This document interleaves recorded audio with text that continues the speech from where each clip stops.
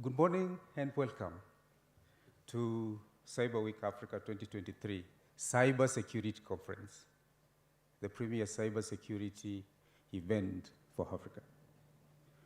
All protocols observed. We're going to start with prayer in form of national anthems. Kenya National Anthem, East Africa National Anthem, AU Anthem, and the UN while standing.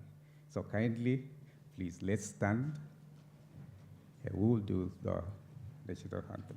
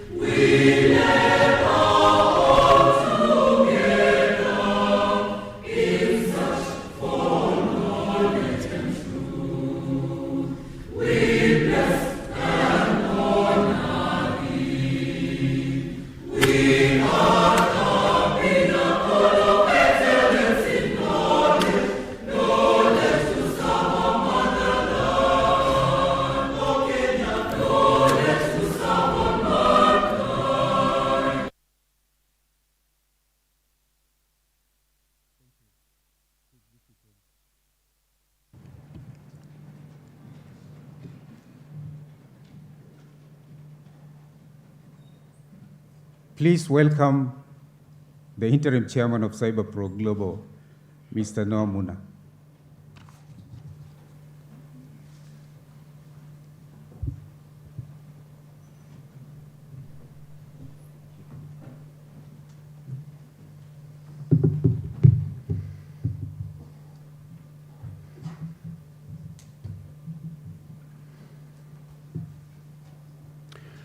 Good morning, everyone.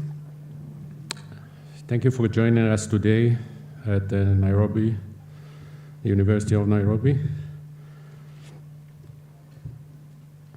As you know, this is the Cyberweek Africa 2023 Cybersecurity Conference. The theme of this conference is bridging the cybersecurity skills gap in Africa. My name is Noah. I'm the chairman of CyberPro Global.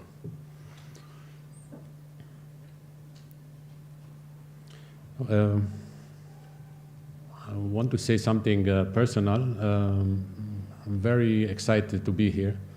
This is the first big event that I'm part of it, and I'll excuse me if I'm missing here and there words, so be kind to me. Thank you. We at CyberPro Global have partnered with the University of Nairobi School of Computing and Informatics and Kenya School of Government to showcase our commitment to cybersecurity education and research through co-hosting this incredible event. CyberPro Global is a vendor natural cybersecurity education, technologies, and cyber training solutions. We advocate for the sake of all technology and educate everyone on how to best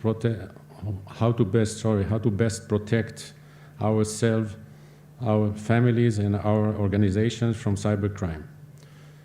We create strong partnerships between government, academia, and industry to amplify our message to foster a greater digital good. Currently in Africa, we need a strong interface, a thriving ecosystem of cybersecurity expertise, research, and innovation. Cyberweek Africa promises a full program with speaker and in-depth panels, in-depth panels session, as well as optional breakout sessions dealing with various topics. We aim to discuss and develop strategies to bridge the cybersecurity skills gap in Africa by fostering collaboration between academia, government, and industry. Cyberweek Africa 2023 conference brings government, academia, and industry professionals and leadership to discuss ways of bridging cybersecurity skills gap in Africa. It is a signature cybersecurity event. Your perspectives are invaluable, and we look forward to an extraordinary exchange of information and citing. We hope all of you will engage with today's discussion by asking questions and taking part in these panel discussions. For those For those of you joining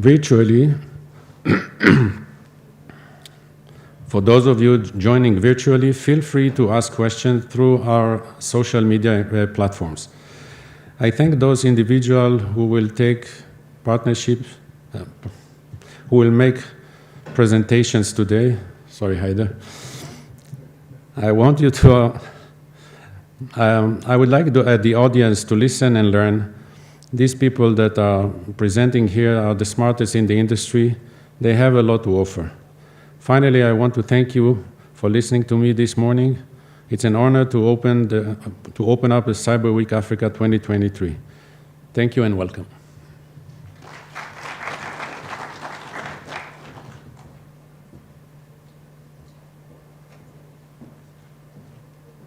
Thank you, Noah. Haida Children is an enterprise solutions, cloud technologies, cybersecurity specialist, a member of ISACA Kenya. Haida has over 20 years of experience in the IT industry across Asia, Middle East, and Africa. Specifically, he's a qualified authority in cloud integrations, channel management, channel marketing activities. Please welcome our keynote, Haida.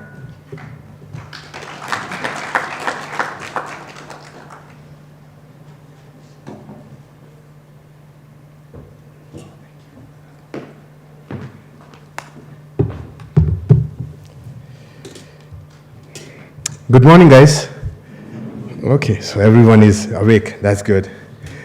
Okay, as my friend here has introduced me to you guys, thank you very much for having me today.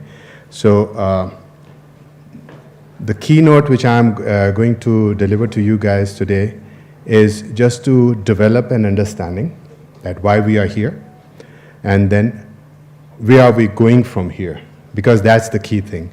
So if you can see, it's just one slide. I'm not gonna be death by PPT, so we are not going there.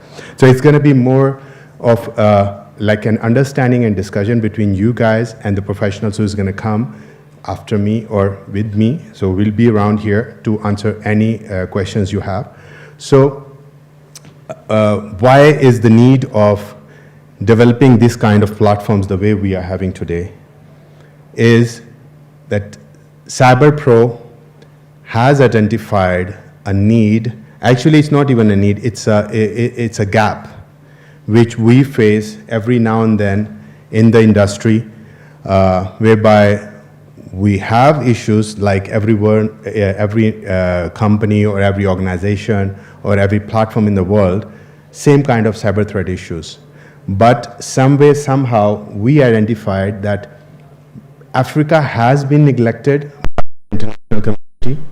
Africa has been neglected when it comes to cybersecurity. Though we are one of the biggest continents in the world, with like the population which is way bigger than many continents, and we have the same kind of data privacy, cybersecurity issues when it comes to internet banking, when it comes to anything to do with money, when it comes to anything to do with your personal information and privacy. So we are as vulnerable as everybody else in the world. But why that gap is growing day by day? If you can see in the slide, it just simply says, we have too many threats and we have too little professionals, okay?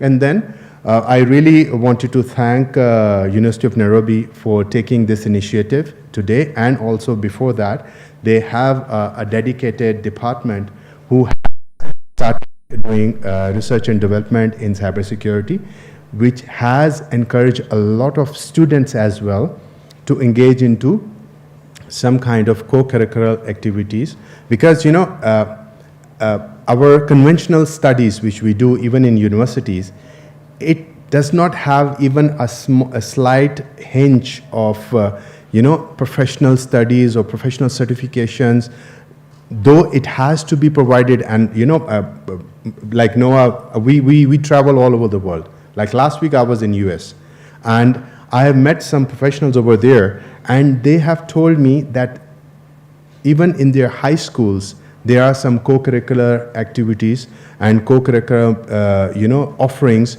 which they give to their students in primary school, in secondary school, about programming, about coding, about cybersecurity, about understanding how things are evolving in the world. So actually, this is something which we can bring to our country and to our region. So if you see, these are just numbers, and they are growing. If you look at them, they're already at the top there, and they're gonna even grow. So on the professional side, this thing, it really pains me. In 2020, we were at minus 66%, providing professionals to every 100 jobs. So we were able to produce only 44 people, because it requires an intense training, understanding of the environment, and also access to the live environments from the industry. So industry has been not so lenient for our people to even come and practice any security practices. And as of this year, 2023, we have grown to minus 88%. So for every 100 required professionals, we are able to provide only 12.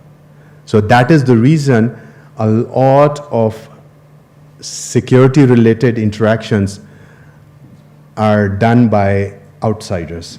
So now us as Kenyans, we are stuck in between. So one side we have a data privacy law by the government, and then second, on the other hand, we don't have our own professionals who can deliver that mandate to the government and to the industry. So that is the reason there is a huge gap of professionals. We know one or two platforms, CyberPro is one of them, who can actually create that collaboration, create that handshaking between the industry, the government, and the education sector. Because, see, we cannot just sit and wait that, okay, once our kids are gonna get graduated from the university, then they will start doing professional trainings, and then after that, they will start looking for attachments and all that. We don't have that much time anymore. So this thing has to start like yesterday. We have to train our kids, if not in secondary schools, but when they come to universities, there has to be a parallel security-related curriculum offered to these students so that while they are doing their conventional studies, they also get involved into the industry requirement of the professional certification. So by the time they pass out, like I have a daughter, she's going to be in university from next year. I don't want her to be in a situation whereby she is, confused, even after passing out, that what she's going to do. I want, it's a personal need as well, even for my own kids, but by the time they pass out from university, and actually, by the way, she's going to come to Nairobi University. So she told me that she really wants to understand what is required of the industry. So we not only have to offer them a certain level of training, but we have also give them mentorship. People who are out there, who are learned, they have to take responsibility as a social responsibility, a CSR responsibility, to mentor our students, our kids, so they can grow as professionals even before they pass out from the university.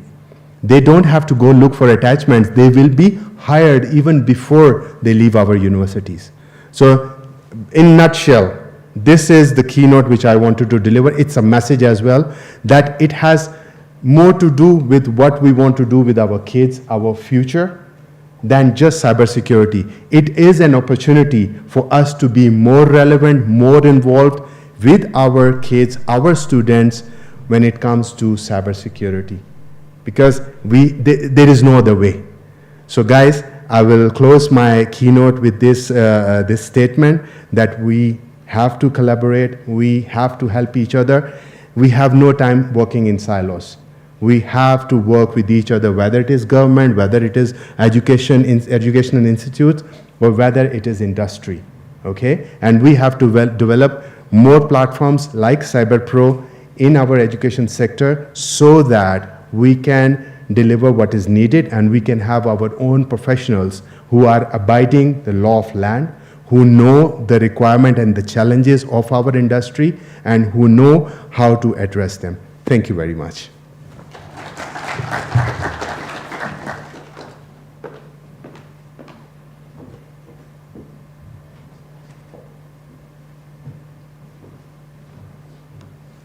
There is a submission. Someone said, I submit to you our biggest threat is that 15-year-old who's challenging their friend to open the back door of a site and make it available to the entire world, and they bet only 200 shillings. It's a comment that has been aired by some individual. That 15-year-old who is tech ready. Andrew Mwaura Kahonge is an associate professor of computer science at the University of Nairobi.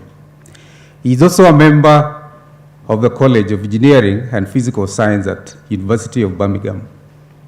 He has over 12 years experience in the field of computer science, teaching and research. He has researched widely on cybersecurity, artificial intelligence, data mining, and computer networks. Please welcome Professor Andrew.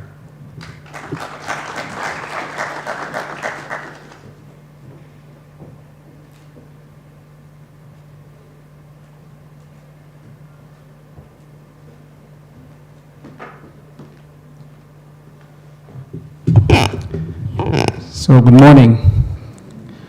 Thank you so much, Benjamin, for that introduction. I'd like to recognize our guests. I know some are here, some are almost coming, so thank you for coming. We had the guests, we had the Israeli ambassador, Honorable Michael Lotem.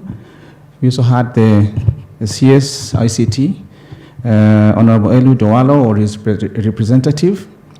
We've also had our keynote speaker, Haida Chaudhry, thank you so much, and our chairman for CyberPro, Noah, and also the ICT Authority CEO, who should come anytime.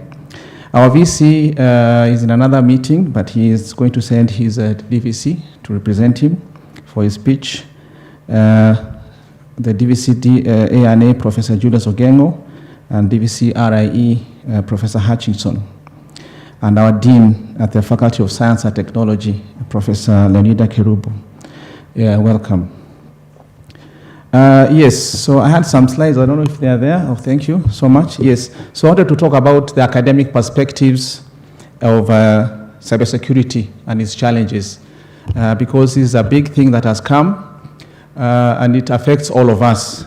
And just to give you some brief of history about how it came about and where we are, if you go to the next slide.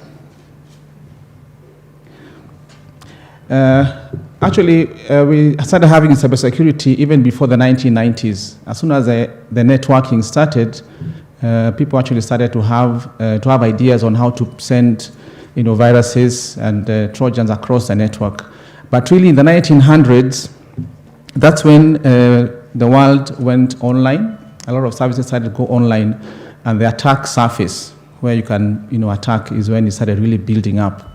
So a lot of enthusiasts or hackers tried to have efforts in exploiting cybersecurity vulnerabilities. And at that time, of course, software was not hadn't evolved so much, to have ways of formally testing systems. It was so much excitement on going online. You'd have your system. Thank you. You'd have your system published without having to check. And also standards and frameworks had not been established at that time. So it was a free-for-all for the hackers. Then in between 2000 and 2010,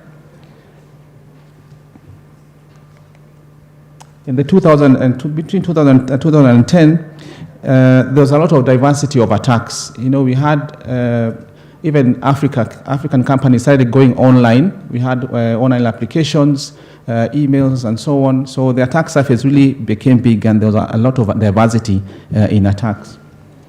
Then in 2010s, even before 2010, some of you might remember there was during the campaign of the late President Mwai Kibaki and Honorable Raila Odinga, there was a virus that was called the Raila virus. I don't know how many experienced it or heard about it.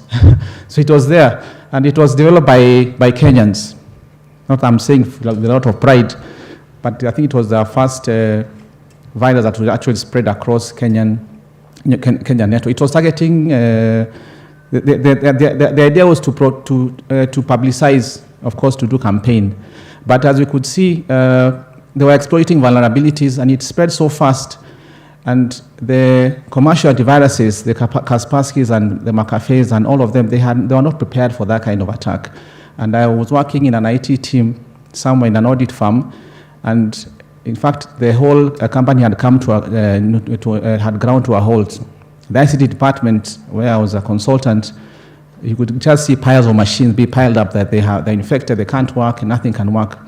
So it took some time. They actually called in antivirus experts from those companies, but it was actually the team that we're working on that actually solved that problem. We were able to develop a cleaner that will now apply a patch onto all the computers. Of course, later, the big companies were able to find a solution for it.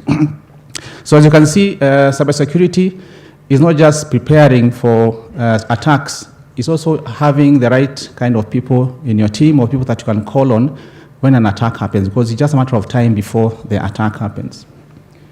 Then in the 2020s, now we have AI, ChatGPT, and there's also automatic or AI coding. So now you don't need to make code yourself.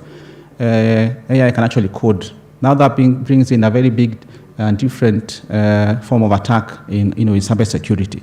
So what does it mean for education institutions?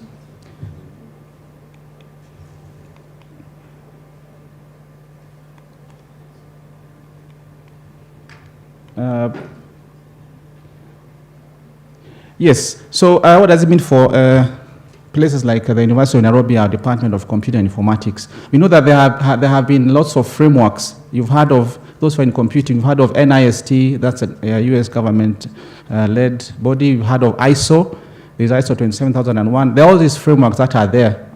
However, attacks still continue, and this because the attacks are very dynamic. You can never really prevent, because the attackers are there, they're always improving, so you can't really prevent, but you must be prepared when an attack happens.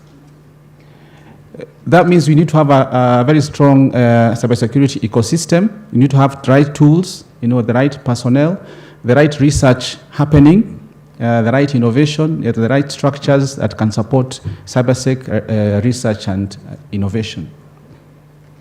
Then a need for collective preparedness, not just the company, but also the government and also learning institutions. So in case an attack happens, there's a way to, to try to focus efforts. Like what happened some 2 months ago when there was an attack in Kenya. I'm sure everybody was affected at one point in time where there was a denial of service attack on, I think it was Safaricom clients. So there was a lot of downtime. You couldn't pay a lot of services through M-Pesa. So there's a need for have collaborative and collective effort by all stakeholders, not just the affected companies. And of course, you need to have some way of having quick recovery and in time.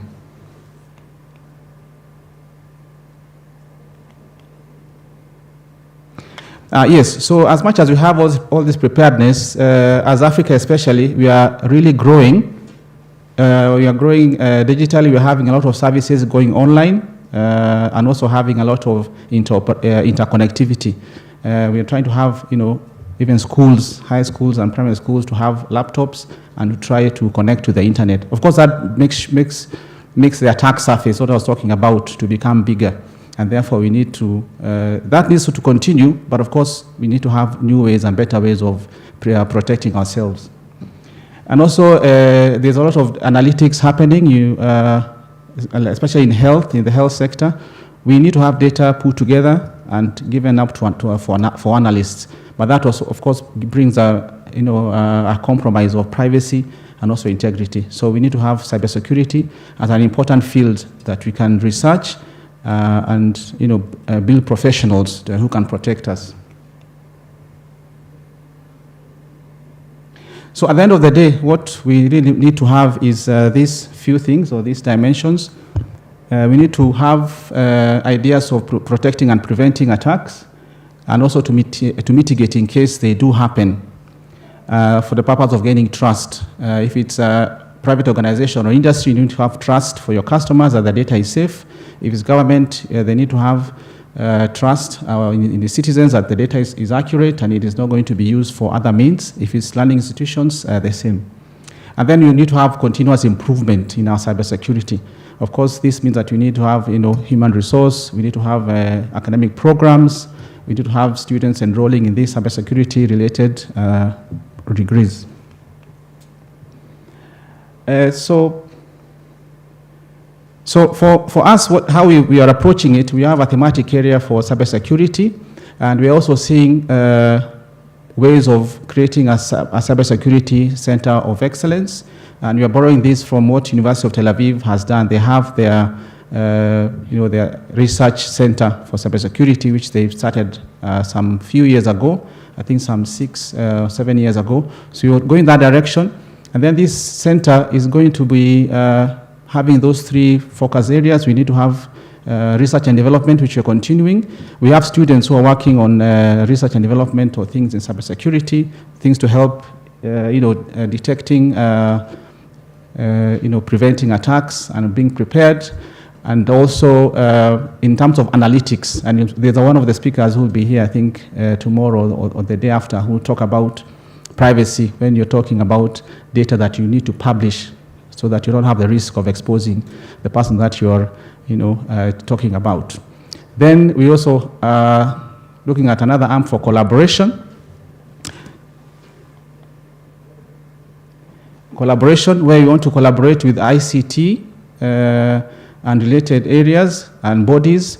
In Kenya, we have the NC4 that was formed. That's the National Cybersecurity Control Center that was formed just some few months ago. So you want to collaborate with such bodies because they have the policy and regulation perspective, as we have the theory and also the human resource perspective, so that now this center of excellence can be the place where everybody can go, government and also private sector and industry. They can come to us so that we can, because we have very good scholars and you have students who have great ideas. They can do projects. You can also have them intern in those organizations, like our previous speaker has spoken, so that there can be some mentorship and we build capacity together in trying to become a cybersecurity resilient country. Then in terms of training and advocacy, we want to train technical people and also non-technical people, because cybersecurity is not just a technical thing, it affects even the non-technical. You realize that when something, systems are down, like in that time I was giving you the story of that Raila virus, the whole company went down. Of course, it's not just the IT team that's going to suffer, even the CEO will have, will see the effect. So it's not just a technical thing, it's a non-technical thing. So you want to have training and advocacy, so you can have people, the general public aware, and also train the actual expert, the cybersecurity experts in that. And also we want to have collaboration in the training and also advocacy in cybersecurity. And that's it for me. Thank you. Thank you very much.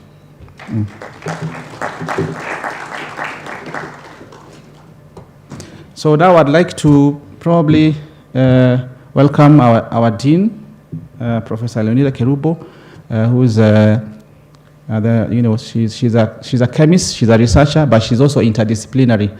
And like I say, cybersecurity is not just a technical thing; it's interdisciplinary. So she can come and give us her view as a faculty, how the kind of efforts that we can have in cybersecurity. So let's give a round of applause as she comes.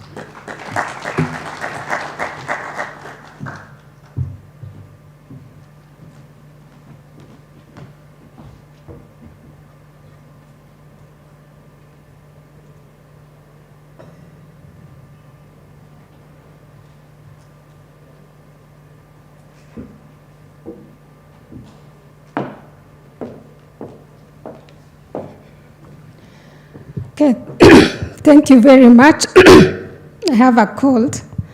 Thank you very much, Professor Kahonge, for those good words.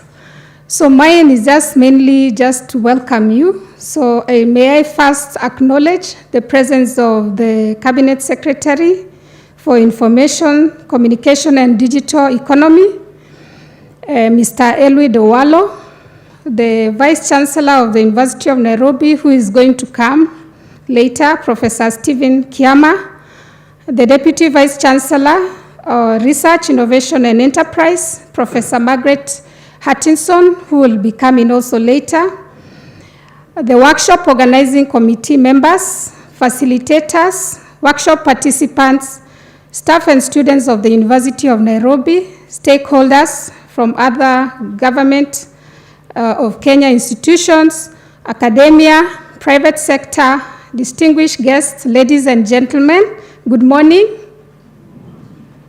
The way you are saying good morning, it looks like you are a bit hungry. Good morning. Thank you very much. It's with great pleasure that I welcome you all to the Faculty of Science and Technology, which is hosting this particular workshop, and also to the Cyberweek Africa 2023, which is jointly organized by the Department of Computing and Informatics, which is headed by Professor Kahonge, who just spoken, and also CyberPro, that will run from today until 1st of November 2023.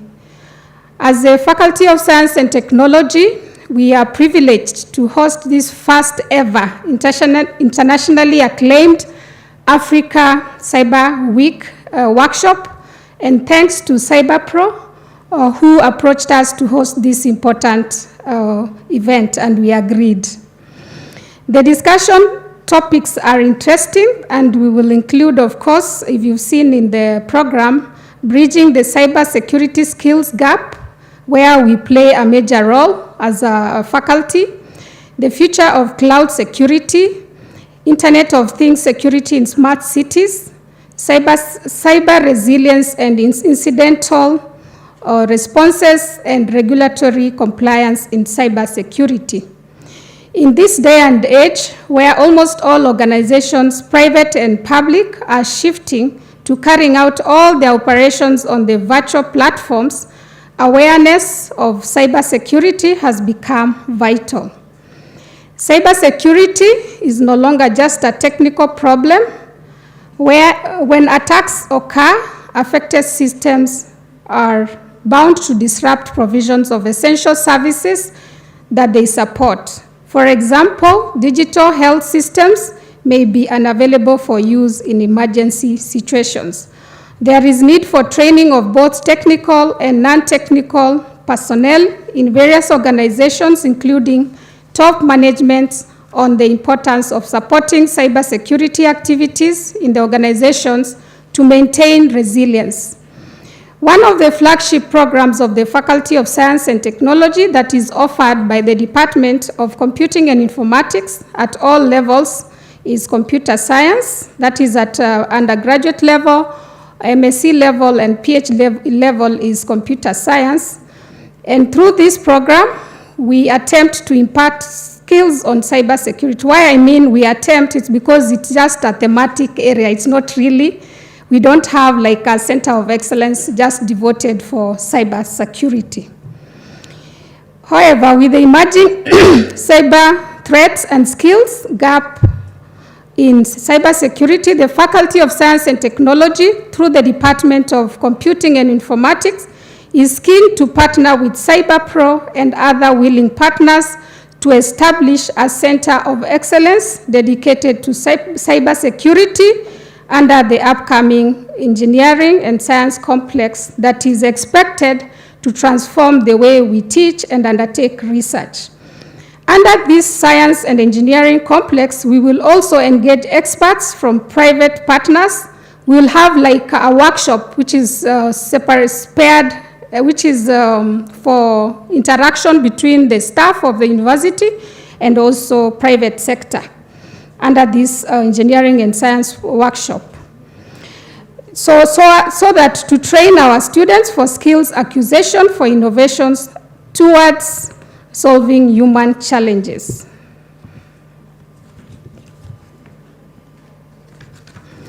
The Cyberweek provides a unique platform to connect with professionals, peers, and potential collaborators. In addition, you will be able to expand your network experiences, share experiences, and build lasting relations in cybersecurity community. We hope to begin strong collaborations and cement existing ones with the partners in this workshop, such as the Ministry of Information Communication and Digital Economy and related ministries, CyberPro, University of Tel Aviv, just to name a few. In closing, ladies and gentlemen, I want to thank you very much for attending this important forum and working with us to chart the way forward in enhancing cybersecurity awareness. I therefore wish you all successful engagements and deliberations during the two-day workshop of the Cyberweek Africa 2023. And as you chart the way, the cybersecurity roadmap in the coming years. With these few remarks, may I thank you and may God bless you. Thank you.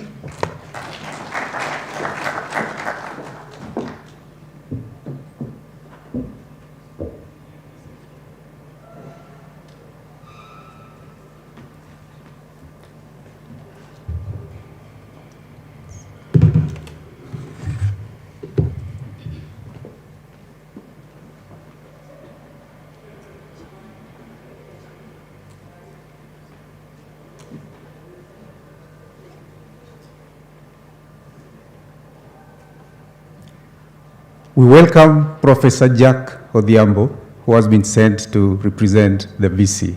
Welcome.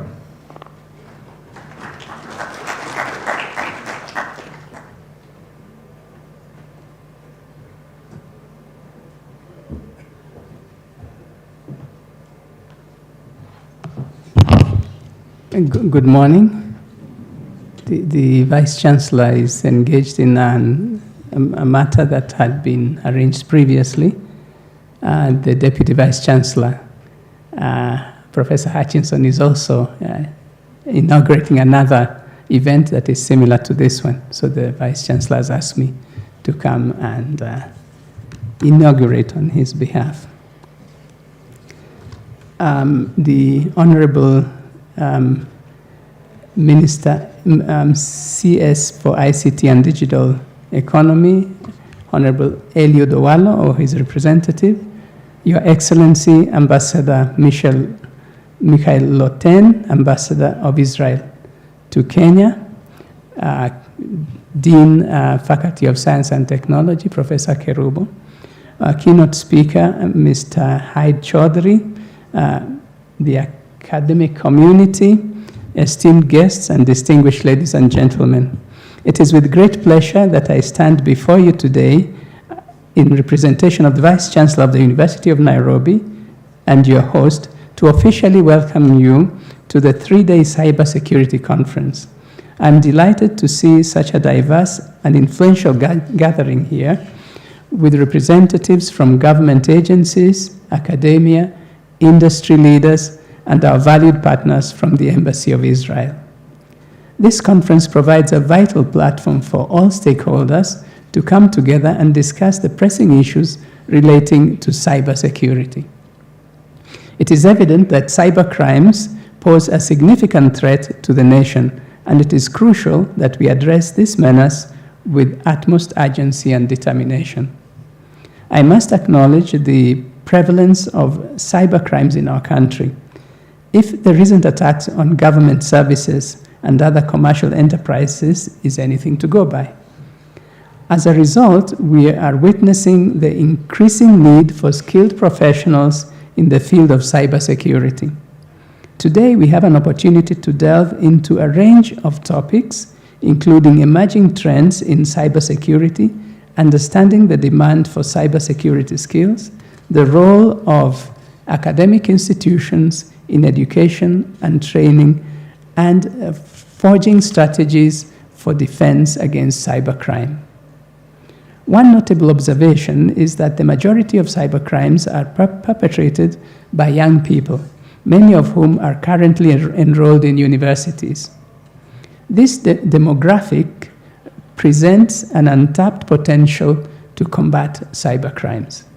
It is imperative that we utilize this opportunity to bring together industry, academia, and government agencies to develop innovative solutions and interventions. I take this opportunity to call upon the industry and government to join hands with university and research institutions such as ours to collectively address the challenges posed by cybercrimes. By harnessing the expertise, resources, and knowledge available within our institutions, we can develop robust solutions to combat this ever-evolving threat. On behalf of the University of Nairobi, I extend a warm welcome to all participants, both local and international, to our esteemed institutions. I am confident that the next 3 days will be intellectually stimulating, fostering fruitful discussions, and building valuable networks. Together, we can enhance our understanding of cybersecurity, develop effective strategies, and work towards a safer digital future for our nation. Thank you once again for gracing this conference with your presence. I wish you all a fruitful discussion and a successful event. Professor Stephen Kiama Gitahi, PhD, Vice Chancellor, University of Nairobi. Thank you very much.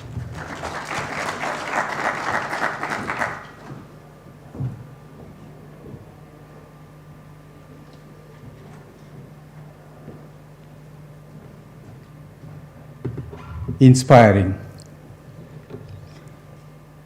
Let's look at collaboration in terms of cybersecurity. Government, academia, and the industry. How do they work together? Or what do each do to make sure that we have bridged skills gaps in Africa? What will the academia do?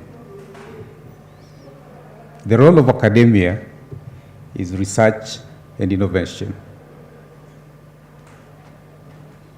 education and training, and collaboration with the industry. The role of industry entrepreneurs is cutting-edge solutions, investment and support, business continuity. What is the role of government? Legislation and regulation, threat intelligence sharing, national cyber security strategy. Those are the three, each with their specific roles. Well, since this is a conversation, our point of view is to create, eventually, to create a cyber security research center at the University of Nairobi, which is interdisciplinary, but with representation from other universities, so that any funding or research is centralized, but it is a representative of the academia, which that's why we are calling it National Cybersecurity Research Center, so that we get organized. Excuse me.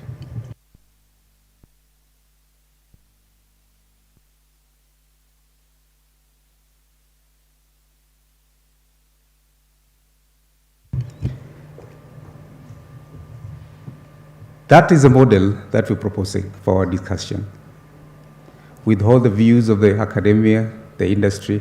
At the end of the day, that is a synergy we need to create. That's a kind of collaboration we need to create. We are not saying that the academia has not done. They have done a lot.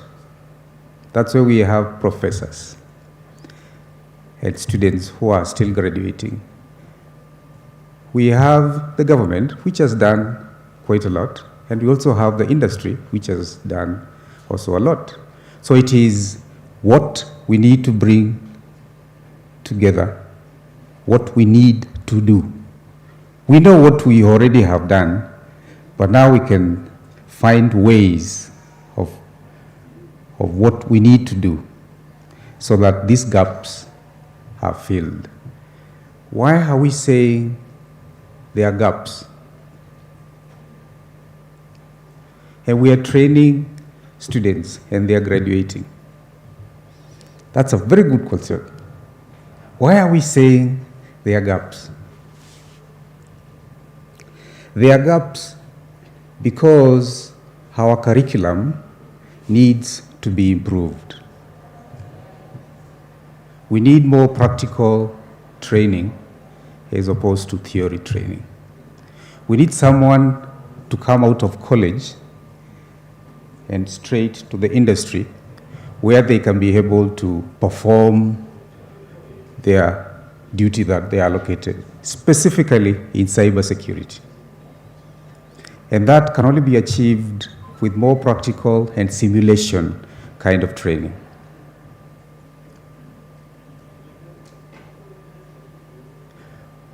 What are we asking from the industry?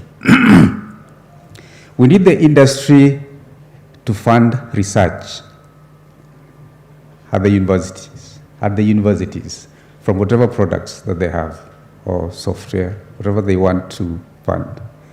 But then we also want the funding to be organized and to be available to everyone. who is willing to study. That is just a brief preview of the thinking of the three. Thank you very much. We are going to take a short break, but before we take a short break, I would like to make some announcement. If you need to drink something or bite something, we are selling food outside, just within the floor. You can be able to buy something to bite or something to drink. I think that is important. As much as we are having a conversation, you also know that you can eat something. Please, we'll take a 15 to 20 minutes break, and then we'll be back. Thank you very much.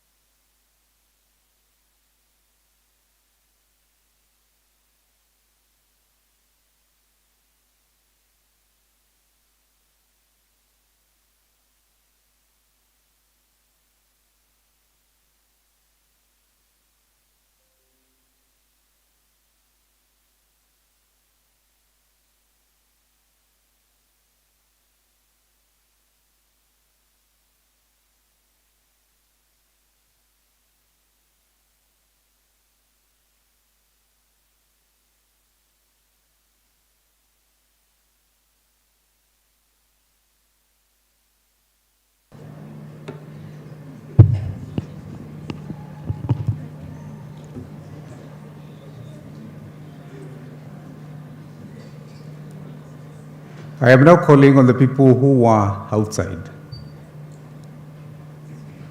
so that we continue with our conversations.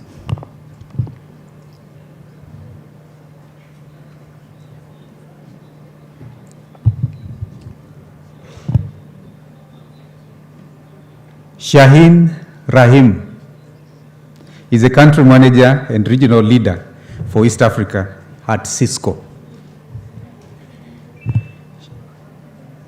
Shaheen has over 22 years of experience in the IT industry with a focus on networking, cloud computing, data center, and security solutions.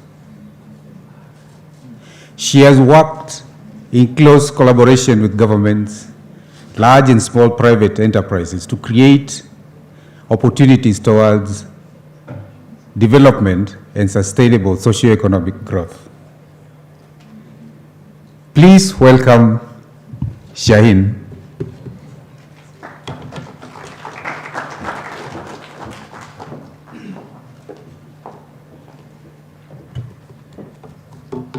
Good morning. Great. I am just going to speak to a few points out here, and happy to take on any questions towards the end. So focus basically is on understanding the demand for and supply for cybersecurity skills. Over the past year, we've seen powerful examples of how cybersecurity is at the forefront of national security and business operations.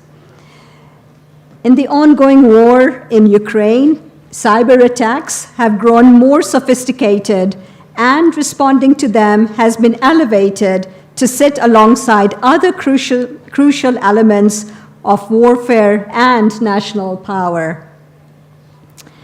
In recent weeks, cyber attacks on two of the largest casinos have shown that even with preparation, vulnerability exists, exposing organizations to both financial and reputational damage.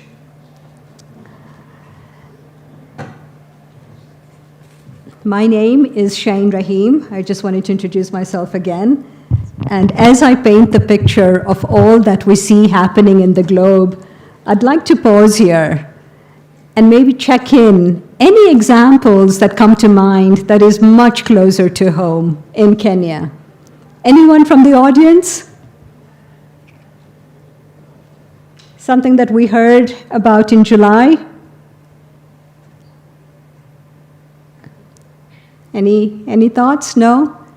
Okay, so coming home, so in July, in Kenya, we experienced denial of service on various citizen platforms. This was claimed as an attack by the anonymous Sudan group. Right? So these threats are very real, not just globally, but even coming home.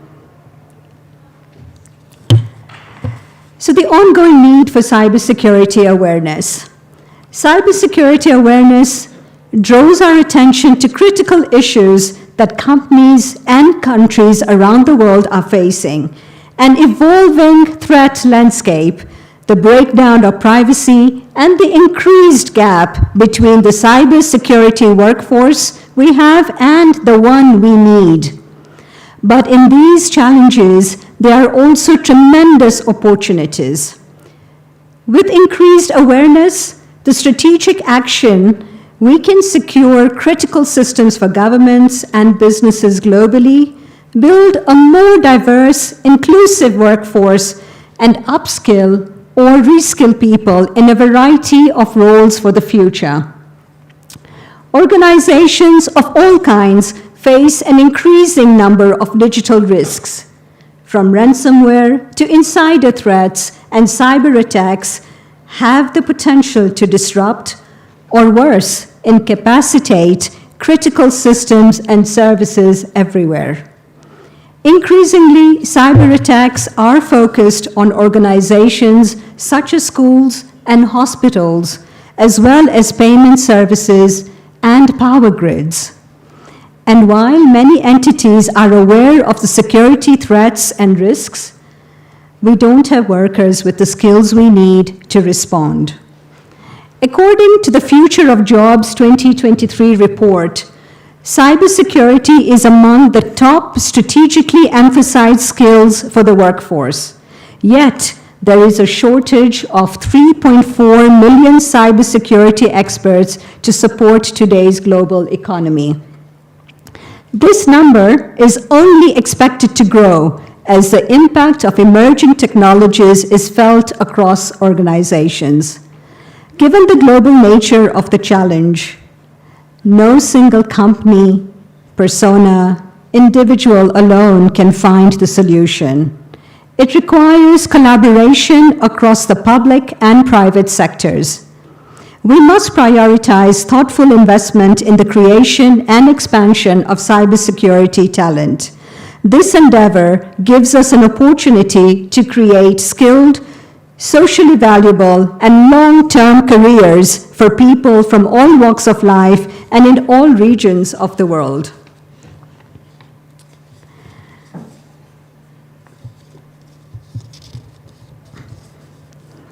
I'll just mention a little bit over here. At Cisco, we are helping to bridge the cybersecurity skills gap through our Cisco Networking Academy program. So what really is the opportunity? In all workspaces, the need for cybersecurity awareness and action increasingly extends to every role. In order to accelerate public-private responses to filling the global cybersecurity skills gap and devise actions to help individuals enter and thrive in the cybersecurity workforce, various initiatives are in play. Those of us in the management positions influence how organizational cybersecurity strategies play out. CXO roles make crucial decisions around budget and staffing, as well as developing a culture that prioritizes cybersecurity and helps in building sustainable cyber talent pipelines with organizations and across sectors. IT professionals are at the heart of our intricate cybersecurity measures, and with a deep understanding of network security, secure by design processes for various products, and incident response procedures. And every team, from human resources to finance, to sales, to the citizens, to the individual users, we all have a vital role to play in keeping our organizations secure. In our jobs, our personal lives, and in the global economy, cybersecurity awareness and action is imperative. And while we still have a long way to go to close the cybersecurity skills gap, we are empowering organizations both in the public and private sector to develop the skills needed for the workforce of the future. Our experience tells us that bridging the cyber skills gap will not only strengthen our businesses, governments, and organizations, but it will also open opportunities to build a more diverse and inclusive global economy for all. Ladies and gentlemen, with that, I'm going to now call upon the next speaker, or request for the next speaker to come up. I just wanted to share in a few thoughts around what the industry is doing alongside governments on the cybersecurity skill gaps and helping in bridging that area. Thank you.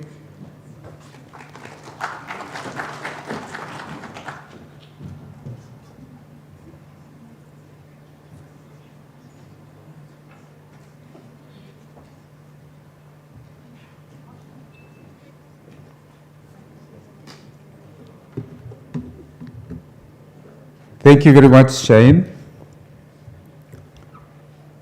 Sanjeev Sharma is a business development and solution sales leader of EC Council. He has over 26 years of experience in the field of information security. Sanjeev Sharma is a specialist in developing technology solutions for schools and higher education. Welcome, Sanjeev.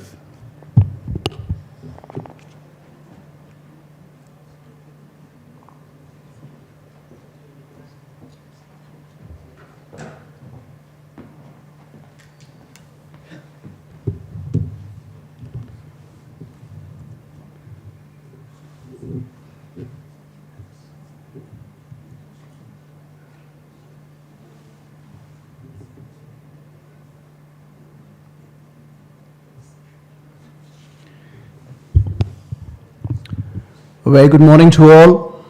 How are we doing today? All right. So I'm very happy to be here today amongst all of you. And what I'm going to be talking about is the cybersecurity skills gap, what kind of threats or the threats landscape that we're living in. My colleague just talked about it from a African and Kenyan perspective. I'm going to try and add to that from more of a global perspective, and how do we then create solutions here in Kenya.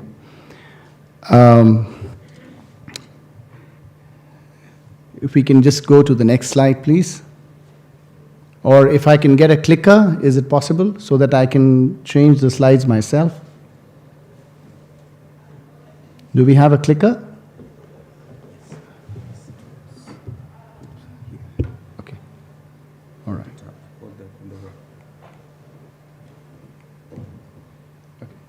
Okay. All right.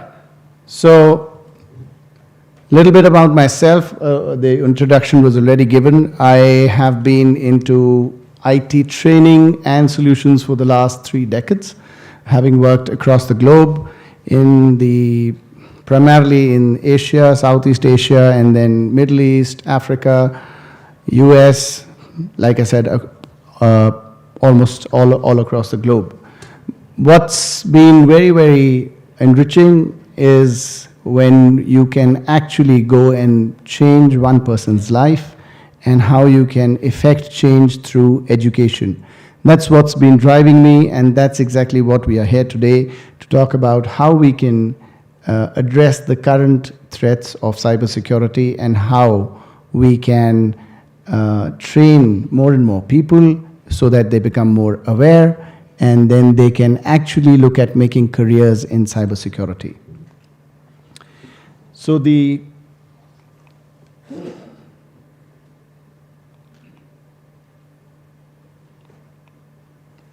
it's not working.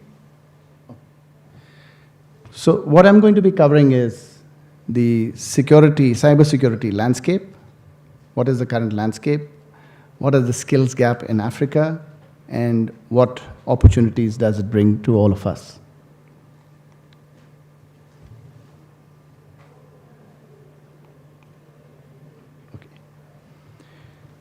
As far as the landscape is concerned,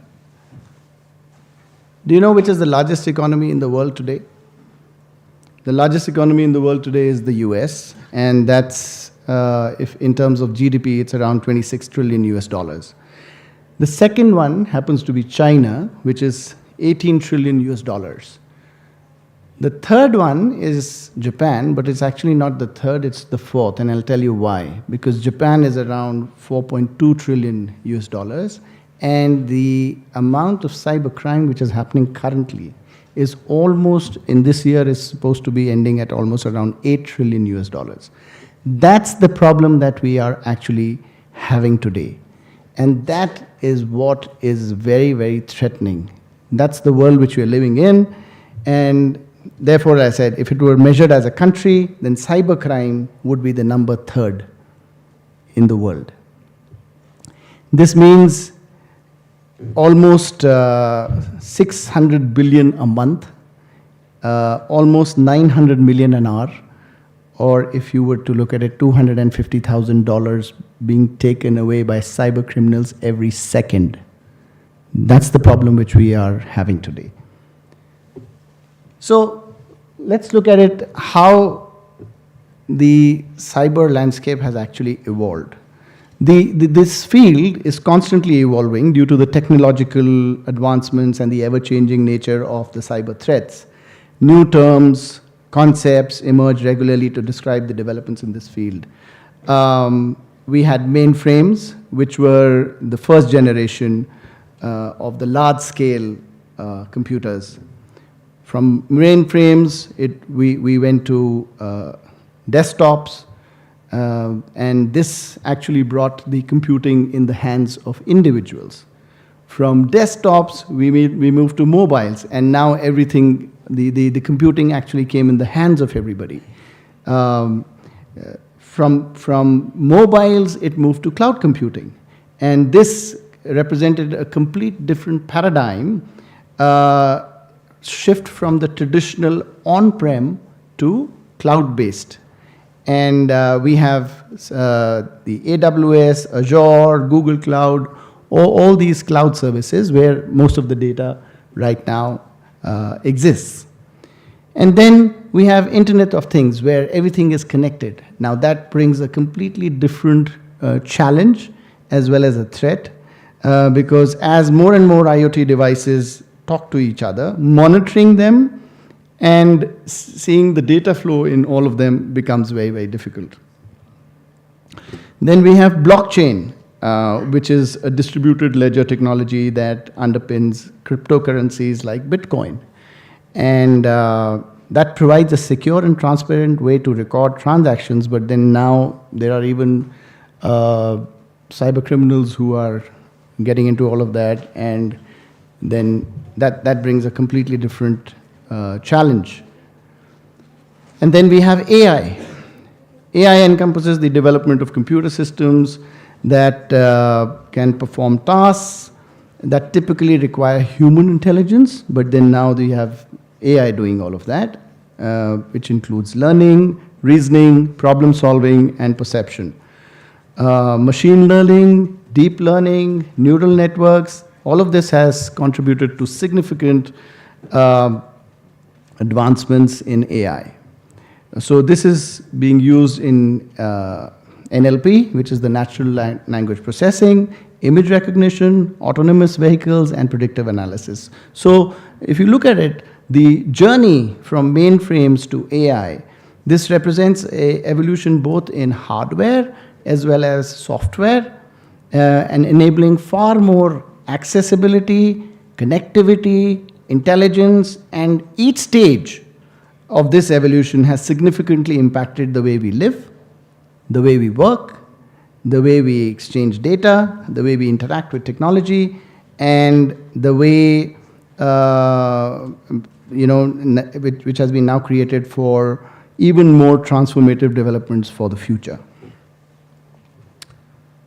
So, while we had all this transformation happening, securing the classical computer systems in the terms of protecting them from various forms of threats and attacks, while it has been an age-old concern, now it brings completely new challenges. How do you protect data? So as long as computers have existed, there have been efforts to safeguard them. In early days, it was more about physical security. So we had large mainframes, so it was how do you protect them in a room, or how do you protect them in a building. So it was more about physical security. Then after that, we had password security. So you put in passwords and you thought you were very, very secure. Guess what? That's not any secure any longer. After that, we started having malware and we started having viruses. So with the advent of internet and personal computers, malicious software such as viruses, worms, Trojans, these started becoming a threat, and a significant threat at that. Post that, we have firewalls, network security. So as networks grew, so did the need to secure the networks. So did the need to have firewalls and intrusion detection systems that needed to be developed to protect networks and data transmitted over them. This then evolved into cryptography. And the field of cryptography has been very, very essential in securing data both at rest as well as when data is in transit. So there are many, many methods in cryptography. How do you secure data in all forms that it exists in? I just talked about AI and machine learning. More recently, you've seen AI and ML having been employed to enhance security also. So it's not just about automating or doing things by the machine, it's also how do you use that to secure system. So they are used for threat detection, anomaly detection, and even in the development of autonomous security systems. Security is now also required in the cloud. So with the shift to cloud computing, securing data and application in the cloud has now become a paramount concern. Cloud-specific security measures and best practices are being developed and are being deployed as we speak. Ethical hacking and red teaming is something which you must have heard about. So organizations now often employ ethical hacking or red teams to proactively get into systems, identify the vulnerabilities, and therefore finding out what are the gaps and how do you then improve your security in your systems. So in essence, when the fundamental concept of securing computer systems have very deep ancient roots, the methods and technology used have evolved, and now there is a significant need to keep pace with how technology has been advancing.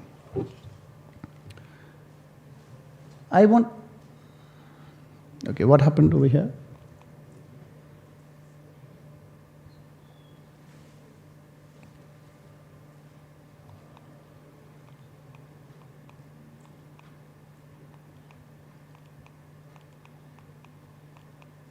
Okay, I want to talk about something which is now very, very interesting. When in older days, when computing was becoming more and more, being used more and more, the data used to be processed in bits. So it's either a 0 or a 1. So the transition from classical bits has now come to quantum bits. And what does that mean? So in classical computing, the basic unit of information is the classical bit, which can represent only one of two states, which is either a 0 or a 1. The classical bits are used to encode and process information in classical computers, like the ones which I just showed, or the ones which you guys must have been using a few years back. Now come to quantum bits. Quantum bits or qubits are fundamental unit of computing of information in the quantum computing era. Unlike classical bits, qubits can exist in a superimposition of states. Now you can have multiple zeros and you can have multiple ones and you can have multiple zeros and one existing in the same space. And it's not just that, they can exist in different spaces at different times parallelly. So imagine now that data which was earlier secured in bits is now being deciphered or decrypted in qubits. The time taking to process that is phenomenally higher in qubits than in bits, and therefore the data becomes very vulnerable. In terms of, I want to talk slightly more about quantum computing. Quantum computing has the potential to significantly impact encryption, particularly the encryption methods which are currently being used to secure data and communication in classical computing systems. This impact arises from the unique properties of quantum computing, including its ability to perform certain types of calculations much faster than the classical computers. So I'm not going to talk too much about it, but what I want to try and tell you over here is that the data which was being used, stored, encrypted in bits is now very, very vulnerable now that it's being used by hackers to decipher and crack in qubits. That's the point which I wanted to make. And then there is a theory of entanglement, which I just said it can exist in various states, and not just that, now data can also be transferred through light. And how do you secure data in Li-Fi, for example, if anybody's heard about Li-Fi? So that's a completely different discussion. I'm not going to get into that right now.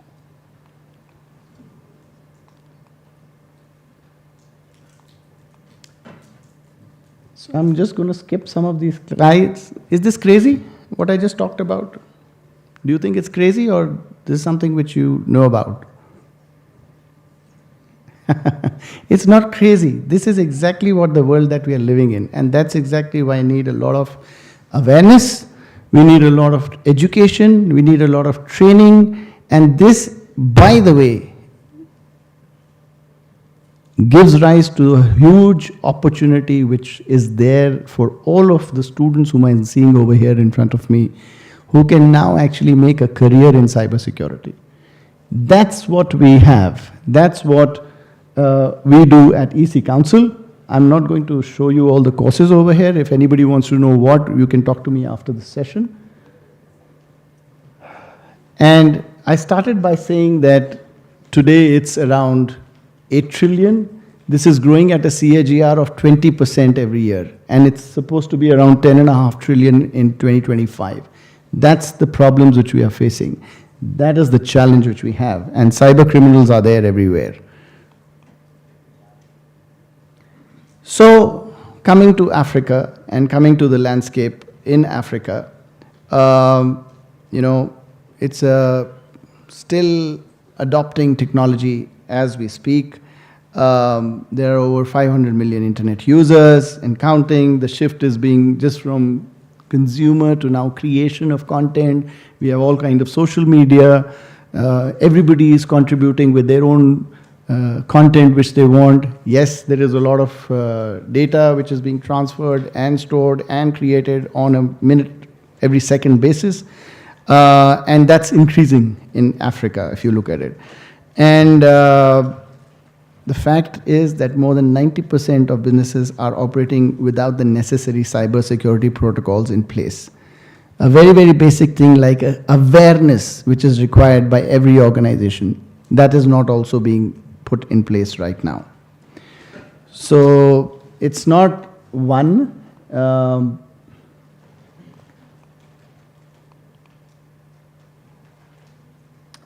All sectors are vulnerable here, whether it is finance, healthcare, energy, technology, all sectors are vulnerable. It's not that it's only going to affect one sector. Any business which exists today and has a digital footprint, is using data, all of them are vulnerable, which is every business.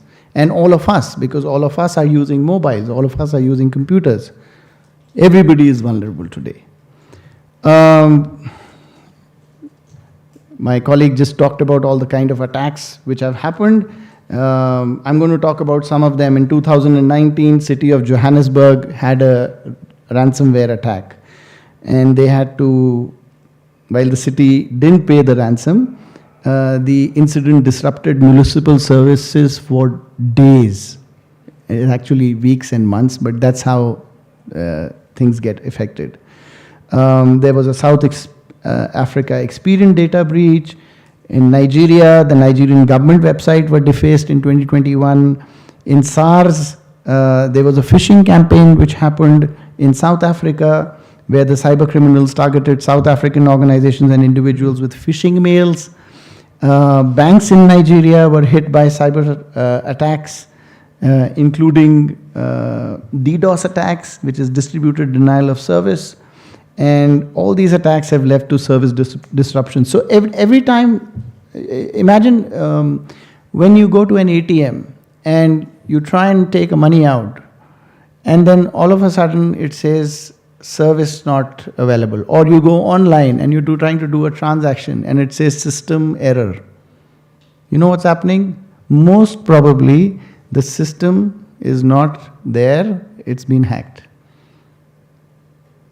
And that's why you can't get into that system. And that's when, you know, these cyber criminals come in and they ask for ransomware, and until and unless you don't give in, or then you say, okay, the data becomes, they say either pay us or we'll make all this data available to public at large or put it on the dark web. So that's why we need cybersecurity training, and that's the importance of cybersecurity, which we are all talking about today. So what are the root causes over here? The root causes are There is limited education, there's lack of awareness, and obviously economic challenges which lead to underinvestment or no investment in this sector. So, with all this, what is the opportunity? The opportunity is that the median age of the entire African continent is around 20 years.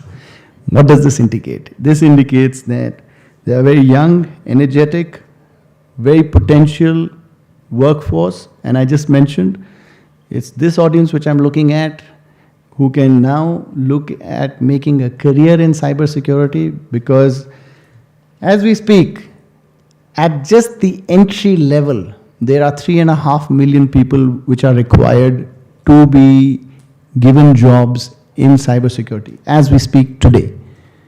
And there aren't enough people to fill those jobs.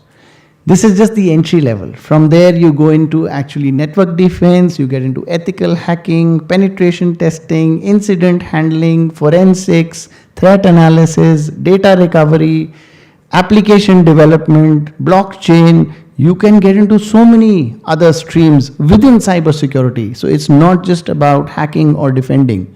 And then finally, becoming a CISO. And if you just go and Google people who are in this field, all the guys who've certified, who are trained, what kind of jobs are they getting and what kind of salaries they are getting, you'll be amazed.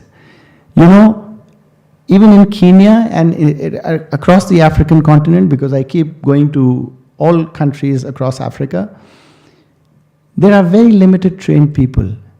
And they work for just a few months and they are poached by another organization because there aren't any.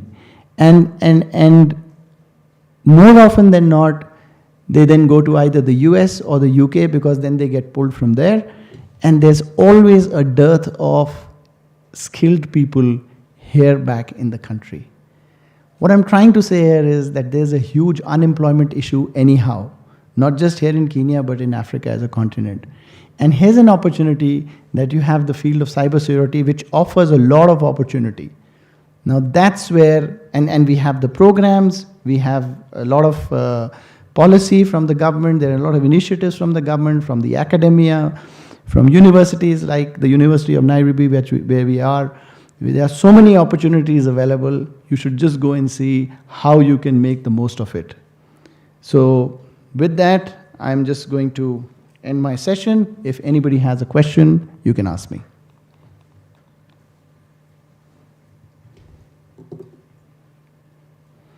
If there's no question, it means either you understood everything or I wasn't able to get across to you. Anyhow, thank you very much, and you can meet me otherwise separately. Thank you.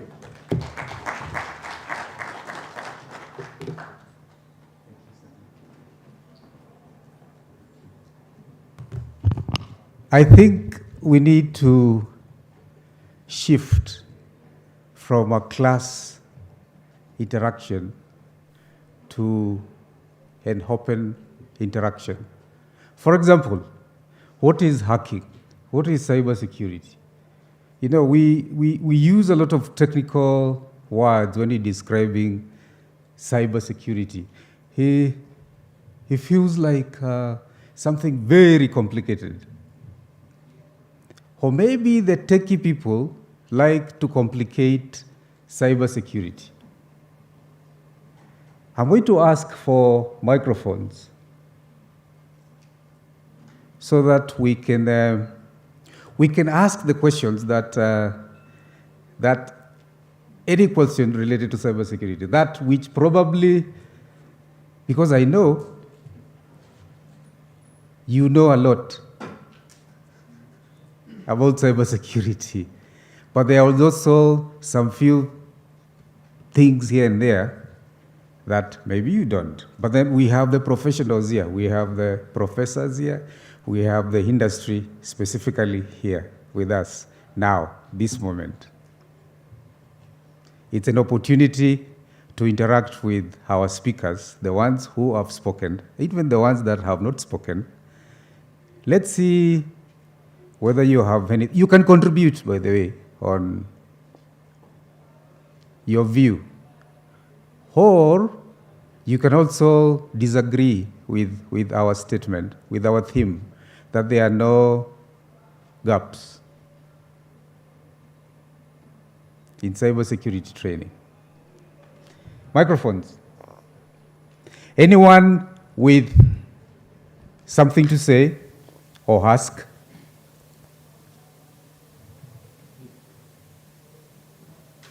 Yeah, 1, 2. I need to see by show of hands so that I can allocate that. That's 3. Wait. 3. Any other person? Yeah, 4. Someone else? 5, 6. Okay, we'll do this. The one from the back. Yeah, you're the one, yes. Get the mic.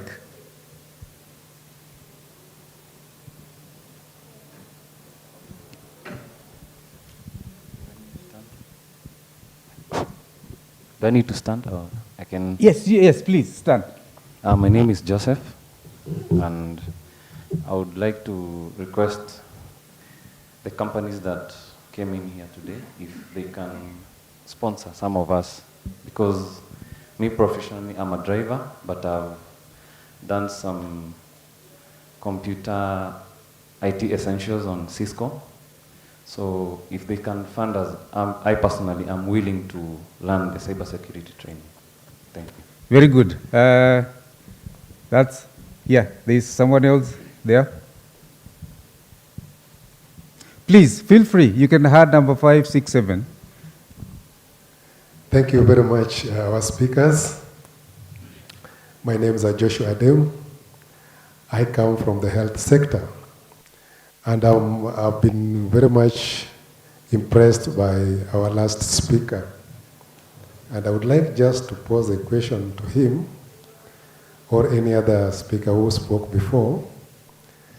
In the cybercrime in the world today, we see the technologies are coming up every day, and also they are being tampered with all the time.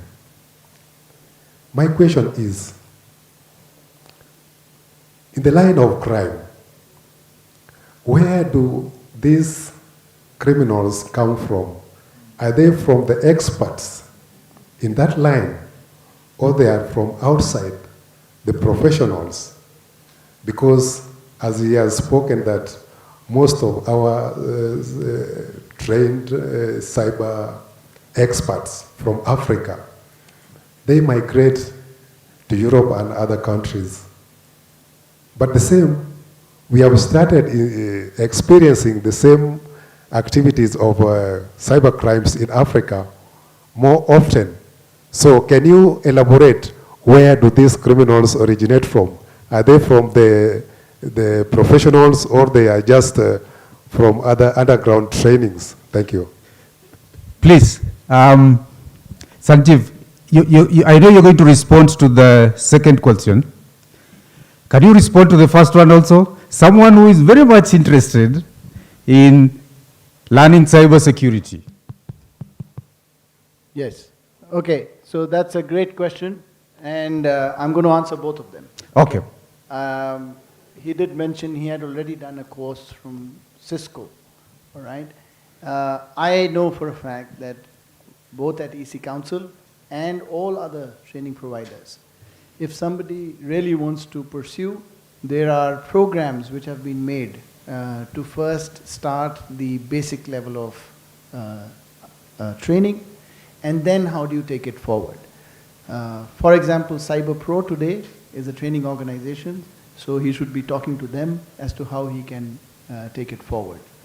So that's my answer, because all of them have programs to enable learners who are very keen how they can even be supported financially.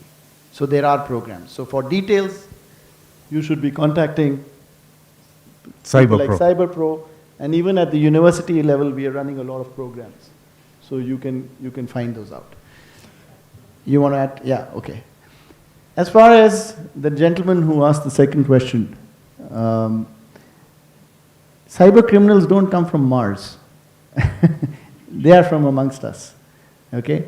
They are just more aware than what we are. They are more inquisitive than what we are. They are more informed than we are. They are more, so how do they get into this? Some get into it just for the fun of it. How do I go and hack a website? How do I just go and trouble something? Some do it at a government level. How do I now, which you just talked about, the Ukraine war. It's a completely different hacking which is happening over there. Some do it for financial gain, okay? It's just that the cyber criminals have more intent to learn than all of us who are just sitting on the side. And I just said that the opportunity is far higher. The cyber criminals, they are taking away trillions of dollars because they are keen to see how they can work. We have ethical hacking ways, how you can ethically go and hack and see, not hack, ethically go and see how the systems are vulnerable and how do you prevent. So just to come back to your question, they are not aliens. They are from amongst us, but their intent, their hunger to learn, their hunger to do is far higher than what other people don't have. Very good.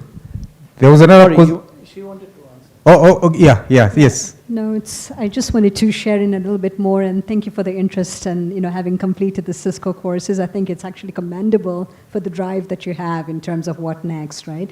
As Sanjeev mentioned, I think the industry, lots of courses available, and I think increasingly you'll find, and I'll speak a little bit to Cisco over here, we do have on the Cisco Networking Academy program, and these are courses which actually are really, there's no fee to it, but there's a journey, and alongside with our partners, we can help you in terms of building that career as well. Yeah, thank you. There was another hand here, the one in the middle first.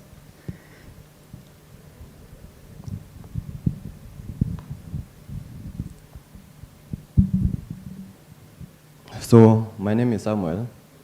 I'm the Google Developer Student Club Lead from the University of Eastern African Baraton. So my question was that 80% of the cybersecurity courses are very expensive for students to subscribe to. So what are you doing, or what's your take on that? Very good question.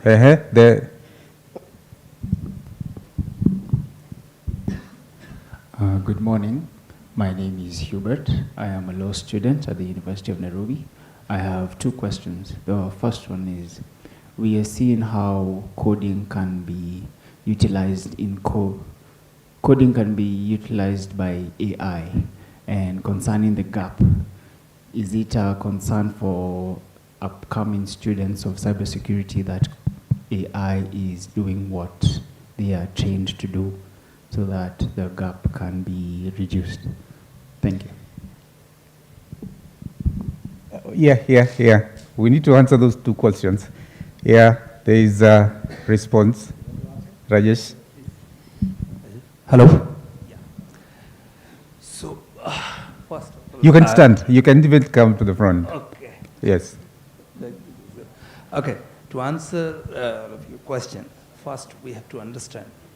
The first gentleman have asked that the courses. Just here we need to understand. We have seen some lights here. So what is darkness? In cyber world, we call a word darkness. It is not a darkness. It is absence of light. You could see in that way. So you have to learn those things. That is point number one.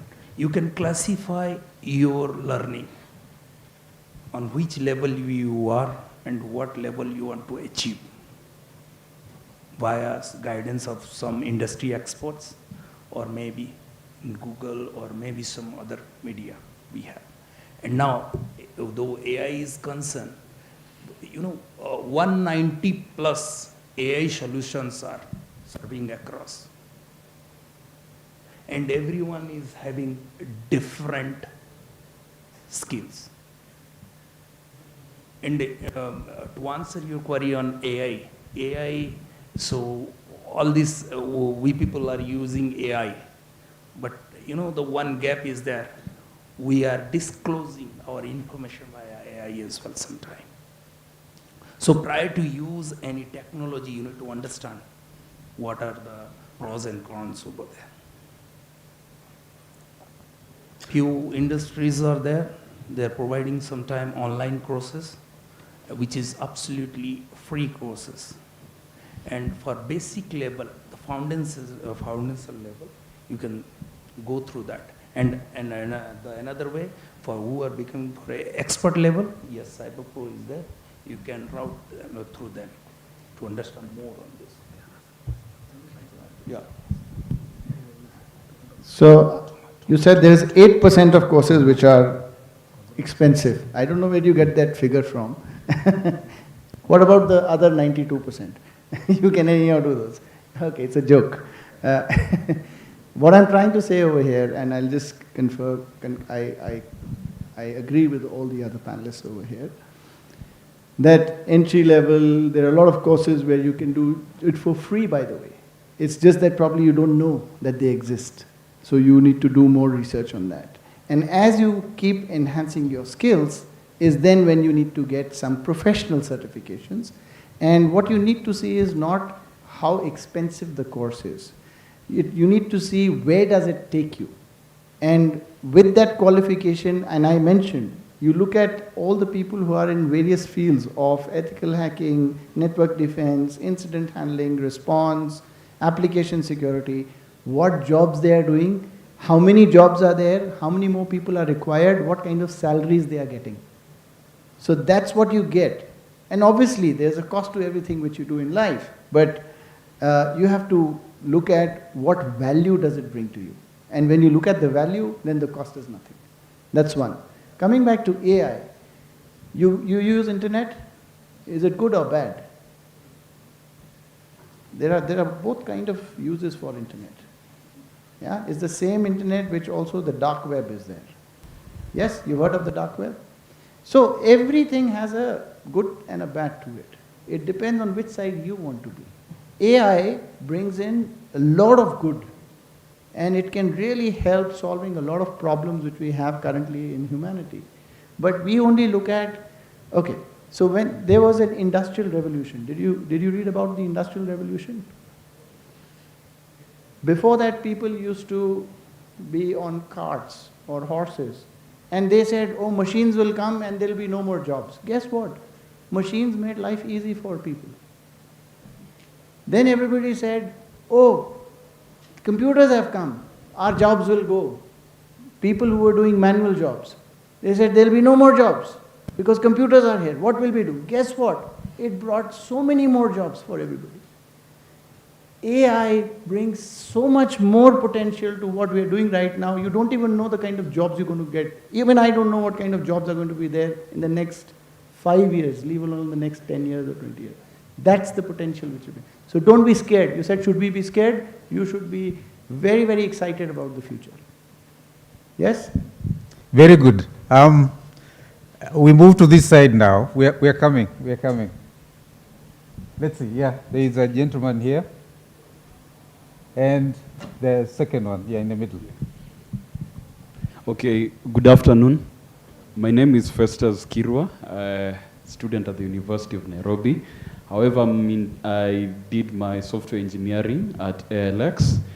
And there's one aspect that most of the hackers have understood. There's a pattern of continuous learning and understanding how the systems are working. I realize that most hackers are on a continuous learning path to understand how these systems are working. And one of the groups that really came to a surprise was the Anonymous Sudan, how they brought in, how they made the whole government website to go down. These guys, they understood it was more of a learning opportunity, but also now putting that learning into an experiment. And then there's another question of AI. I'll be honest, is that there's a fear amongst the younger generation that AI is going to take our jobs. But when we remember when the calculator came in, it did not replace the mathematicians. It's actually the mathematicians who used the calculators who became more efficient. Therefore, AI is going to help somebody who has understood how to do a particular task. And then finally, in the cybersecurity, we have more opportunities. So it's upon you to decide how then could I build my own skills and then venture into this big field. Yeah. Very good. We have just gotten a speaker. While it was an answer, a question. Yes. Hello, everyone. My name is David Moses. I'm a student here at the University of Nairobi. I'm also in the field of software development. My question mainly lies in, okay, my concern comes speaking from a tech point of view when it comes to opportunities, especially narrowing down to the African youth or the African labor force. It is true that there exists spaces in the market, especially in the tech world, numerous opportunities. But in my recent experience as a software developer, I realized that these spaces in tech are not particularly for Africans, say, because when you go to apply in these websites, these job sites, there are numerous opportunities, and then they ask you mostly, do you have a visa for the States or Europe? So my question was, or is, are there opportunities tailor-made for the African labor force in the cybersecurity world, or rather in the tech world at large? Very good. Let's answer that question first. It's very important. Tailored for Africans. Ooh. Okay, please. Anyone? Professor? Okay, I'll try and answer that one. I don't know if I'll give a valid answer, but I can say, okay, we're trying to see if there are any jobs for people like us. Yeah, but I would look at it from a different perspective. I would say, are there problems that face Africa that only us can understand? I think that's a yes, isn't it? I think you've seen a lot of things that have changed in the recent past. That things about Africa. You saw the way COVID came, and all of us are so scared that we are going to be extinct, Africans especially. But we survived naturally. So I think we can. I think we can get opportunities that are in Africa that we can solve. I don't know which ones, but they are there. Yeah, there are questions that are online because we're also live. Oh, yes.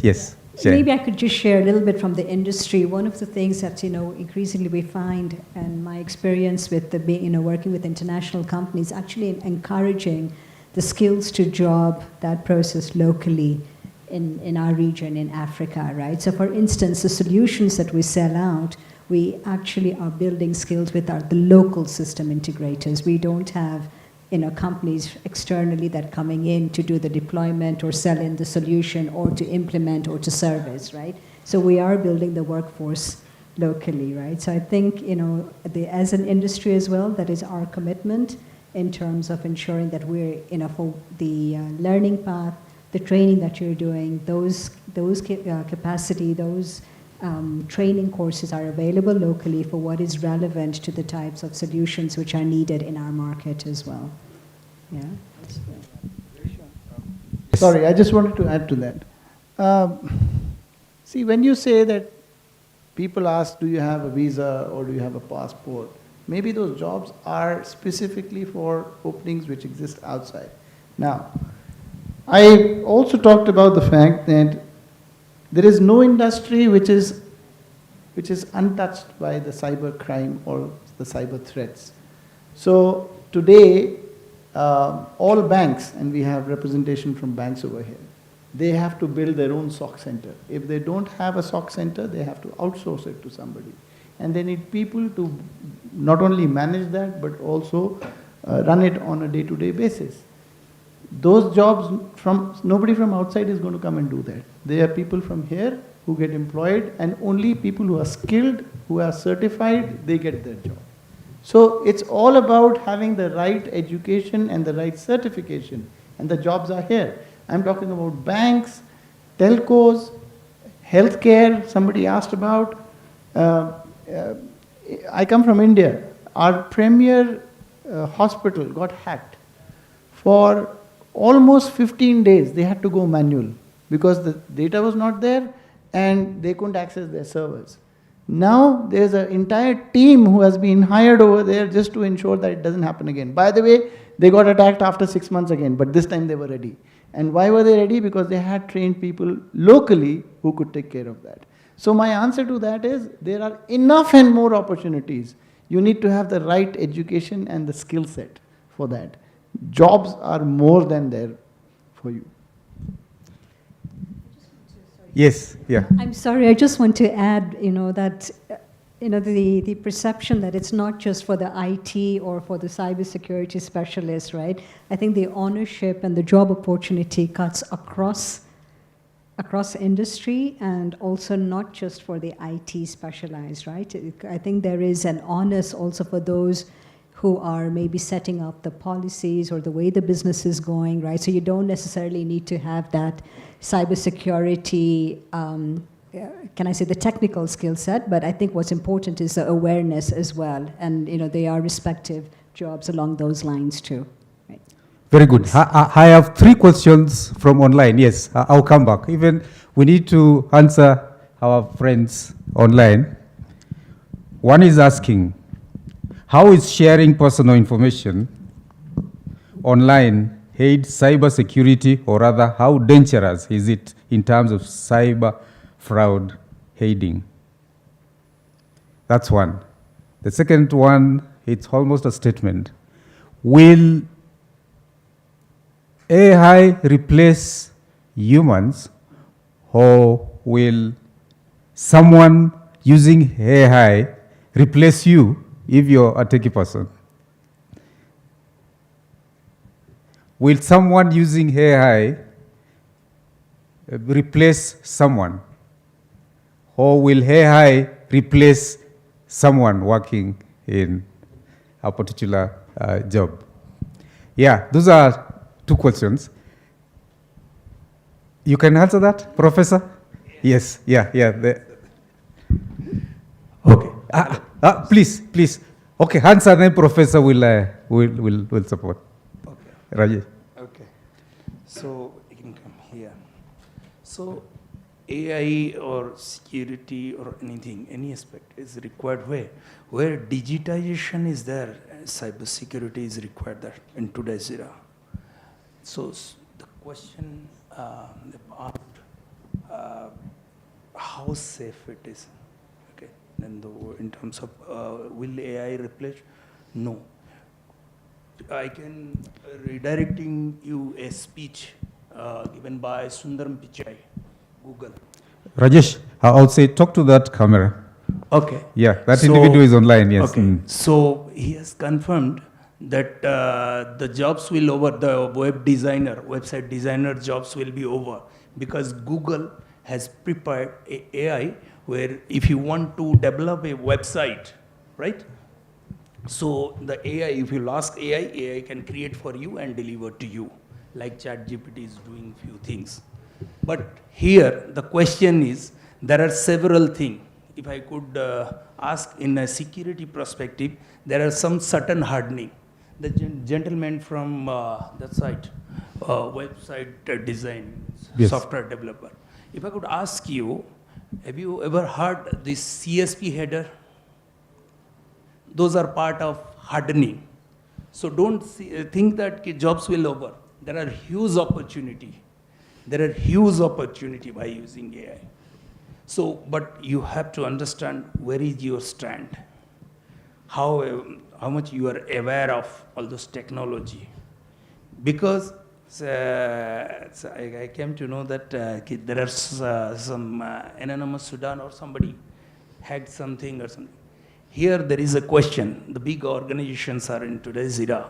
There, everyone is well aware of session layer, and it is in 7. No, it is changed. Now 8 layer comes into picture. How human interacting with 7 layers, that is the 8th layer. That becomes the 8th layer. And that is where security comes into. So people need to understand what is the aspect, business objective aspect, then their jobs are there. If you understand them well, and then basis on that we can plan, so opportunities are there. Very good. Very good. Yeah, Professor. Thank you very much. I think he has largely answered the question. But what I wanted to say is that all technologies in the world are created by human beings. If you thought that during the agrarian revolution, machinery was going to have everyone sitting at home and eating, then you're lying. So you're also lying about technology. It is going to be there, and it's just going to spread across. So whether you are techie or not, you'll have your pie as far as ICT is concerned, as far as AI is concerned. And so you have a job to do data analysis, you have a job to interpret, you have a job to write, you have a job to contextualize, and everything else that you think will be done by AI. There's nothing like AI without somebody behind it, and that somebody behind it is you. So that is a question which has an answer as no. Okay. A question here. Noah, your hand was up. Yes.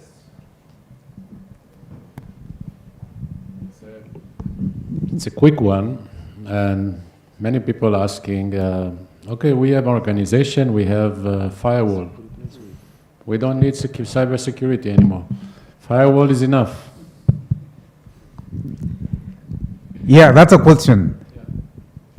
Is firewall, and in the first place, what is firewall? Jane, probably, yes. What is firewall? And is firewall enough? Chair, can we defer that question until I make my presentation? Okay, okay. Thank you. Yes. It's deferred. Dr. Oluoch, yes. Don't answer the question. How are you? I think I want to make a comment to a question which was raised by, I think, the young man up there. We in Africa, we have a unique challenge. And the challenge is a university such as this one are actually doing a lot. That is preparing the young people for the world of work. And the expectation is that the moment you leave the university, you go to the industry. And that is now where we have a problem. So we are in a situation whereby the industry is not reaching out as fast. And again, in many cases, when it comes to things like cybersecurity, you realize that is a challenge even with the industry. So you find people there who are still struggling with the issues. They do not know how to respond. And when they do not know how to respond, they may not even appreciate that the young people are there. And that is what we are trying to bridge through this kind of a conference. So we are trying to engage the industry more and more, because once the industry players, those are ICT managers who are there, appreciate that there's a problem, and then there are young people who can be mentored to be able to help them address them, then I think we'll be getting there. I think that is why most of our young people end up fighting for jobs outside the country, and it becomes quite competitive. So it is something we are trying to work through together, from the young people, the industry. We are trying to reach out each other so that together we can be able to see how we can go through these things together. So there is a challenge there. I appreciate that problem the young people are facing. And that is what we are trying to address. Yeah, thank you very much. Very good. Yeah, someone up. I think his hand was first. No, the lady. Give the lady the microphone, please.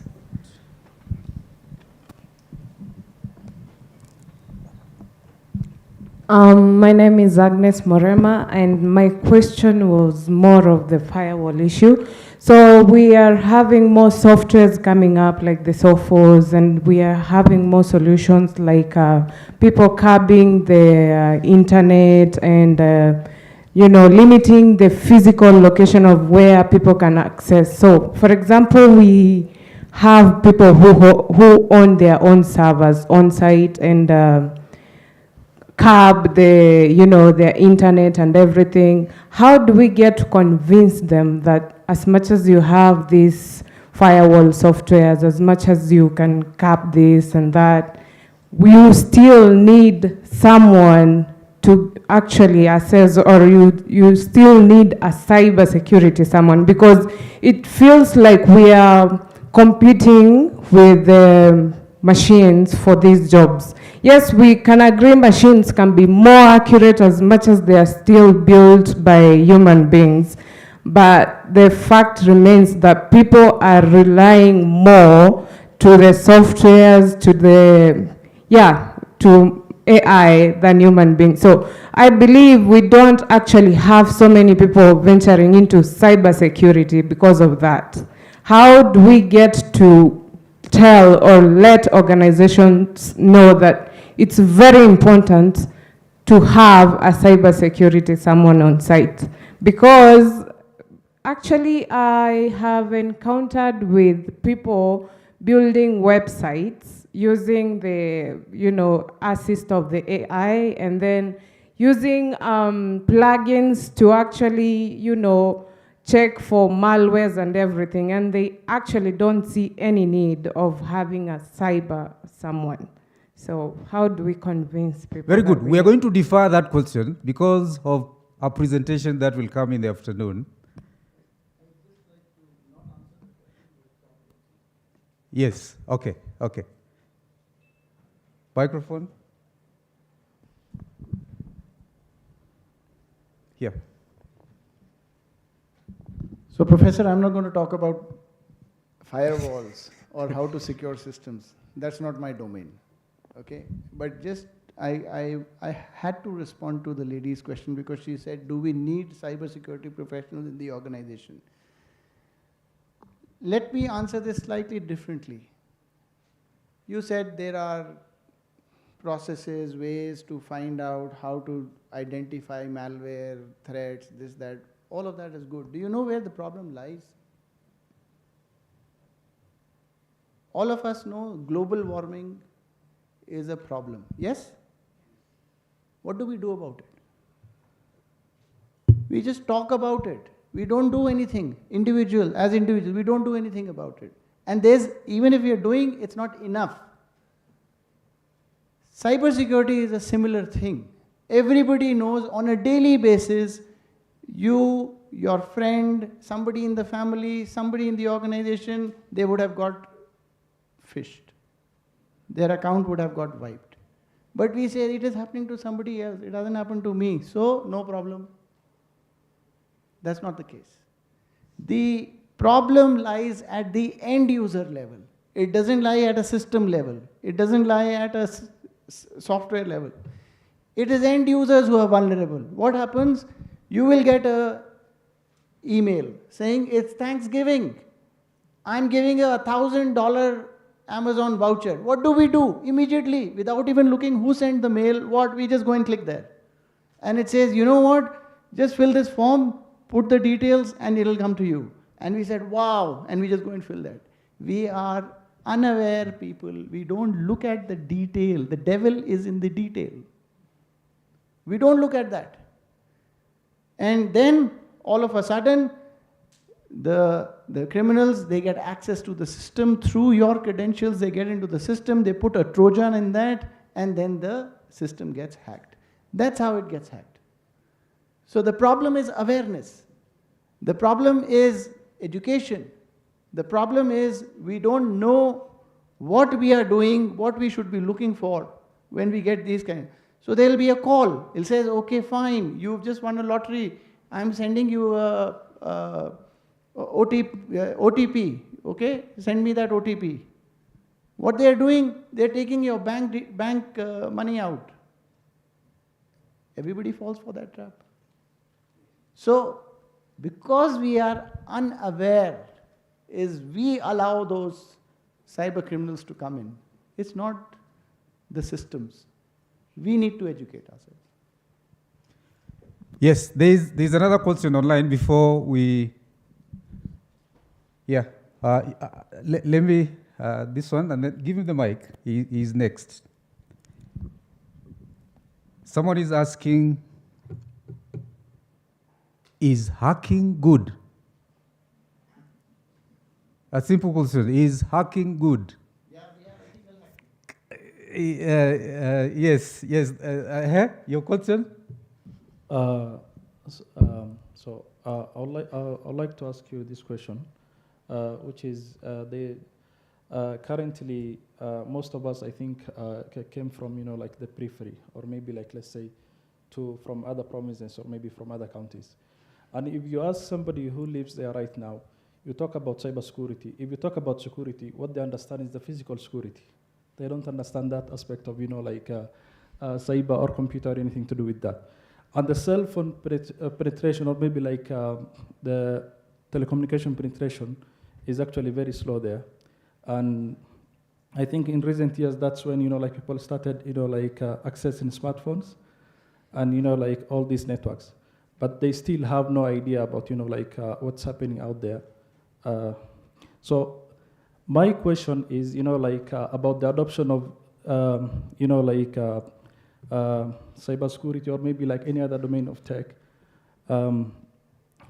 Because what I understand is that right now there is a disconnect between the private sector, the government, and also like academia.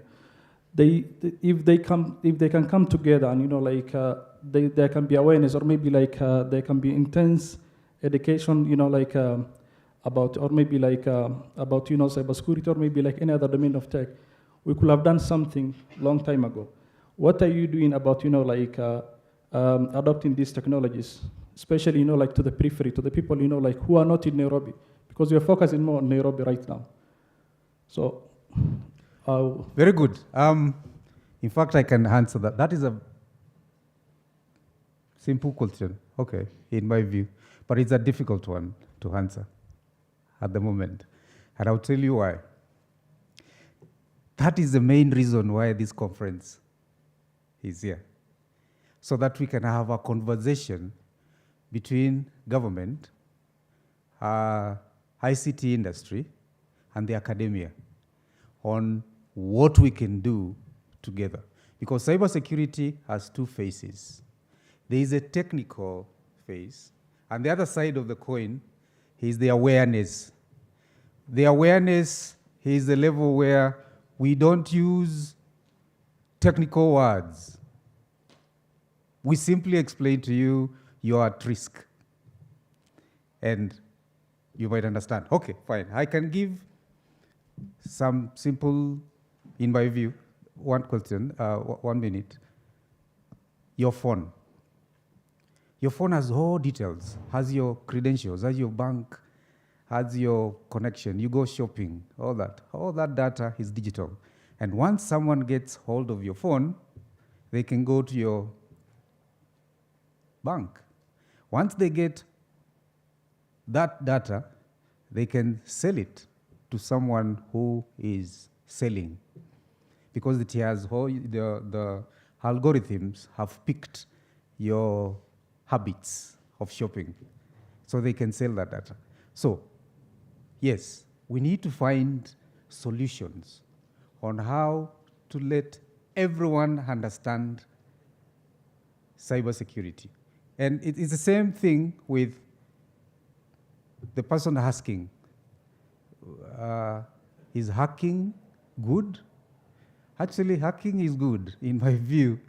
It is very good, because you have to think like a hacker to protect a hacker. You have to understand how that hacker got into your phone in the first place, before you can even decide what to use to protect them from getting your phone. But we'll get to that at some other time, probably in the afternoon. Yes, a question here and in the middle, and the last one. Yes. Sorry? It's an answer. Oh, yeah, there's an answer. Okay.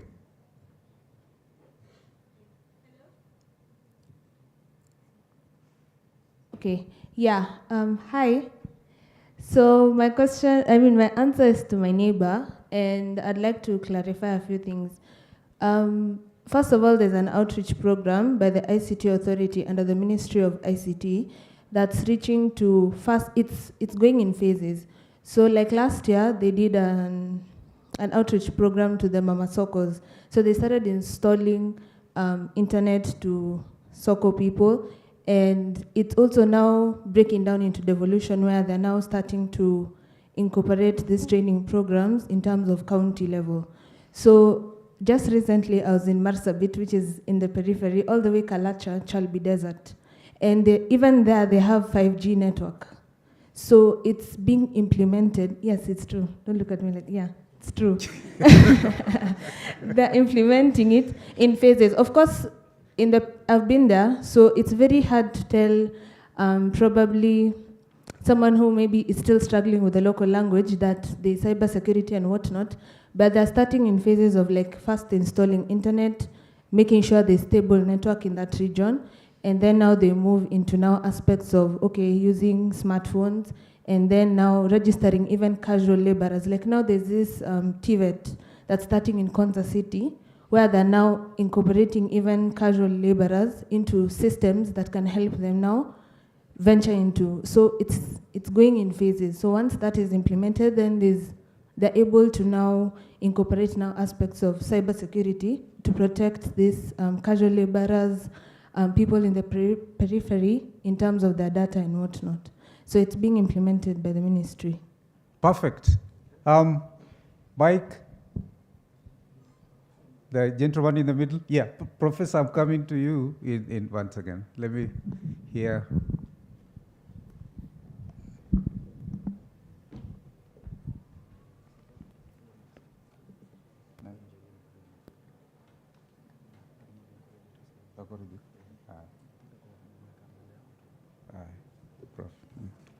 Yes.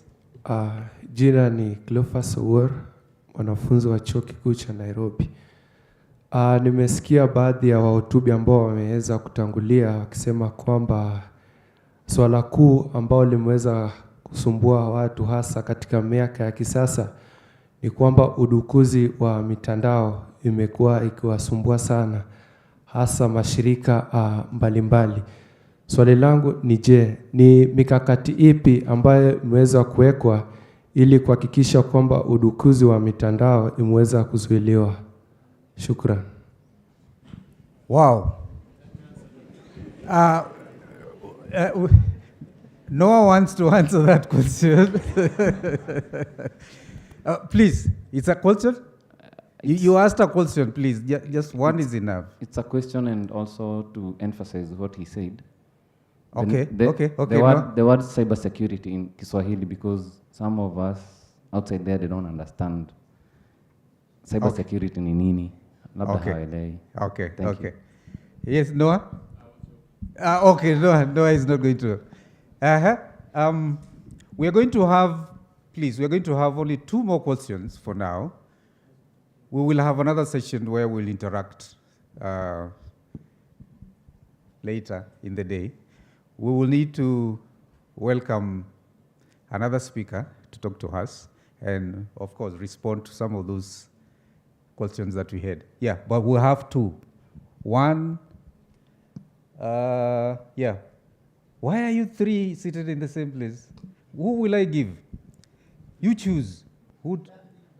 Choose, the 3 of you choose who will speak or ask the question. Democracy in 2 seconds. You are unable to agree in 2 seconds. Okay, we'll give you 2 questions. Hi, my name is Blair. Mine is not a question, but it's a solution or an answer to my prof there, he asked about the firewall. I have an instance whereby we took the haste of Safaricom just happened soon. I know everyone heard of it. Safaricom has firewalls that protect its system, but it's so unfortunate that it was penetrated. So there is a very big need of cybersecurity people who will do what is necessary. For instance, if there will be no cybersecurity, there are only firewalls, then Safaricom would land into a loss that they would have never expected in real lifetime. Then firewalls work according to configurations.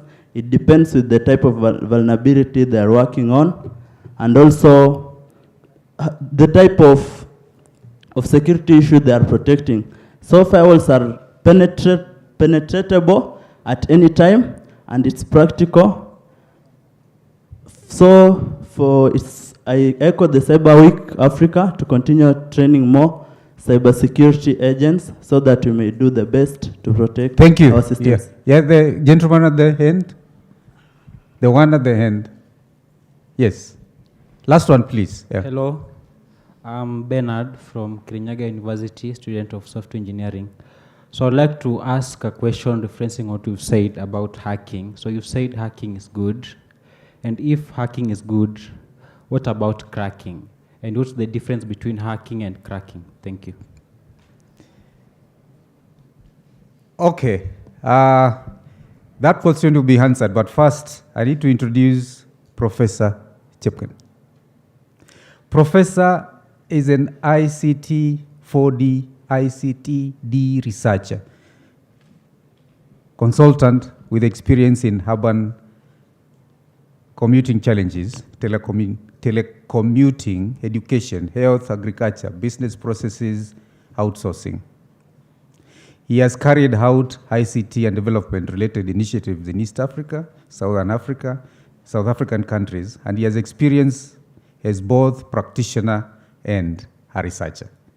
Please, Professor, welcome.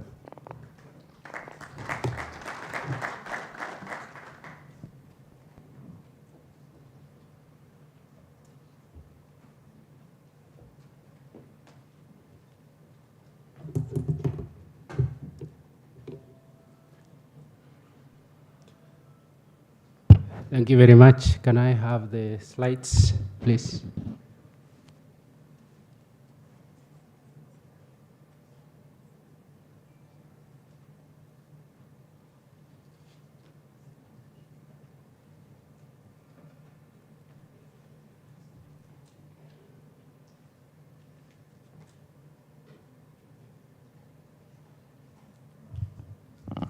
Media team. The slides, please.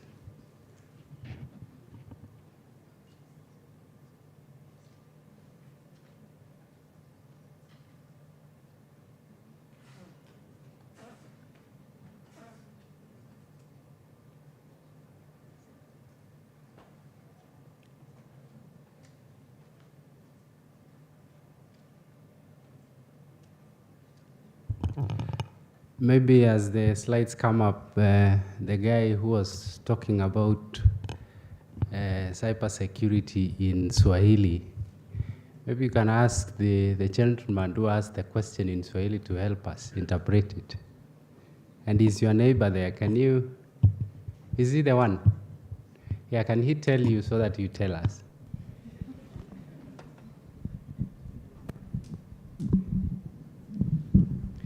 I'm hoping that the media team is working on the slides, and let me know if they are coming or not.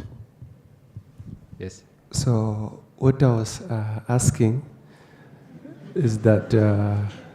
So first of all, at least you know how to speak in English. Thank you. Not that much. Okay. So the question was that those who spoke before were saying that the hacking is one of the things that are making the internet to be more inasumbua sana. So what are the measures that have been put to make sure that this hacking is stopped? Okay, good. So you are asking this question of, people keep asking whether the internet is actually good or bad. And because it's very troublesome, are we really going to stay there? And the answer has always been yes, we have to stay there. But then what are we going to do so that we stay there safely? So I think some of the things that, or rather some of the answers will be coming from some of the presentations we are going to have here, plus many others that are out there. Good. Thank you very much. So I was given this topic a few weeks ago, a month ago, maybe. And my topic is Zero Trust Cybersecurity Strategy for Government IT Leaders.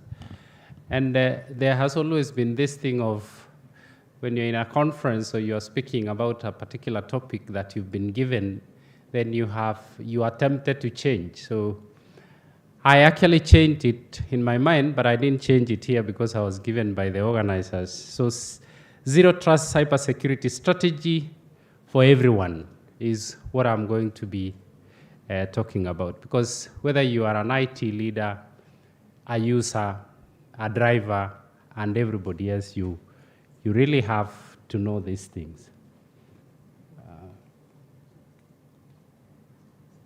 Okay, I'm not sure whether this thing is working.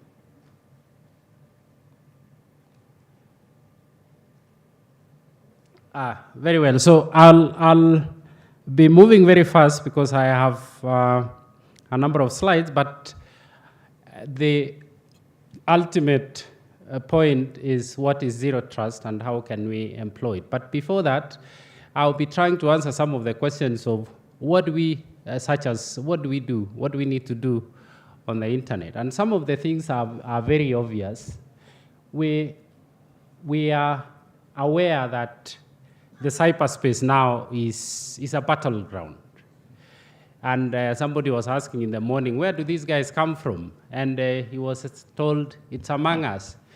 And it's even worse in Kenya. You want to ask yourself, where do corrupt people come from? Where do thieves who break into our houses come from? I think that is an answer to the question somebody was asking about where do cyber criminals come from. And you need some proactive and security conscious approaches for you to survive in this environment. I think I'm answering some of the questions related to what we need to do. These approaches, which are proactive, require that there are those that are traditional, that we are not going to leave anytime soon, but then they are not enough yet. So have you had a situation where you have to put CCTV cameras in your home, your office? Can I please go to the next slide? You want to put CCTV cameras in your office, in your home, but you're not going to leave locking the doors, having your dogs, having anything else that you've been using. So you need to know both traditional and the new ways, and you need to know to practice also. As an IT leader, particularly, you need to practice. It is very interesting to have a farm manager who doesn't know how to work in a farm. I believe most farm managers must really work in the farm before becoming farm managers. It's very unfortunate that in the world you can find people who are IT leaders without having practiced IT. And it happens in many other disciplines. So both traditional and emerging techniques must be practiced, must also be known by whoever who is going to be the leader. So if you are the leader, you have to know how to do these things. Next, please. So I'll take you through very quickly what we call the traditional ways of doing things, trying to protect yourself, and then I'll then look at one example of the emerging techniques, which is zero trust technology. So you have strong passwords, unique passwords for each online account, for each account that you have, whether it's online or offline, but here we're dealing with online. You may want to deal with password managers or any other application which may help you use passwords appropriately. I'll not go into the details. Number two, you might want to use, please, every time I look there, I need it to move because this thing is not moving. So you need to sometimes think of two ways, two-factor, multi-factor authentication. Most of the time it's two-factor authentication. We all know that. You want to, log into your Active Directory for those of us in the University of Nairobi, and you get an SMS confirming that you are the one who is logging in. That is a two-factor authentication method. You need to know how to practice that. You need to know what that means. You need to keep your software and systems updated. I'm just running through the traditional ones, and the IT experts who are in the room know what exactly we mean by this, but if you are struggling to understand some of these things, I think, of course, these guys will share the slides, but also it's a reference point for you to try and find out what that means. You need to be wary about phishing. What is phishing will be a question that would take us probably another 1 hour to answer, but it's basically convincing you. It is a cyber threat that comes as most of the time as a social engineering practice. So what happens usually is somebody convinces you to give them your credentials. Actually, most of the things that happen on the cyberspace have nothing to do with the technology. They have something to do with you giving out your credentials, and then you say, I've been hacked. In fact, you don't get hacked very easily.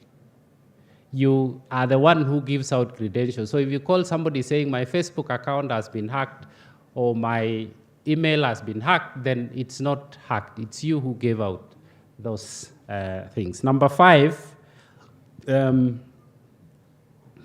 you need to use antiviruses, anti-malware software, secure your Wi-Fi networks.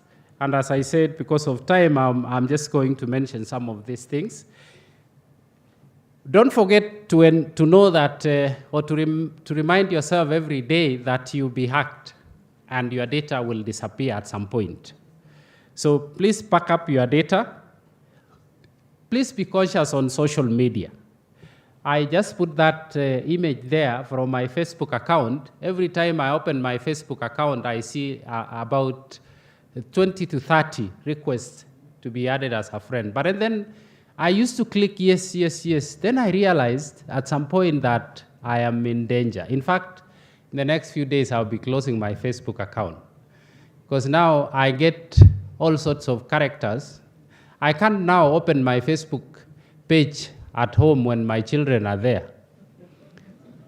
You guess why? Because I accepted some funny characters who, when I open, they are there, they have developed a story, and that story is about, I don't know where they were in the pitch somewhere.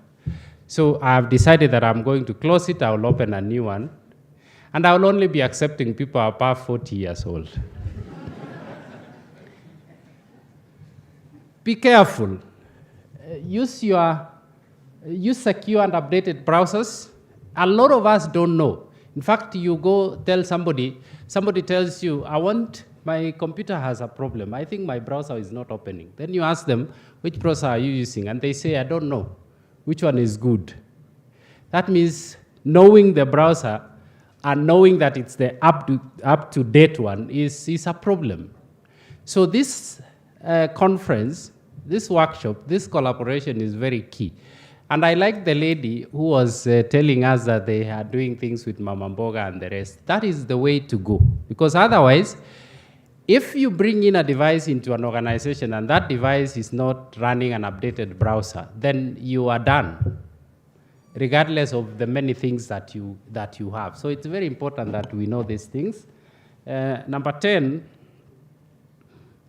is you need to avoid public Wi-Fi for sensitive transactions. I don't know whether many of you know that there are people who can come and set up a UON Wi-Fi here at the University of Nairobi. And yet so you can log in thinking that you are in UON Wi-Fi, You give in your credentials, you check your marks, and then all of a sudden you hear that your marks have disappeared or somebody has changed them because you are in a public network called UON Wi-Fi.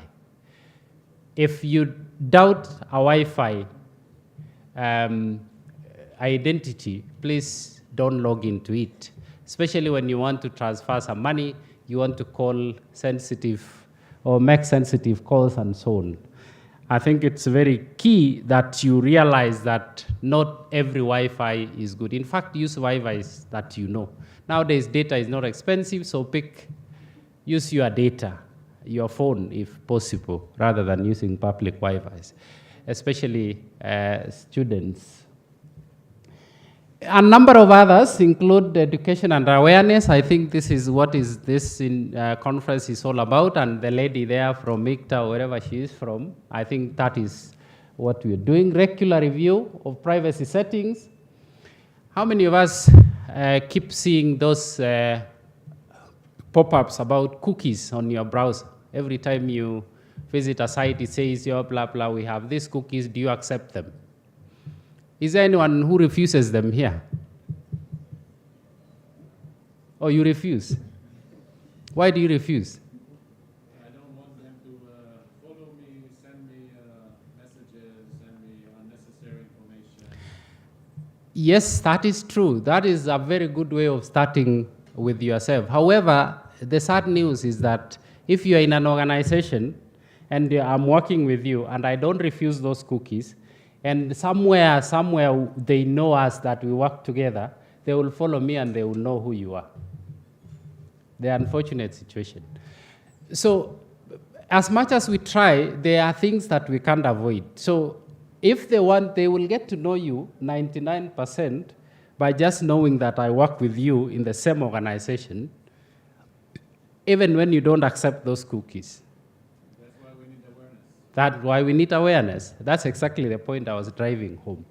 So use encrypted communications, especially when you are dealing with private data or you're dealing with sensitive information and so on. In this country nowadays, if you call someone and you're discussing a sensitive matter, you hear them telling you, let me call you through WhatsApp. How many of us can associate with that? Yeah, the young people who are doing their own deals. You need to be able to monitor your financial and personal information. Be careful not to share them anywhere. Be sure that your devices are protected. You have up-to-date, operating systems for your devices, and get information from trusted sources. So in summary, as far as traditional practical steps are concerned, move to the next, then threats are constant. You can apply all sorts of best practices. You can employ risk analysis. You can have recovery strategy because you know for sure that you'll be attacked at some point. Don't panic when attacked, because why would you panic and you knew you are going to be attacked? So the first point is get to know that you'll be attacked, so that when you're attacked, you know that you had prepared for it. Many people panic as some emails will come from very high top there, people saying, we have to be back in the next 5 minutes, otherwise you will be fired. If you are to fire ICT directors every time an attack comes, you fire until you fire yourself, because you will be the only remaining ICT director. So get to know that you'll be attacked. And it's a progressive thing. Staying informed, assuming you are naked, and you need to adapt to new threats. Now, these are what we call old, traditional, practical, but they are working. But then, as that gentleman said, this internet is becoming problematic. How then are we going to be working on it so that we reduce the challenges associated with being on the internet? That then brings us to something called modern ways of dealing with cybersecurity, one of which is called zero trust security. Zero trust is exactly that. That's what I'm going to discuss. What is zero trust? Sorry, please. Yes. The evolving cybersecurity landscape, and I'm not going to do that a lot because we already know that things change every day. And then we look at zero trust principles and the importance of employing new cybersecurity paradigm. Zero trust says, trust nothing. It says, you control everyone, you control everything, control every device in your institution. And that I think the University of Nairobi ICT department has done that quite well. Because when I am in my office, I am in the university Wi-Fi, I cannot call through the Wi-Fi via WhatsApp. And I asked them and they explained, and it sounds very close to zero trust. They have to know every device that connects to the university. So basically, trust nothing. If it's devices, if it's data, if it's network, if it's workload, if it's people. That is very difficult in an institution that you have people. In the University of Nairobi, for example, you can imagine untrusting everybody, 40,000 people plus. Although it is what is going to work for the current cybersecurity challenges. Let me give you the difference in terms of, move to the next one. What's the difference between zero trust and the traditional way of doing things, given that we are used to the way of doing things? Please move the slides. And we get to the question, the firewall issue. But I'm not going to go technical. A firewall is like a perimeter wall in your home. So you make an assumption that once the perimeter wall is good and the electric fence is working and the rest of wires are okay, nobody will come in. So anybody who is outside is dangerous, anybody who is inside is good. That has been the traditional way of doing things. So you have the internet on the other end, and you have yourself inside here. And once you have your stuff inside, you're safe. So what is protecting you from the internet is what we call the firewall. So that wall which you have there. However, you realize that that is not going to work because the threats are inside. So the answer to that question is this. There are more threats inside an organization than they are outside the organization.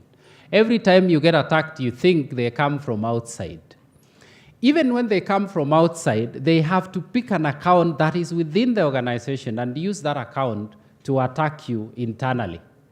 So it's like this guy coming to your home and then picking one of your children or anybody who your visitor you trust, and then they come in, or rather they pay them out there. Paying here means, they snatch some of the things that they use to get into the house. So the key, the password and everything. And then they are in, then they do their business. But then they are doing that business not as attackers, they are doing that business as your spouse, your children, your relatives, whoever comes to that house. In the organization, it's the same. We have seen cases where students' accounts have been used to try and hack the system. It's not that the students who are doing it. Somebody managed to get the student's account and they were attacking from outside. Now, the reason why this traditional way of doing things is no longer going to work is because the threats are more inside than outside. So the limitation of the old model is that there are too many devices connected to the internet. So if you have a firewall there are challenges associated with that because this firewall might have limitations, thousands and thousands of devices. It might be compromised. Number two is that you'll be restricting people. People don't want this kind of restriction. How do you restrict 100,000 devices in a firewall? For those of us who are techies, it's going to be impossible. It's like having 10,000 people in your home visiting, and you still want to say you have to pass through the gate because the watchman has to clear you and you are visitors. Everybody is moving in and out, and the watchman has to confirm that you are the guy who was here. It's like that. Data is going, coming, it exchanges within, outside, and so on. The firewall cannot do that. And therefore, there is need for this. There is need for this new strategy, or this many new strategies. One of them is zero trust. So, please move.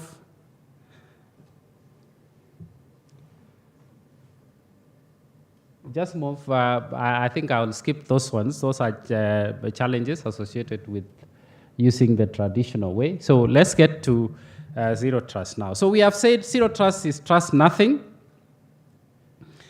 It doesn't stop just at verification. Most of the time, you want to verify that this is the right guy, come in, and that's it.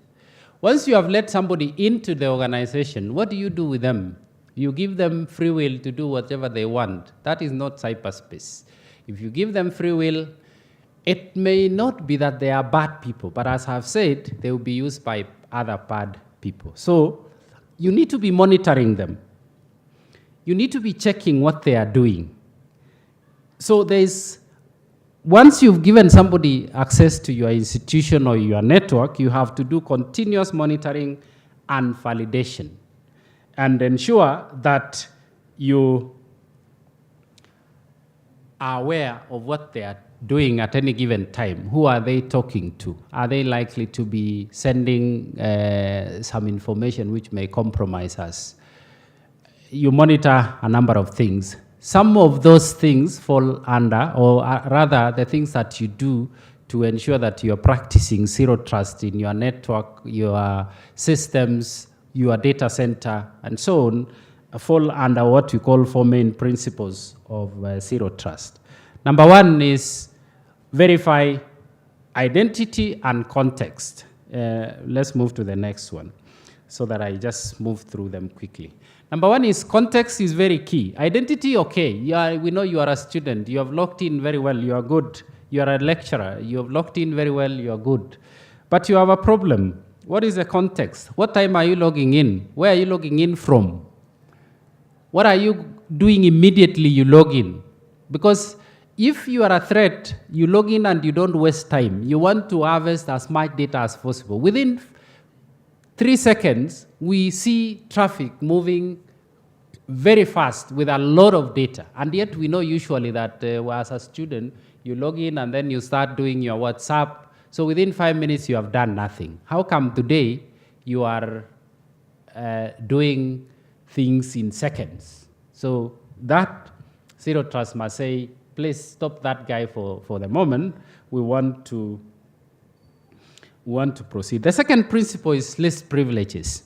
Give somebody the privileges they need to do what they want to do only. So if you are coming to my house to pick a glass of water, then that is it. Don't sit down. Don't do anything. Just drink water and leave. If you see any system that practices this, then you might think it's a limitation, but it's a security issue. Come in there, check. So if you are a student, you only need to be given things that a student can do. You should not even be shown that there are other things that exist. So I have seen many systems that we have. You are a student, you log in, and then you see things that the lecturer can do, but they say, if you click here, you will not be allowed to go there. That is already a vulnerability. If you click there and you realize that you are not getting in there, you then start having ideas of how you can access a lecturer's module. So list privileges, give people exactly what they need, and that is it. That is the end of those principles. Number 3 is you do what you call microsegmentation. Microsegmentation is basically saying protect everything in pieces. So in simple terms, if you have the data database, have the database have its own firewall, have its own detection mechanisms, have its own monitoring mechanisms. If you have the network, do have the same. If you have applications, they have to have the same set of security. So that in case there is an attack to one of them, or in case an attacker breaks into the entire system, they will still have to try and break into individual assets which you have. It's like this: if you have a house which has 3 rooms, 4 rooms, in this case, including the washrooms, you have to lock every room. So that in case these guys come in, they can only access one place, maybe the entry point, maybe 1 bedroom. They should not be able to access the entire house once they are there. That is what it means in layman's language. But technically speaking, it is what we used to do as network segmentation. So that if you land in a network, you are supposed to identify yourself before you move to the next level. So because of time, I am going to, I don't know. Oh, you move to the 4th one, which is continuous monitoring and analysis. When you have allowed this person to get into a particular resource because you have done identification and you have segmentation already, you need to know what they are doing, as I said. You need to continue monitoring, you need to do analysis to see what these guys are doing. So real-time monitoring is very key, so that if you notice any abnormal behavior, then you just alert the team and they can stop that person.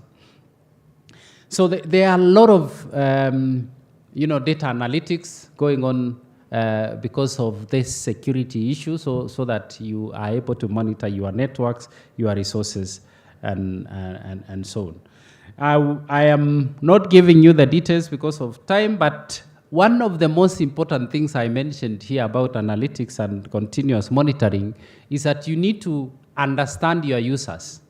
You need to understand, for example, that when a lecturer logs into the system, the lecturer's module, how much time do they usually spend on average? How much data do they usually, send to the system and receive from the system on average?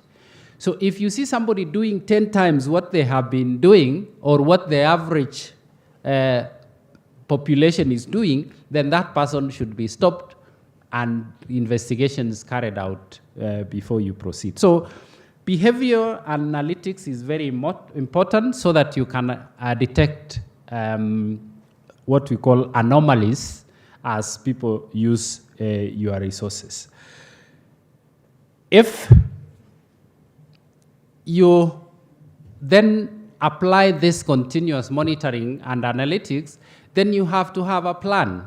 Once you discover that there is something happening, what do? You have to have a rapid incident response team.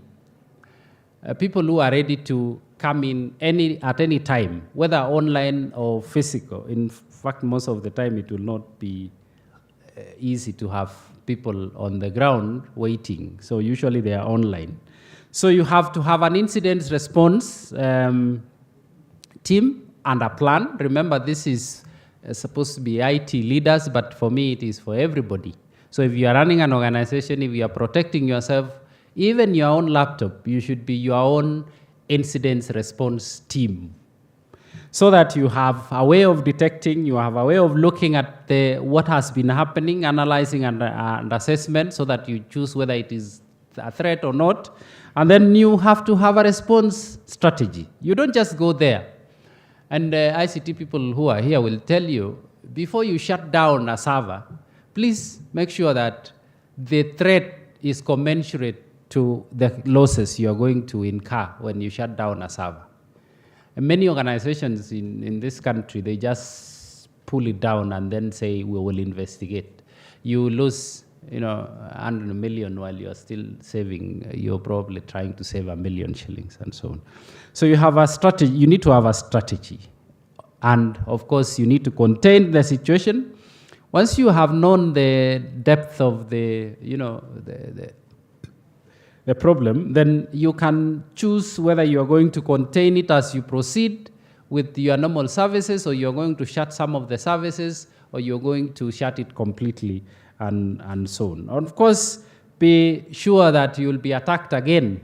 And we had a speaker in the morning who said 6 months down the line, after an hospital in India was attacked, they hired a team, and 6 months down the line, it was attacked. So you will definitely be attacked once again.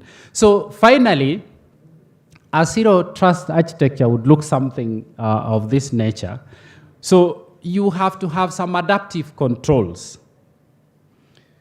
You have to have software-defined networks, for example. Basically, it's a way of doing segmentation for services. Remember, there's a difference between network segmentation and micro-segmentation. It's basically trying to know where does something belong to, and how are they secured when they are categorized or grouped. Identity-based and so on and so forth. So generally, what you're saying is zero trust says that you trust nothing, you trust no one. How do you go about in trusting no one is what we have presented as the principles of zero trust security. I want to end my presentation there. I had a lot of details, but because of time and the mood in the house, I will stop there. Thank you very much.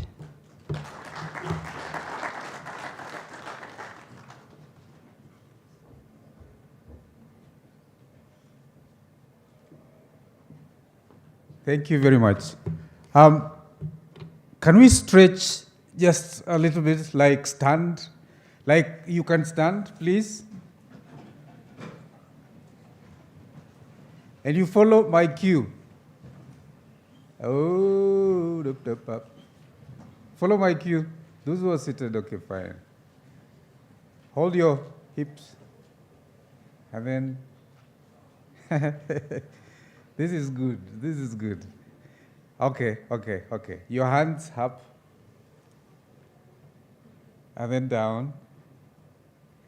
Can you try and squat, but you don't squat? just try and squat, but you don't squat. Then you go up again. Okay. I didn't say you lift your hand. Oh, yeah, please, be seated. We are going to welcome Joylene Kirui, a senior cloud security advocate at Microsoft. She has over 10 years of experience in the field of information technology. She is a mentor and a trainer. Now, here is a good part of all the rest, or out of the rest. She was crowned Woman Hacker of the Year, Woman Hacker of Africa in the year 2020. Crowned Woman of the Year Hacker in Africa 2020. Please welcome Joylene Kirui.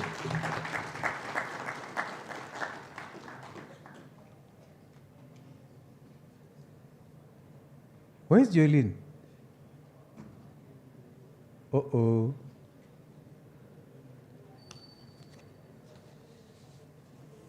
One second.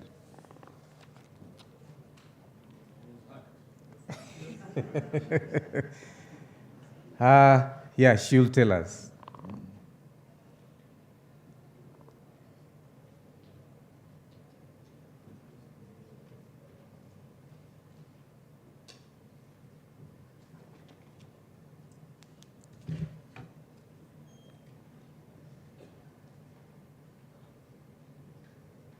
In the meantime, there is a request on hashtags on social media. I'll just read them.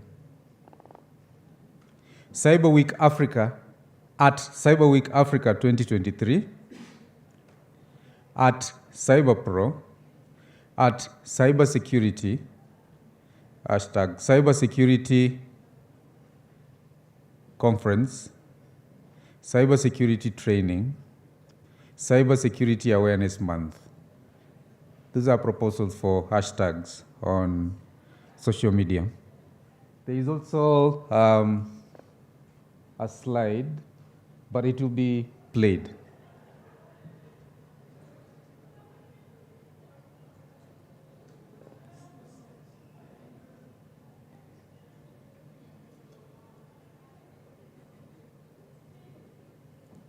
I have seen Jaylene. I know you haven't seen her, but I have seen her.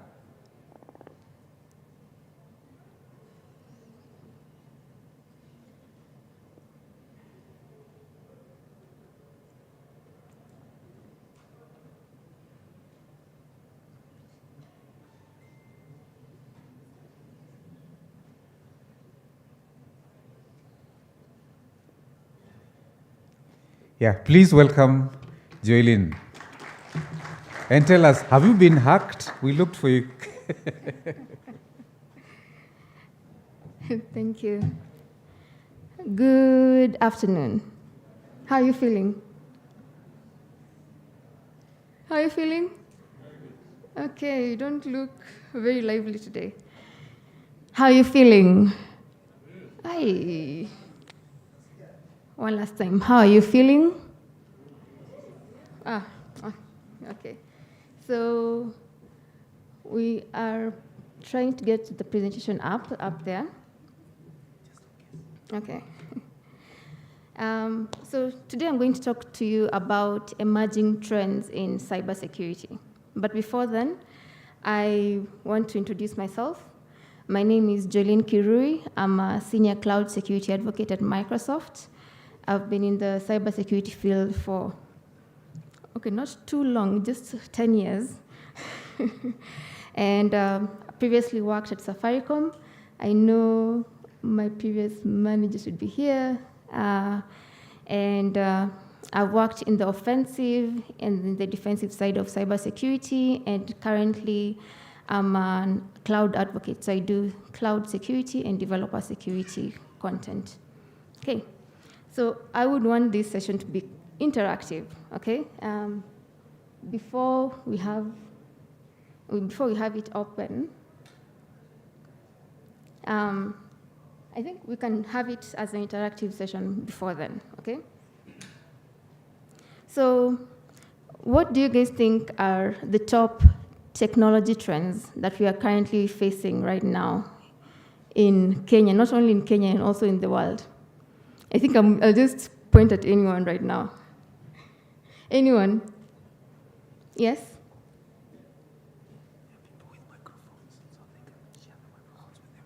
Perfect. So you can have the mic.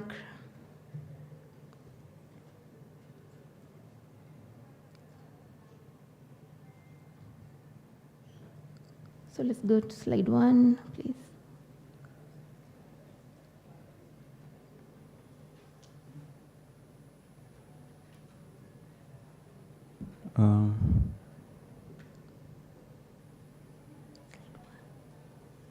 Yes? Yeah, okay. In my opinion, I'll mention 2 technology trends that I think are taking over. There is blockchain technology, and then there is AI, artificial intelligence. Okay, do you use any of those? Yes, I'm a developer, a blockchain developer, basically, but I've also interacted with AI. Yeah. Okay, that's interesting. Yes? Can you give him the mic, please?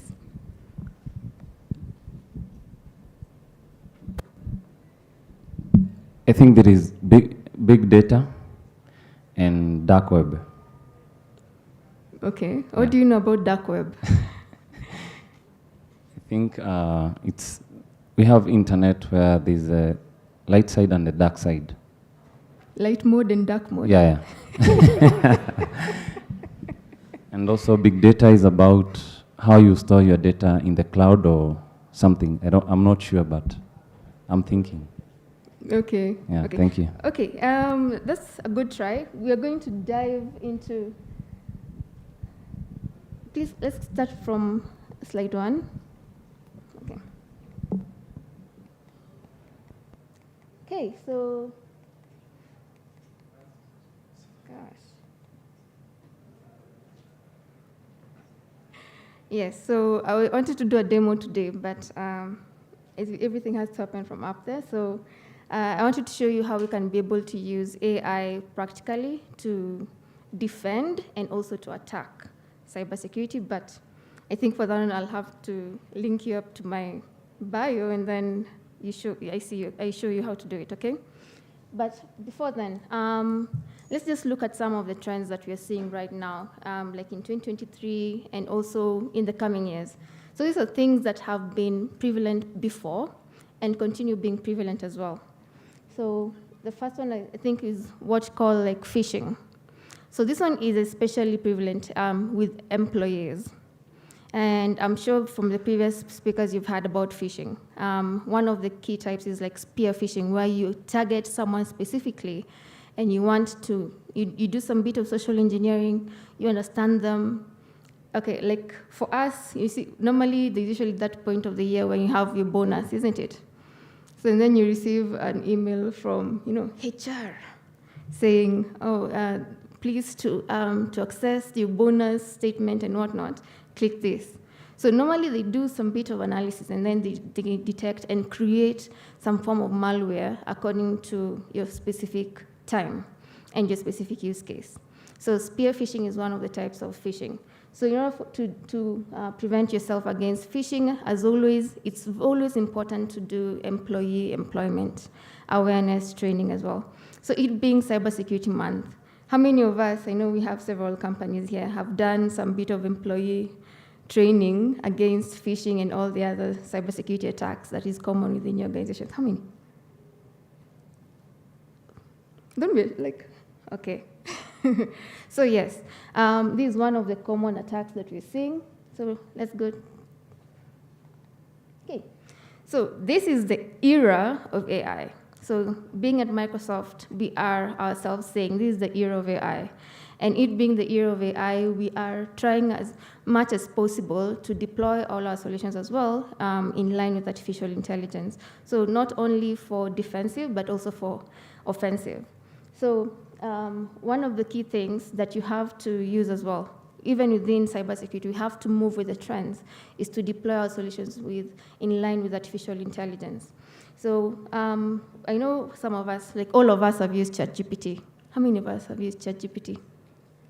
It should be all of us, right? I think we were using it too much until we were forgetting how to use logic at times, isn't it? So yes, let's try to use it only for relevant things. This is trained by humans, yes? So it has a huge collection of data sets. It's trained, it has a huge large language processing as well, and large language model. So in line with this as well, you need to be able to use artificial intelligence safely, know what kind of data you're training with those models as well. One key thing that you should look at in AI is prompt injection. So you have your interface, you have your chat interface, and then you're able to prompt it probably for sensitive data. Should it be able to give you sensitive data?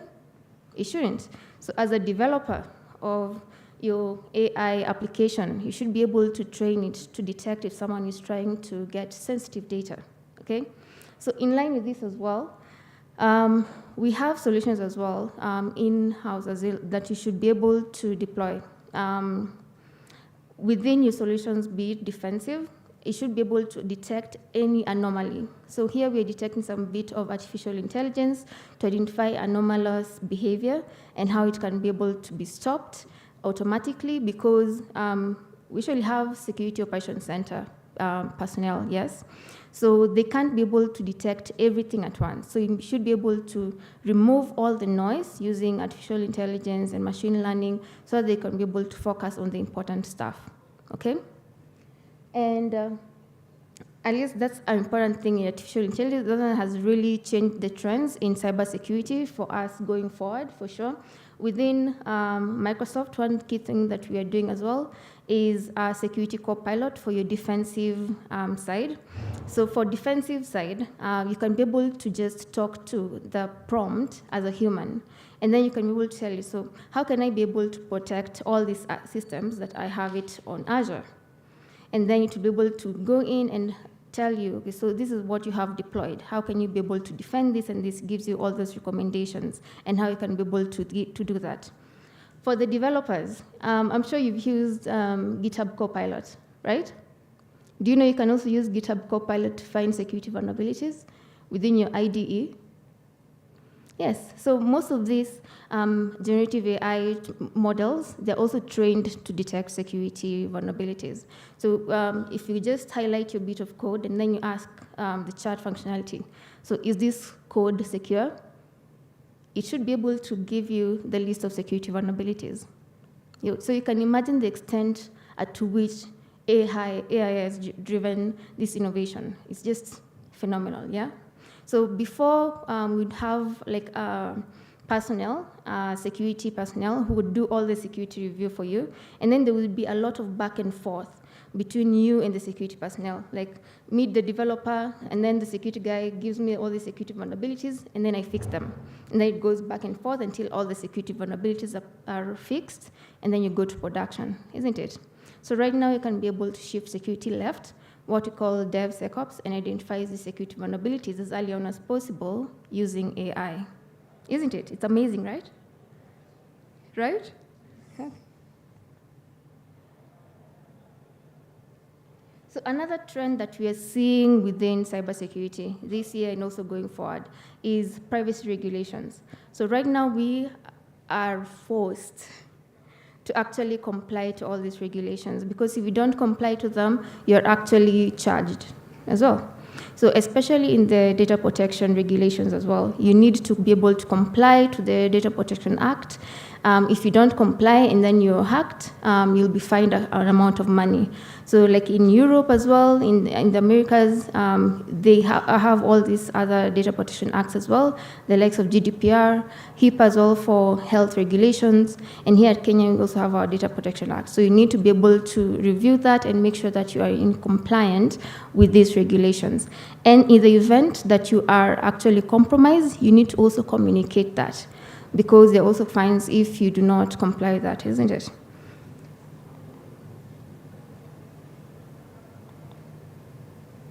So we already covered phishing, and some of it's things that you need to look at. Who can tell me how you can be able to detect a phishing attack?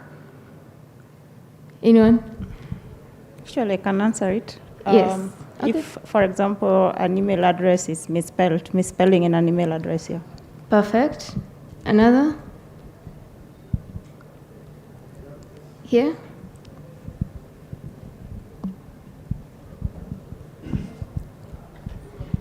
I forgot to bring swagger. You know, that one usually drives people to answer questions, but I promise if you answer, I will give you next time. Is it? Yes. What is that you are giving again, so that I answer properly? So it depends. Water bottles. Okay, so I will answer this question well. Usually, phishing has something very promising and very nice. So it has to be something you are not expecting, but it looks very nice. Mm-hmm. Mm-hmm. Yes. When you see the username has abnormal numbers or a weird name that doesn't look real and authentic. But you know, this guy is actually very cautious nowadays. You see something like Facebook, they'll just change it, something very small, and then they'll probably add like FAAC, like you will probably oversee, so it won't be very obvious nowadays. But when you see a nice picture in the profile, it only has one follower. That one is a story, that's a long story, there's a story behind that for sure. Mm-hmm. Okay, on the basic side, I will go for the domain. For example, if it is UON, then I know they could be having some domain. But then here I'm seeing hr@gmail.com, so I will check the domain first. Yes, true. So, you won the lottery, you inherited some money, you did this, you did that. True. We usually like quick money, isn't it? Especially like us Kenyans, like when you receive an SMS saying the claims department, there's some amount of money that is in this account. Go and claim it.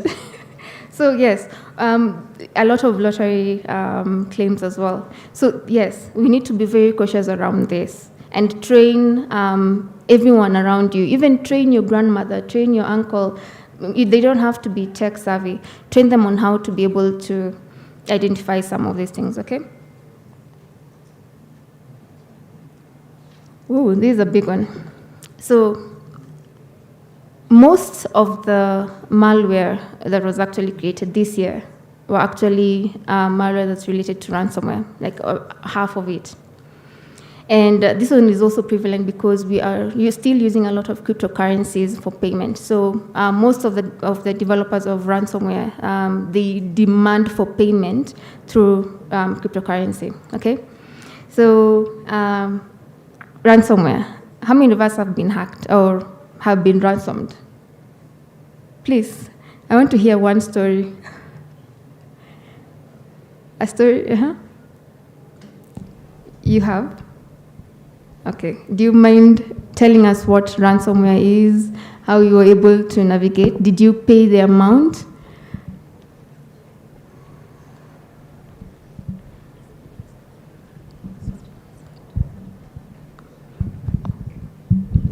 They actually sent emails of a consignment that is in Mombasa port, okay. And they told me there's a code they're sending. So I didn't quickly send the reply to the email because I suspected, why are you sending me a consignment with millions and you cannot pay $200 to clear it?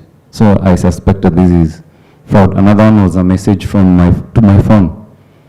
Oh, you have won this amount of money. To get it, you have to send this so that we can send the rest. So that one was a little bit. And also another one they normally call. I hear people say they're calling from committee. So they tell you, hello, how are you? My name is so-and-so from Equity. So this time around, I asked them, where exactly are you at Equity? Because I work there. I'm in room 4. So they told me, actually, I'm in committee and I need lunch. So I told them I'll send it if I get it. Okay, that's interesting aspect of social engineering. Maybe you can talk on ransomware.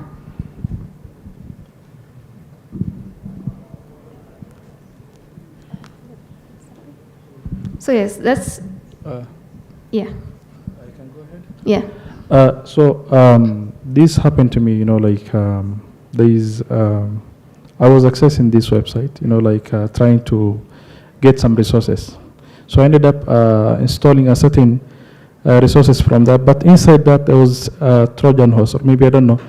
They run, I think, in the background they normally run some scripts on your machine, and then they end up locking all your files completely. The good thing was that I had some ideas of what that has been done, and I was lucky enough because this was more of an offline key. So I ended up, looking for the key and, trying to, unlock my files and all that. I was successful and unlocked half of my files. The rest of them, went that way. So that was, the experience that I had with it. How much were they requesting for?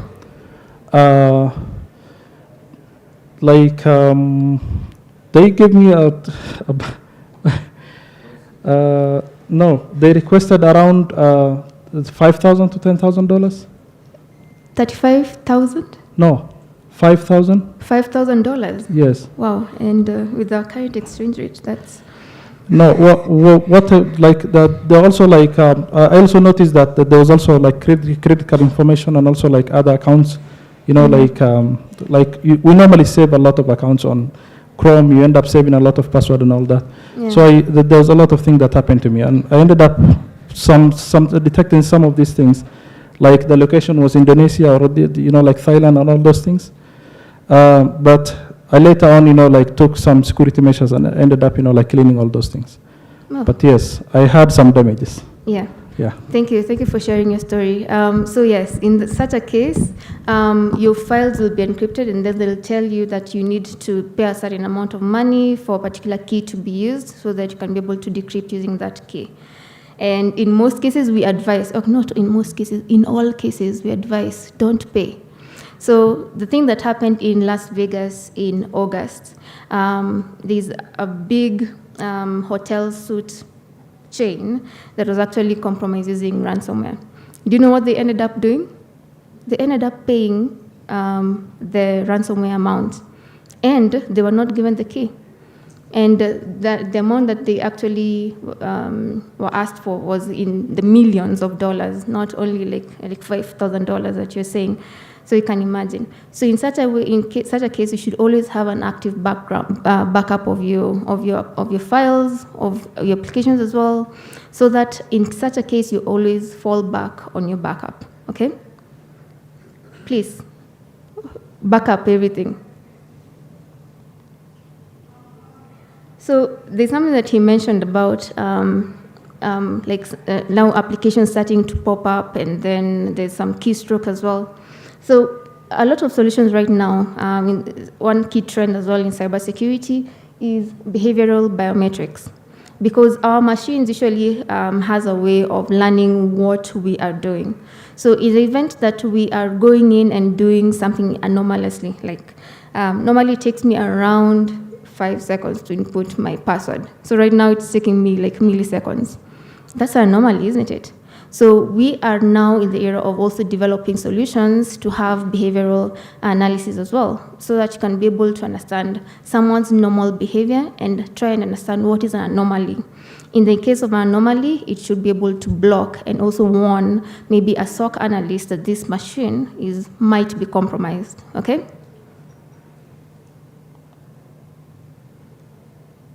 Ooh, this I really like talking about. So supply chain attacks. Do you know like 80 to 90% of the solutions that we have out there are actually from third-party components or open source components as well? So imagine whatever you are integrating to or bringing within your code, even as a developer, it's very inevitable that we always have to use open source components as well. You can be able to use Bootstrap, you can be able to use various components that you bring within your code. So you can imagine if you're borrowing 80% of code within your code base, you are actually introducing a lot of vulnerabilities within your code base, isn't it? So you need to make sure that you're always doing supply chain vulnerability analysis. So this is what we call software composition analysis. Software composition analysis is whereby you have a detailed overview of all the components that you have borrowed in and try and see which of these components are vulnerable and also patch them. So to fix most of these vulnerabilities is usually just to update it to the latest version. So the company or the organization that actually created that component will release a statement as well to their customers telling them to update. So you always have to make sure that you have those communications open and you update as often as possible. Because it usually takes an attacker only one hacking attempt to compromise your systems. And for us, we have to be lucky almost throughout. Isn't it? It's not fair, isn't it? So for us, we have to put a lot of layers of security to make it very hard for them. Another component for supply chain attacks is SBOM, so software bill of materials.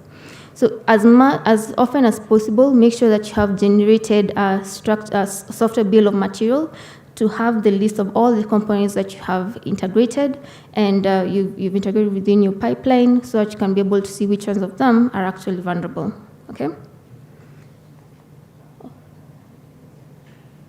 Okay, so this is an interesting one. So we're seeing many and many more companies adopting a zero trust architecture. The reason why it's very important to have a zero trust architecture is because it's very hard to understand, okay, so which avenue will be used to compromise. So we want to make sure that we are not trusting everyone. We want to verify explicitly. We also want to assume breach as much as possible. If you say that you've never been hacked, that one is a lie. It's probably because you have not identified that you've been hacked before, okay? We I'm sure most of us, like, we've been hacked. So always assume breach and put in measures as much as possible to prevent any form of attack. So always make it very hard. So you only give access in time and access on demand as well. So that whenever someone needs access to something, that's when they're granted. And also you have the least privilege principle as well. You only give access to someone that they actually need, okay? And when you're talking about zero trust architecture, we are talking about identities, we're talking about endpoint, network, application data, infrastructure, and threat protection, and policy optimization. So you have to look at all those aspects to make sure that you have least privilege principle deployed, and you have verified policy, explicitly verify identities as much as possible.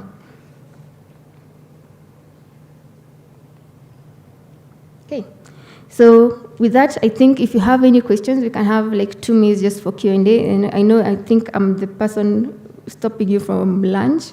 So please, if you have questions, I'm here as well to talk about anything, cybersecurity, cloud security, developer security, anything security. Yes. Do you have the mic? Behind you. Oh, okay. So just the 3 of you, and then...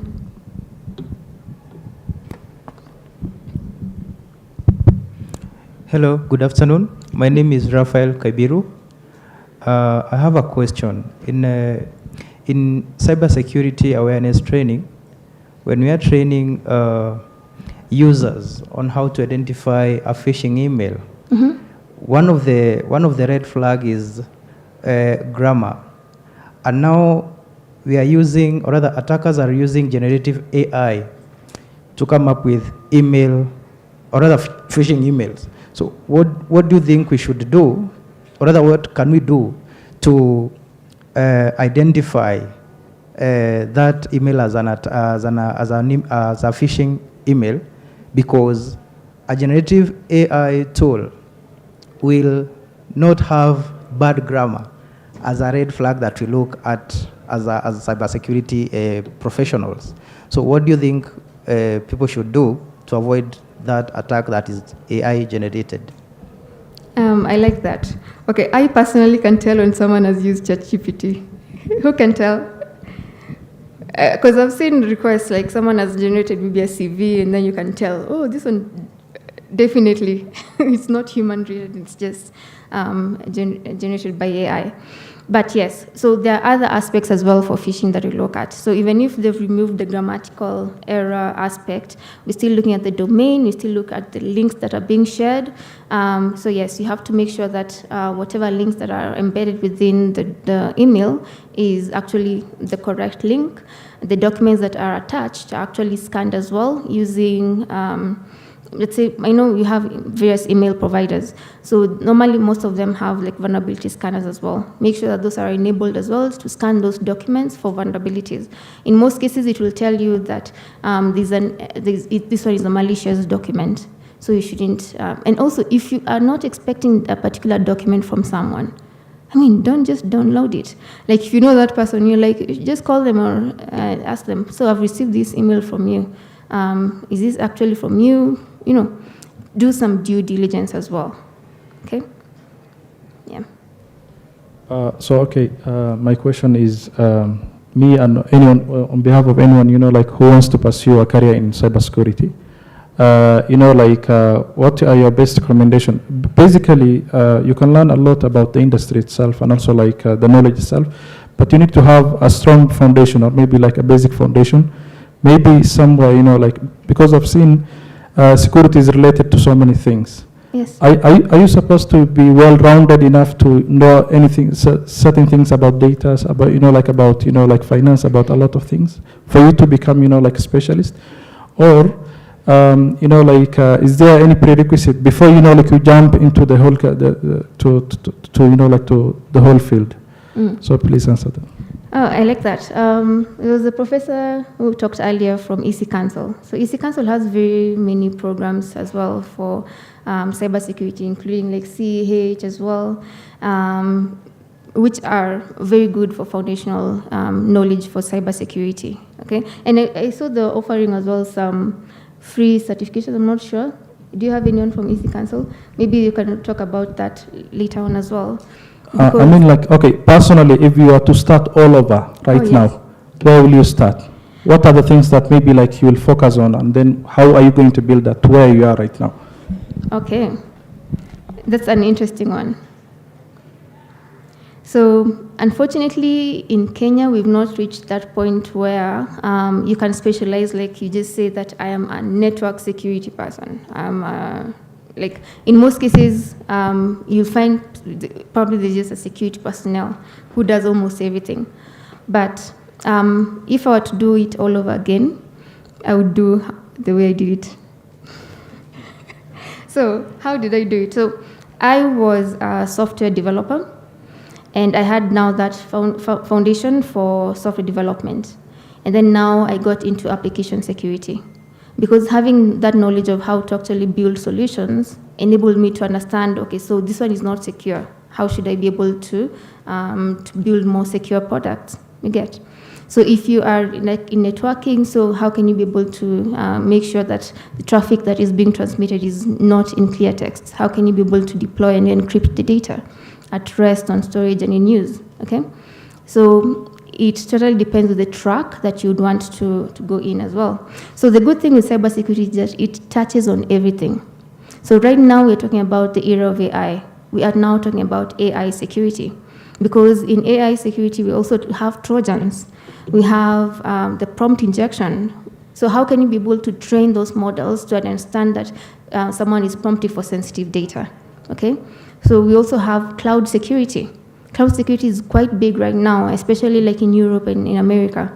I would want to see that stage whereby we have a lot of cloud security engineers in Africa as well, because we are not many of us as now.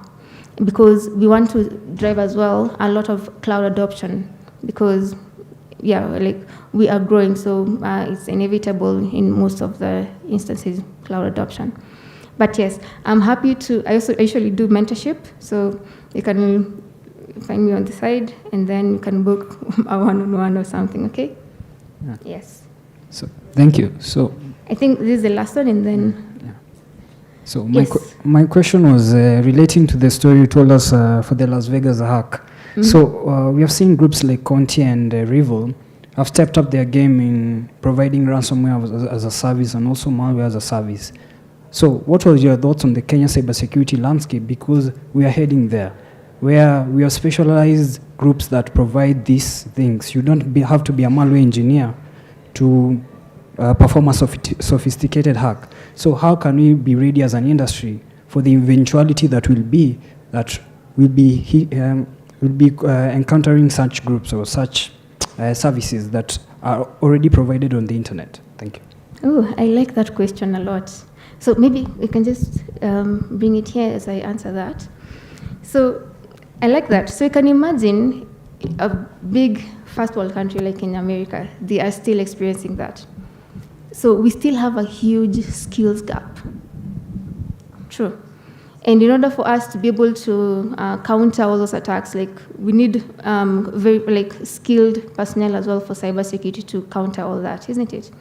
So yes, it's up to us now to train you who are interested in cybersecurity with the right skills, how to identify them and how to counter them, and also how to build solutions that are able to counter them as well. I know a few weeks back we had like a DDoS attack that was targeting Kenya solutions and whatnot, and you'll all find that they had solutions in place to protect those, isn't it? So it's just more of also using all this that we're talking about, AI, behavioral anomalies, to identify what is normal, and to drop them as much as possible, okay?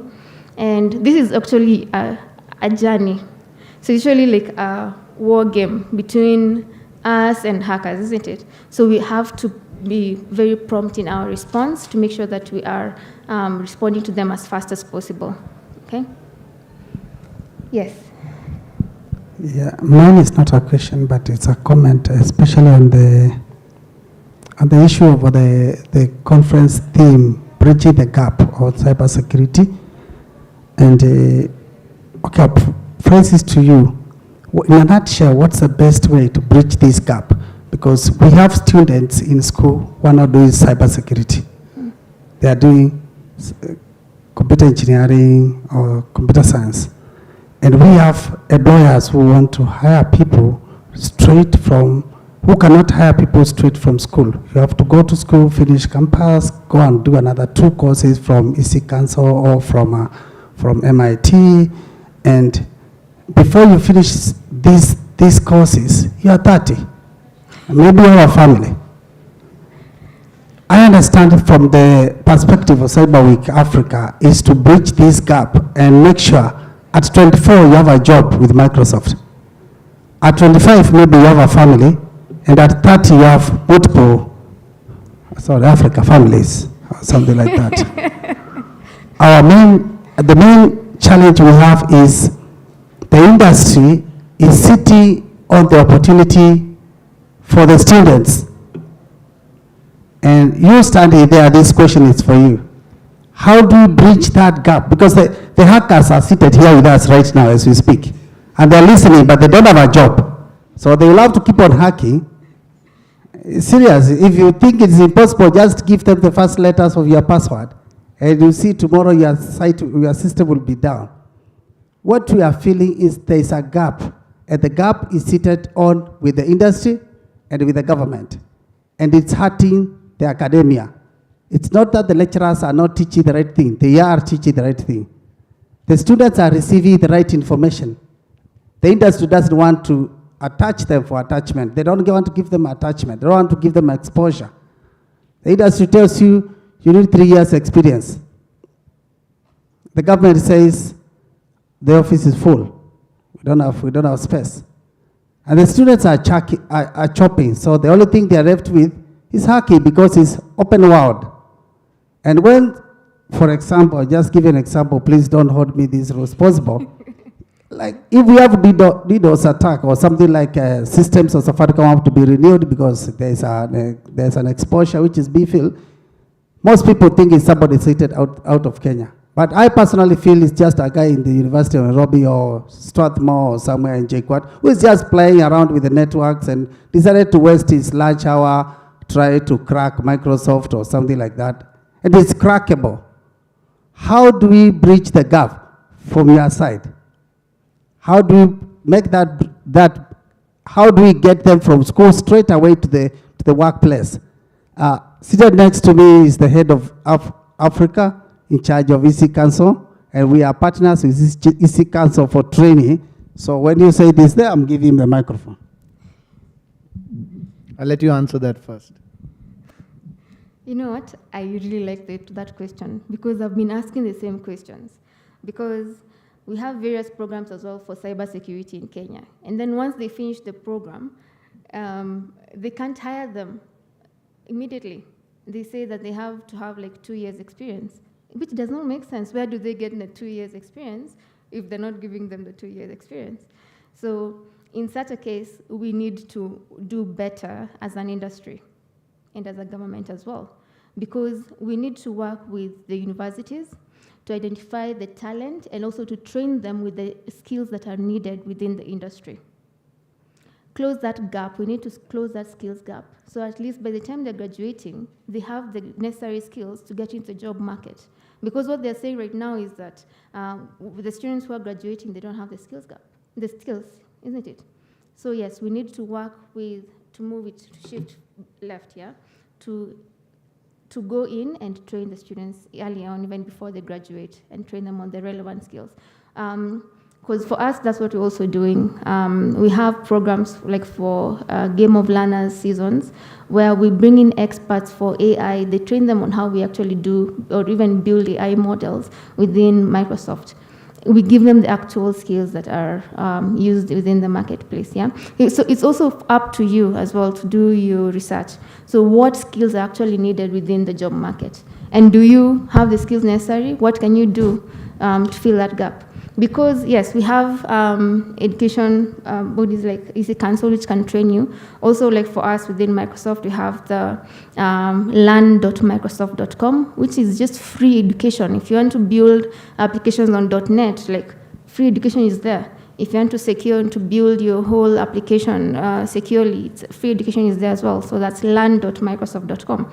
Okay, and yes, so I think, yeah, I'm in total agreement with you. We need to work with the bodies, even if it's from secondary, high school, to train them as early on as possible, even small kids. Because I like when you see, like in Asian countries, small kids as well can code really good applications, like even at 5 years. In Kenya, we need to reach that point where we have more and more adoption of these technologies from early onset and to close that gap. But it's for up to me and you to work together, isn't it? So I'd like to give reference to certain programs because before EC Council, I've been working with Intel, I've been working with Microsoft, I've been working with governments writing down their education policies. I've been involved in all those works. What is required, and I think what John was trying to say over here, is we need industry, academia, and organizations who are there with these skilling programs to come together so that we can not only do the training, but then I can give you reference of certain programs with Microsoft which I've worked in, wherein they worked at the grassroots level to launch programs which enabled students to study and then bring them to a level they were hired directly. So we need more such initiatives. Yes, it will require everybody to come together. It is not a one-man's job, but that I think is the theme of this conference. That probably is the output which is required, or the outcome which is required from this conference. If we can do some discussions on that later on the side and bring out a cause, I think then the conference will be very successful. Yes. I commit to trying to narrow it as much as possible because I believe there is an opportunity for all of us. It's up to us now to fill those opportunities because there's a huge skills gap. And also there are very many job vacancies that are just left like that. So we need to fill them as well. Okay, so please go to the last slide. I want to share my, so you can find me on LinkedIn and on X as well. So on X, I'm Joylene Kirui, and on LinkedIn, I'm Joylene Kirui. So in the event that you want to have like group sessions as well, just to talk cybersecurity, how to be able to identify the right skills or how to fill that as well, I'm happy to help in that as well. Thank you.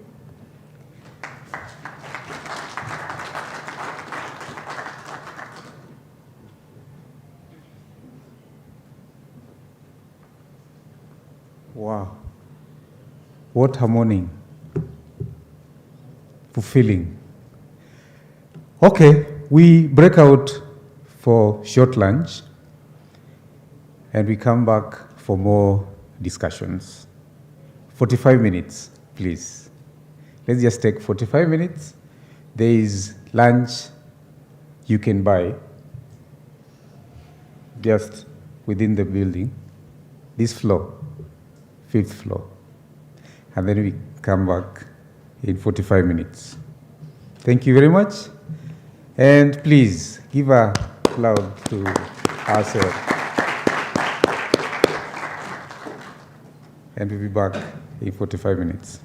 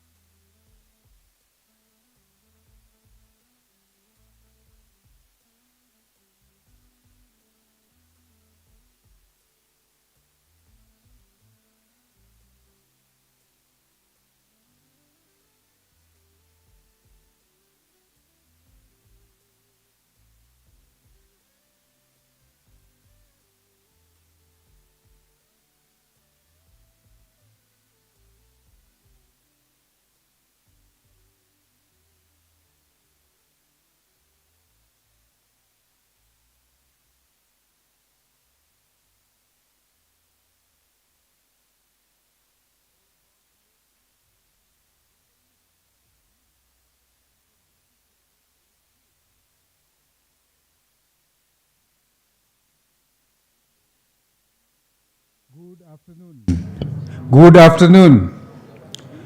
Please welcome back. I am told by ICT team, the technical team, we have over 2,000 online.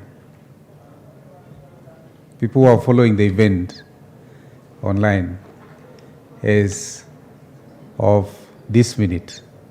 So I think we are doing good in terms of participation, and welcome back. We are going to the afternoon session, and it's going to be different, just a little bit. We have our panelists who are now coming to the front,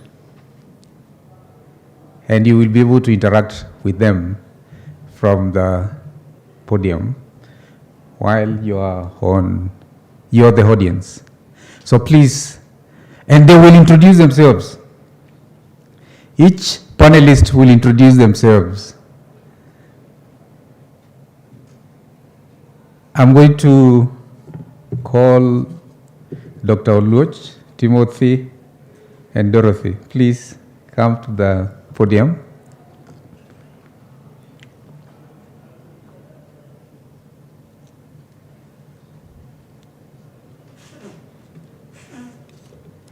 They will also be joined by Haida, the keynote. He says he's feeling like he needs more time to talk.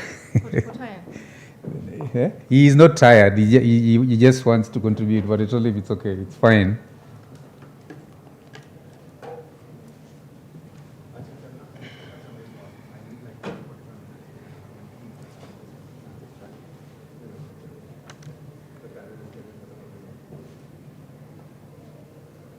Dr. Oluoch, welcome. The stage is yours.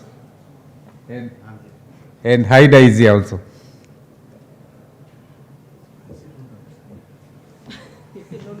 No problem. I'm okay. I can do one. Okay. I can rule the world from this side. It's okay. No problem. Yes, thank you very much, Benjamin. And good afternoon, everyone. Are we getting excited or we are a bit bored? I'm told usually after lunchtime we feel a bit heavy. I don't want to begin by making you do a bit of those dance we did in the morning, but we'll carry on.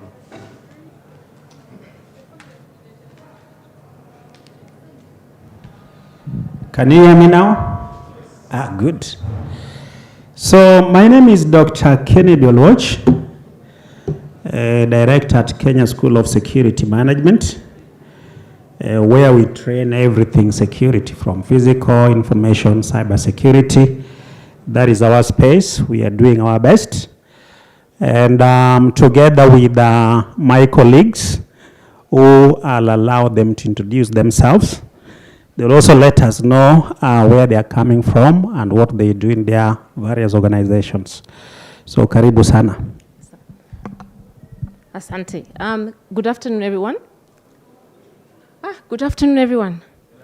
Fantastic. My name is Dorothy Matovu, and I work for IBM.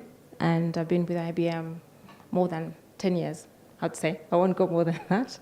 But I'm very kind of pleased to come and have a conversation with you in terms of what we're doing in the region around cybersecurity.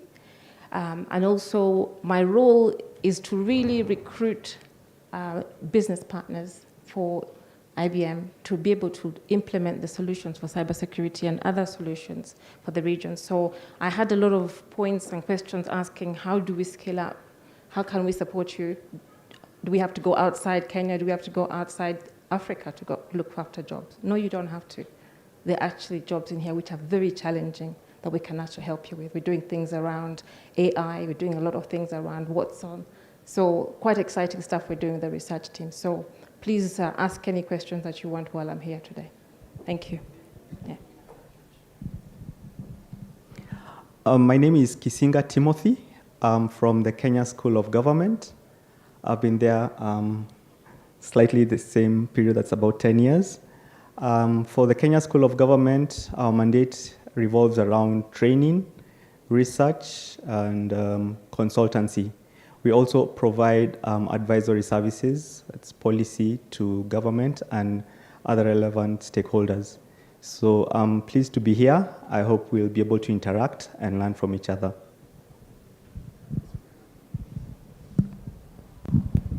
Good afternoon, guys. I'm back again. Okay, my name is Heather Chaudhary. I work for Dell Technologies for East Africa. I'm responsible for enterprise solutions across the whole East Africa region. I manage around like 13 countries. And especially as our panelists said from IBM, that we also from Dell Technologies are striving into a cyber resilient ecosystem and infrastructure. Also, of lately, Dell has also introduced MDR solutions, which are managed detection and response platform, in which an organization can outsource all their cybersecurity requirements to group of specialists, and it can come as a subscription. So like to set up like a virtual SOC, you don't have to buy equipment anymore. So a virtual SOC can be set up for you under a subscription. So these are some of the highlights which we'll be discussing, and definitely we are open to take your questions during the panel discussion. So be with us. Thank you.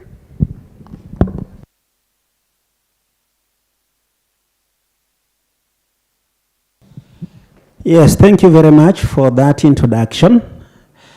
And as we have said, we are a panel. So as a panel, you'll allow us to sit down so that we can focus more on discussing a subject I believe is very central or key to this conference, a subject on cyber security competency, and more so when it comes to the demand of cybersecurity competency versus the supply of cybersecurity competency. So the discussion we're having this afternoon is a continuation of some of the issues which were addressed and presented here in the morning. We had the director of EC Council who spoke about quite some figures when it comes to the skills needed in the field of cybersecurity. And I think he was talking about, he was talking in terms of millions. He's talking about a gap of 3.2 million in terms of a competency, the general competency required within the cybersecurity. And then he went ahead and said that that is more of a general figure. But as you now move to the specific areas of cybersecurity, he mentioned 8 specific areas, including cloud security and all those other areas. So that is what our discussion for this afternoon is going to focus on. So what do we mean by cyber security competency? Anybody with an idea? Is a discussion. So we want to know whether we are together there. We just want to be sure that we understand this topic so that we can be able to get a good response. Anybody with an idea of what cybersecurity competence is all about? In other terms, who is a competent cyber security professional?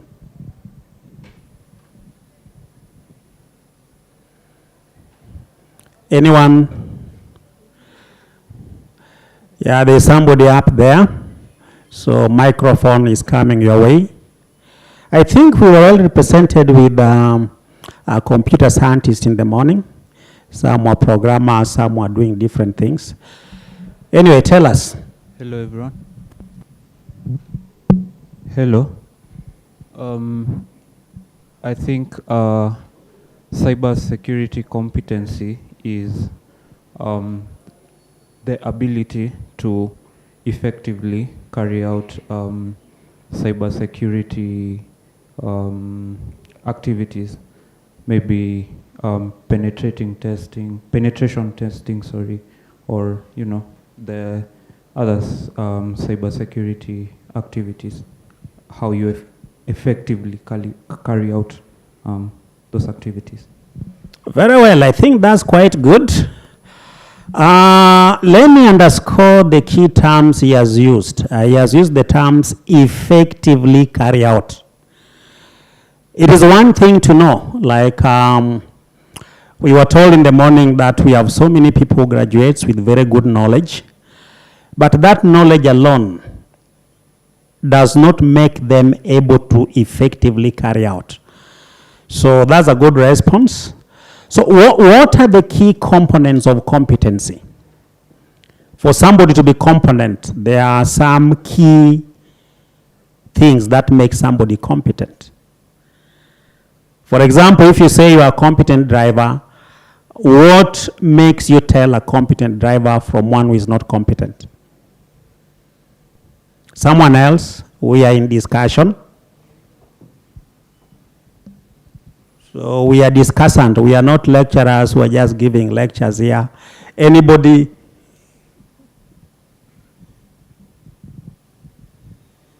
Core components of competence. Yeah, we have two people there. There's the lady at the back. Then we have the gentleman. Let's begin with the lady right there next to you. You can lift up your hands. Okay.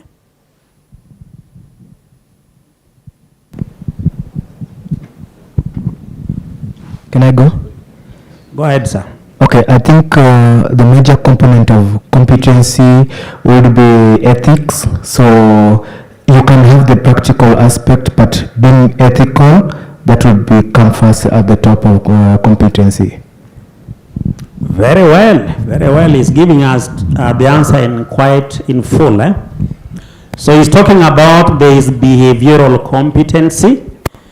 That is to say, if you're a driver, you must be a driver who observes the traffic rules, in as much as you also know how to drive. Then there is also the technical competence, isn't it? So let's narrow down the question further. When we focus on the technical competency, what are the core components of technical competency with reference to cybersecurity? Hi, I think the key components is skills.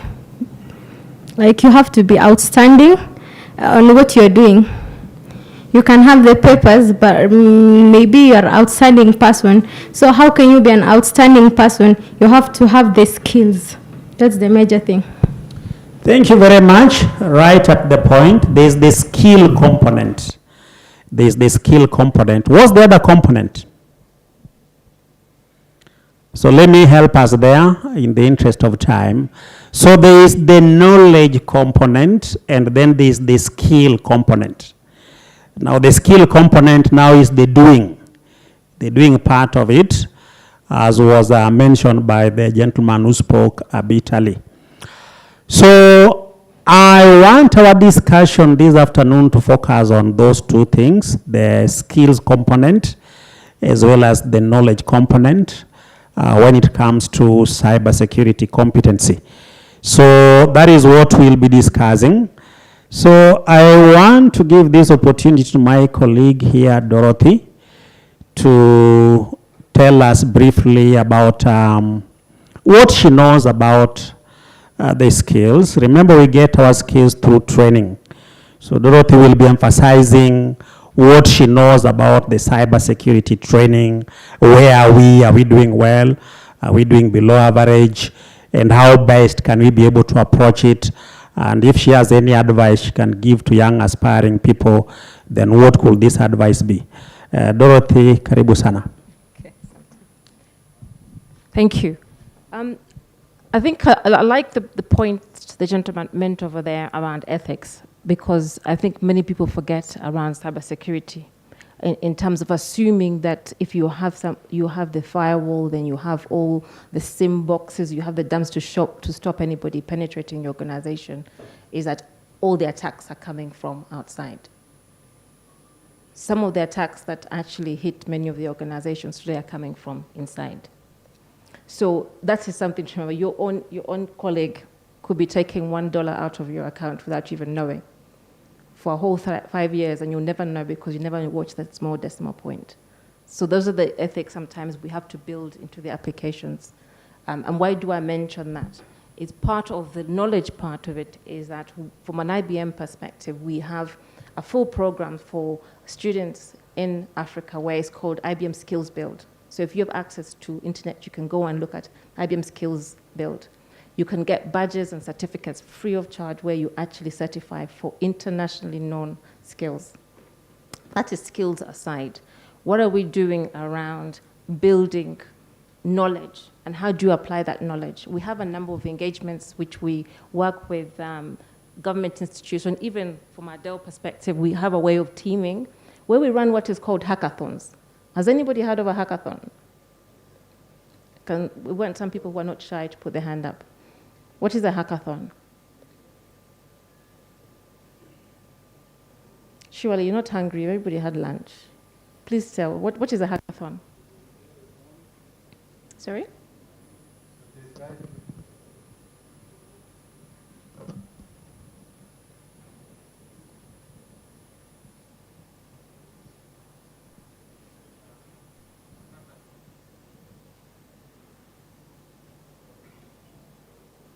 From my perspective, a hackathon is like an organized event where students or techies meet to showcase their skills on certain item, like in cybersecurity or developing something. So it's an organized event for showcasing skills, different skills. Thank you. Yeah, that's a good context for showcasing the skills. But one of the key pointers from a hackathon is that you have to be resolving a problem. And when we do hackathons from a regional perspective, we do hackathons not just from a cybersecurity perspective, from a skills, but also to address a problem. Like we had one hackathon about 4 years ago where we actually had a challenge with Nairobi water where they had a leakage, where they had leakages everywhere. How do you identify leakages? If you get university professors, please forgive me if I, you'll have people who actually suffer the water leakages and they'll tell you how to fix the problem. So the key things is that we can work with the universities, we can work with industry to put hackathons to address particular problems which are regional challenges. So that is another way to get deeper skills on what we do. We also, I don't know if anybody knows here, we know we have the IBM Research Lab in Kenya. Does anybody know that? In Nairobi? Are you aware? It's at the Research Lab which is sitting at in Karen. We also have a research lab there where we do more than just cybersecurity. We also do research around the challenges we face in the region, but addressing them from AI perspective, looking at technology today, how can we use it to address the challenges we have. So I don't know if I've covered most of the things. So the opportunities are there in terms of learning and expanding our expertise. Is just how deep do we want to go? And there's many mechanisms we can do it with industry, with university to do that. Thank you very much, Dorothy. But still, back to Dorothy again. He is a graduate who has graduated from the university with a very wonderful degree, computer science. So in terms of knowledge, is okay. And let's say he's also working, and because of work, he goes through these periodic trainings which are there. But still, what does a cybersecurity professional do to further enhance his competency? Is there something more that an individual need to do apart from those degrees, apart from those training, so that one can be at the forefront or cutting edge of knowledge? Basically, I'm talking about any comment on how best research can be taken and channels which such professionals can use to advance, but through research, innovation, creativity. That's a very good question, and it's multifaceted because it involves everybody in this room has invested their time, they've given up something to attend this kind of conferences. So it's important that you read widely, you engage and interact widely, and not specifically on one OEM. Today with the presentation on Microsoft, IBM has solutions. There's other solutions wider than that, so you have to open up your mind wider than that. and also to reach out to research environments. So what we have is within the IBM partner ecosystem, because I lead the partner ecosystem in terms of I onboard organizations to be able to use our solutions. These are the key incubators of how to learn on the job. So if you're able to team up with organizations locally who are actually doing this kind of work, that is the best way to learn. I learned through a polytechnic before I went to university, and I was one of the first people to get jobs because I had done hands-on work. So it is critical that as you're studying, you don't focus purely on academia, but try and do hands-on learning from an industry perspective. So invest in attending key conferences, invest in learning beyond just one particular area of interest. Look out from your local perspective what OEMs are doing. Attend their sessions, even attend their free training courses to be able to expand your expertise. And also make friends with your marketing teams. They're very well good at connecting each other, knowing what everything's happening, not just the IT department. Yeah. Thank you, Dorothy. But still back at you. It is good news to know that institutions, organizations such as IBM are right here with us. But one thing we know is that these organizations have their own procedures, their own systems and criteria of engagement. Now, assuming there is an aspiring cyber professional who, let's say, has been able to secure a place of work, so this somebody is already practicing. And this person wants to further enhance his competency through engaging in a research process. So how open are IBM research facilities to the public, or for people who are not employees or people who are not yet gotten into partnership arrangement with them? How accessible are these research labs? Maybe you can address. The good news is that this research lab, the worst thing of doing research is doing it in isolation. So we don't do this in isolation. If anybody's, let me use the example you've given, that somebody's working and they're looking to get engaged within the IBM research lab. We have to be specific in terms of what is it they're clearly interested. Because one of the things we're doing is that we have many incubating organizations in Kenya and the whole of actually Africa who are doing amazing stuff around cybersecurity. We can look at working to them and second them on a project of that nature because that is of their interest. That is something we explore and working on. So they're not left out in terms of engaging, but we tend to engage with organizations which are working for a particular goal to address a particular problem. As an individual, you'll have to attach yourself to a particular engagement of interest to do that. We also offer within the program internships from a PhD perspective and anybody from an internship perspective. So the applications are there, you apply and you go, but it's not usually when you're working day and work and come and do extra projects. That kind of engagement is much more fluid. We tend to want to have an end result out of it. I hope I've addressed your question. Very well. I think you have heard from her, and I'll need 3 people with at least 3 questions, which will be directed to Dorothy in terms of the professionals who want to advance their competency through research. So we'll be expecting 3 questions. So those 3 people, you can prepare yourself. So in the meantime, we want to turn to our friend here, Timothy. He said that he comes from Kenya School of Government. And there he said they do training, they do advisory, and they also do research. Now, with regard to cybersecurity, we would like Timothy to let us know what he understands in terms of both the demand and supply of cyber security competency. If he has any figures in terms of trends, again, he will have the opportunity to address that one. Timothy, karibu sana. Asante Daktari. So yes, correctly stated, the Kenya School of Government is involved in capacity building, that is training, consultancy, research, and advisory services. So when we're looking at demand for cybersecurity, and actually I look at it even from a wider range, that is demand for any training or any activity that we provide, usually there's something that is pushing that.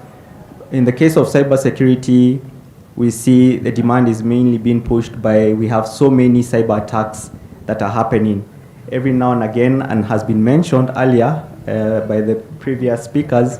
We talked about the different attacks that we have experienced. So that is one of the demands that requires us to provide a supply of competency to be able to deal with those kind of attacks.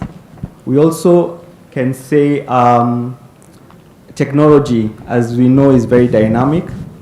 And what was an attack last year, probably we found a solution for it, but we have new technologies in place. We have the cloud computing, we have the AI we have mentioned, which will come with different types of threats revolving around that.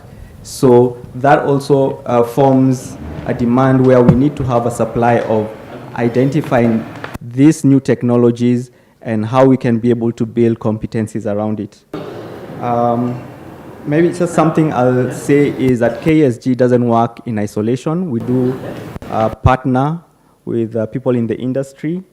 So for example, there's a cybersecurity training that we developed, and we worked very closely with the Communications Authority, ICTA, and also the private sector. We had some professionals who were able to come in and build a curriculum with us and even roll out the training.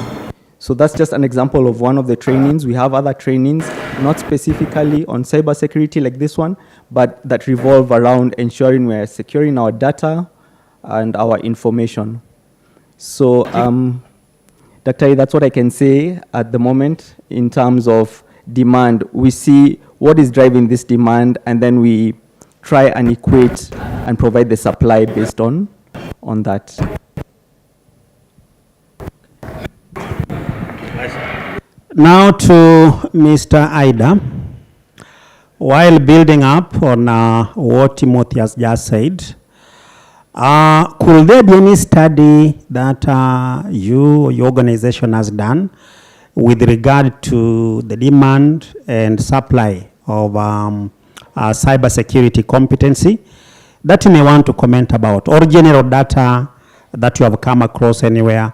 Because these are professionals. They want to know where are we in terms of skills and where are we in terms of demand and supply, so that they don't take a long journey in a field where there is no demand. Thank you for this question. Actually, if you can see, this is the core essence of this conference, that where is the gap? Okay, so as you rightly asked, let me just refer to a couple of things. First of all, Timothy and the organization Timothy works for, they have been working tirelessly to developing skills for not just the public sector, but also private-public collaborations with vendors and all that. But still, I think it's in a silos, because it is just addressing maybe 0.01% of the people. The challenge we face is that for Africa, if you know at large, we don't even have any governing body who can run any kind of skill analysis, that what demand we have, what supply we are doing. I can even explain it even a bit more simpler way, that when our kids, they enroll into universities, the curriculums they choose, they are not even advised about cybersecurity as a core thing. They are told, okay, learn Spanish, learn French language, learn literature, learn IT in general. But what is specific to our region, and the biggest challenge and the biggest demand is this knowledge has never been shared. Let me give you some data from last 3 to 5 years. Back in 2020, for every 100 jobs for cybersecurity professionals, Africa was able to produce 44 people, so we were at minus 66%. As of today, the demand has gone higher and our supply has even dropped. So right now we are at minus 88%, means that for every 100 cybersecurity professional jobs, we were able to produce only 12 people per year. So see where the gap is coming from, because people are so diversified with skills, and they just want to get everything. Maybe they want an easy way to make money or something like that.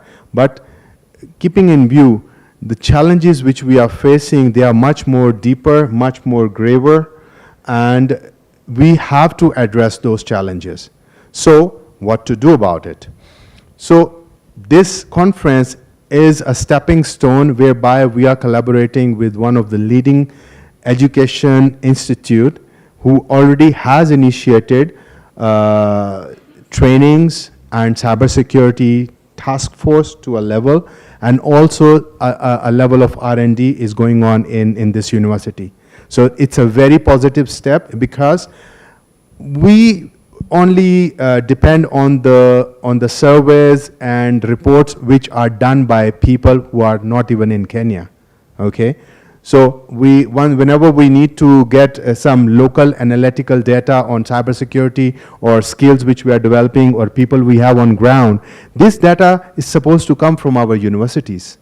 It's supposed to come from us, not like people sitting somewhere in South Africa tells that how many competent people we have in Kenya.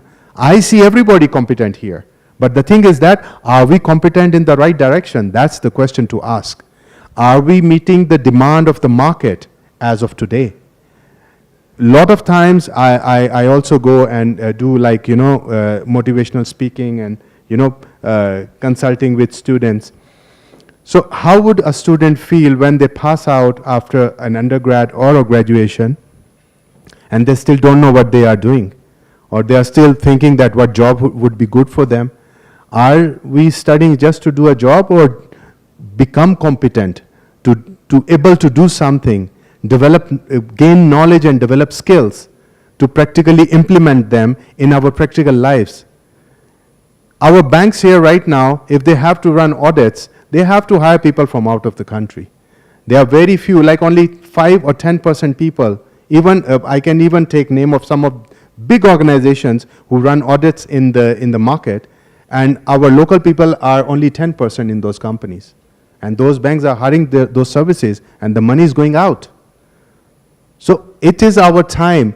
This platform of CyberPro, I personally want to vouch for that we are here to develop those skills with our students, with the fraternity, industry-led, talk to guys who are bringing best practices to our country, and then implement them through trainings and knowledge transfer to our upcoming generation, our students. Okay, so keeping in view that this is we are actually far behind as Africa. One of the largest continent, have a very large population, but still we are not even gauging how skillful we are and how best we can direct those skills to attain something which is more usable, especially in IT, in the field of cybersecurity, in the field of artificial intelligence, in the field of advisory services, in the field of data privacy laws and stuff. So there is it's huge. And let me tell you, if anybody among us develop any skills and become certified as a certified cybersecurity practitioner, there is a certification on that. Do you have any idea what kind of demand we have for that skill set in Africa? We have less than 1,000 people in whole Africa, less than 1,000 people who has one of those certifications. And we are talking about 2-point-something billion people divided by 1,000 people. So we have in fact, we don't even, I cannot even do the calculation on that how intense it is for us to develop these skills. So that was my insight on that. I hope it has given you guys some insight as well. Thank you. Thank you very much, Mr. Aida, for such an enlightenment. And allow me to get back to Timothy. Timothy, you come from Kenya School of Government, where we know a lot of training goes on. It is always said that the best you can ever have is that which you can originate from within you. I know in Africa, we have a tendency to import almost everything, including knowledge. And anything imported to you becomes into your hands as a second-hand thing. So the best is what you can be able to innovate and build from within. And Africans have shown capacity that they can be able to develop and customize solutions which are homemade and which address their unique needs in a manner that make much more sense to them. Now to you, our question to you is that as a trainer, have you been able to develop, domesticate some of this training from the local perspective? And I mean the cybersecurity training. Given that you've had in the morning, there were comments that courses being pursued from outside are quite expensive. So they may be good, but within our economic context, they are not that affordable. So what have you done so far? And also give us comment in terms of how do you think we are doing or we are faring as a nation in terms of cyber security training? And if there are constraints, what are they? And what should also be the best way forward? I know those are so many questions in one, but you can try and handle them. As he handles, again, I want 3 people to prepare some good questions, which we'll give to Timothy, so that he can give further direction when it comes to those who want to pursue this profession and will want some reliable cybersecurity training. Thank you.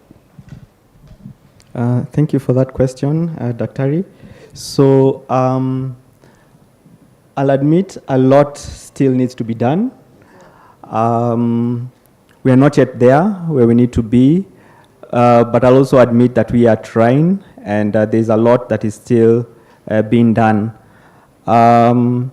Maybe just first of all, because I recognize we have students here, I'll just mention that there are programs that the government actually runs that are there to be able to help you practice the knowledge that you're getting from the classroom. So I'm aware that ICTA has an internship program as well as the public service. That one, in fact, runs for 1 year. So you're attached to an organization, a public organization, where you're able to actually practice the skills of what you have learned. So these are some organizations that you can actually reach out to. And even I think our academic institutions should be able to reach out to gain these opportunities for the students. On the issue of homegrown programs, yes, that's one thing that we actually emphasize on, customizing our programs so that they are localized at a context that is going to be adapted within our working environment. So we have partnerships with several organizations. Some are not even in Kenya, but when we domesticate those programs, we actually customize them to our Kenyan context. And the examples, in case there are any case studies and practicals, are actually relatable and can be implemented in the workplace. So in terms of the program I had mentioned earlier, that was the cybersecurity training, the key partners that we had were the CA, the ICTA, and local private practitioners in the country. So for those who have actually undertaken that course, they found it very helpful. We tried to review these programs because, as we say, technology is very dynamic. So it's not static. We keep reviewing to ensure that it's going to be able to capture any of the new technologies that are coming up so that they are actually relevant to them. I'm not sure if I have captured all the questions you had asked, Daktari, but I'm free to answer any other questions, especially if they come from the audience. Thank you. Yes, before we get to the question and answer session, which we are just about to go to, there are those people outside there in the industry, the IT professionals, who might still be thinking that this wind of cybersecurity is just a blowing wind, and soon it will come to an end. And again, probably they're asking so many questions that is that all there is when it comes to IT? So we're also having questions here in terms of what really is cybersecurity, and how do you compare, contrast it with the usual information security we have known for quite some time? Where is the point of convergence? And should one overshadow the other, or how do we strike a balance? And again, we'll turn to Dorothy to be able to emphasize, after which now we'll be taking up your questions. Thank you. I think my colleague there also would like to answer that question, I'm sure. I think that's a very interesting conversation, and I think my colleague from Microsoft should be here as well to add to it. But the cybersecurity challenge is not here to stop in terms of, it doesn't have a stop or start. It's evolving, like you mentioned, Timothy, that like learning is an evolving process. We have attackers from within, from outside, and they're also evolving in terms of knowing what rules they can actually supersede. And how do you do that? You have to have solutions and applications which are always scanning, always finding out new changes, and then making sure that you update the systems to make sure they can cope with any cybersecurity attack that can take place. So there is the cyber attack from outside, and then there is on the internal. I remember we were talking about backups. Backups are not enough, because you have Trojan horses where you have somebody will attack you and they'll sleep for 10 years and they're watching. I'm sure you're aware of that. And when it's their time to trigger, that's when they'll wake up, and all your backups will have the Trojan horse already in there. This goes back to the conversation around information and knowledge. So what's the important part of it? If you have a firewall, you make sure, if you have a firewall, does it actually update you on a weekly basis, on a daily basis of new changes that have taken place? If you have a security SIM box, which is actually looking out for attacks, are you up to date with that? That is the cyber part of it in terms of being attacked. But how do you keep your data from a governance perspective?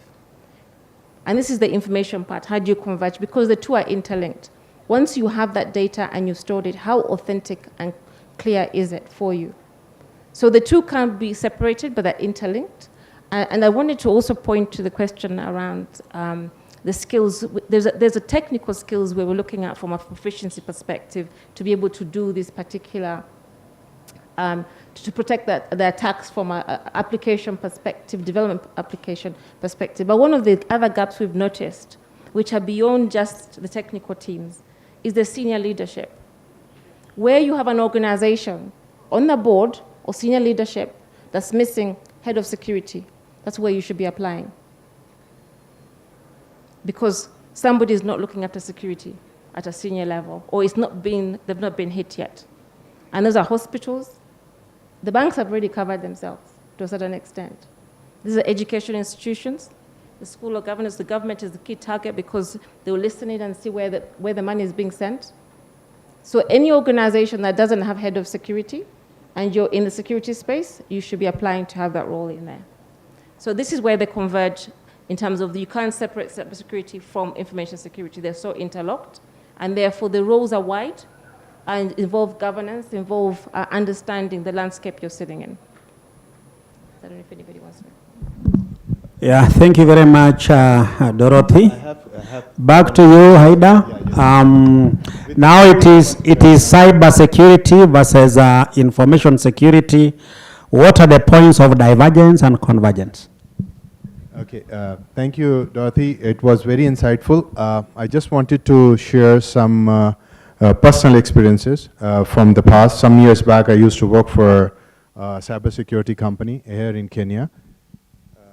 And we happened to run an audit for one of our back then leading banks. And just imagine, as she rightly said, it's not that always you find somebody from outside attacking you. It can be somebody sitting next to you in the same office. So we came across, I want to give you like an example. So what happened, there was a lady in the office and she was just like a junior staff. And from her account, her email was compromised. And there was an email sent from her to another friend of her with some pictures of boots, shoes, especially red color. So look out for that email. So she just sent an internal email. It was done through like a virus that I have just bought these shoes and they are on 50% off. I have gotten the black one, but red ones are still in stock. Why don't you try? And the lady who received the email, she clicked on that picture to see it, like click to enlarge. The moment she clicked that picture, her whole system was compromised and she was actually with a higher level of authorization in the bank. And we were able to find one of the most notorious fake mobile banking app, which is called Zeus. Maybe you have heard of it if somebody has done cybersecurity research. So we found Zeus actively propagating in their primary databases and connecting to all the mobile app users and making fake transactions, and bank didn't even know.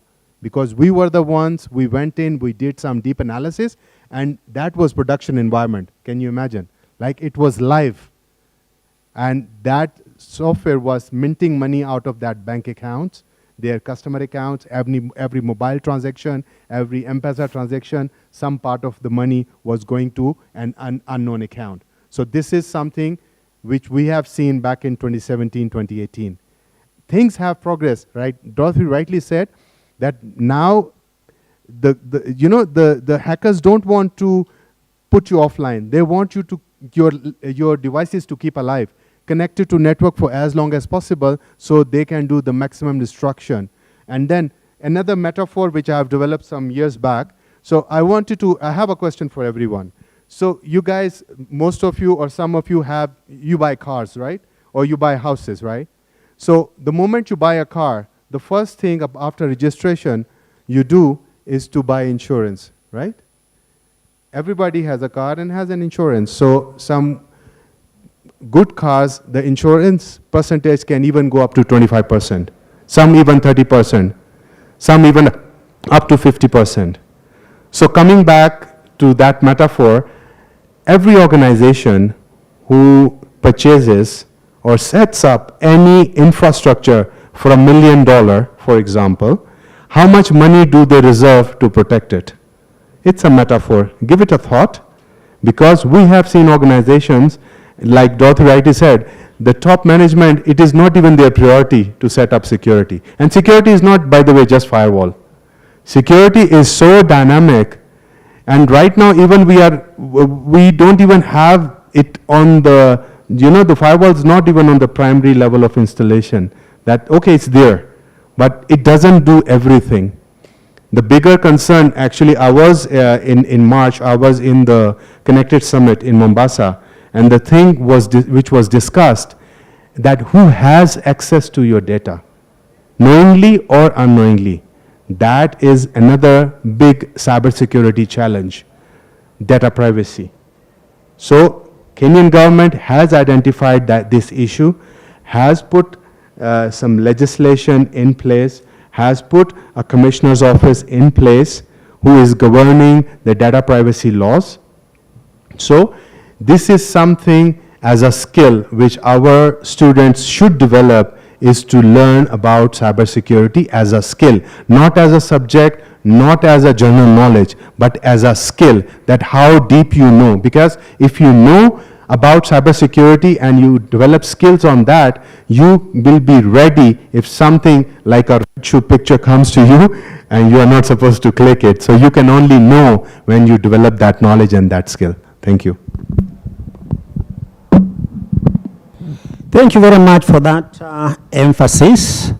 It is now our time for Q&A. Anyone with a question? Yes, let's begin with the professor down here.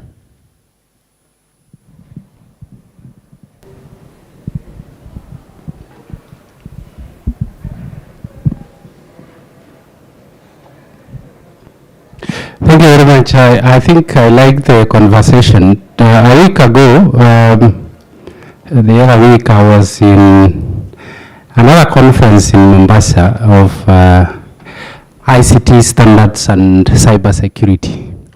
And the question was, where there was a question of, so there's somebody who presented some results from a study, and it's all about cybersecurity from universities. And the gentleman was very mad at university management in all over the country. And he said none of these universities is putting a budget on cybersecurity. And then we discussed that a little bit, and we said, in Kenya, do you think, how many of us would buy insurance if it was not mandatory? I mean, if we were to say it's optional to buy insurance for our cars, I think maybe 20% of us would buy. So that is natural. The second thing is, you put in money for something that you don't know whether it is going to happen, or even if it happens, you don't know whether it happened. So the next question then is, how do you convince somebody to put in money when they cannot even tell whether something they are protecting is safe? So then the next question was, so how do you then convince people of that level to put in money there? And I think you answer the question by talking about top management having a representative who understands what we are talking about, regardless of whether the other management team understands it or not. The other thing that I wanted to mention was, I had the gentleman from Kenya School of Government talk about their collaborators, and I wanted to ask him whether they involved any academic institution, because I didn't hear that coming from him, and if not, then maybe why? Are we going to close universities and then we go to government, very small government institutions for training at that level? Or what do you think is a solution to this problem? Because it looks like we are dealing with a problem that is universal. Having said all that, then I think it is important to note that cybersecurity is not starting today. And it's been there. And by the way, for your information, and the lady there will tell you, that the big companies, the tech giants, have been dealing with this thing for a very long time. Technically, they have been dealing with it for a very long time. So they are very good solutions. The only thing which has changed is that the landscape has changed. Everybody is on the net, so including those who don't understand that they are on the net. So they are there.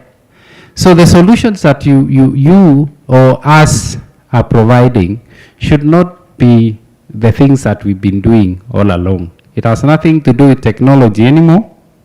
It has something to do with the rest of the population. And therefore, the answer to this is,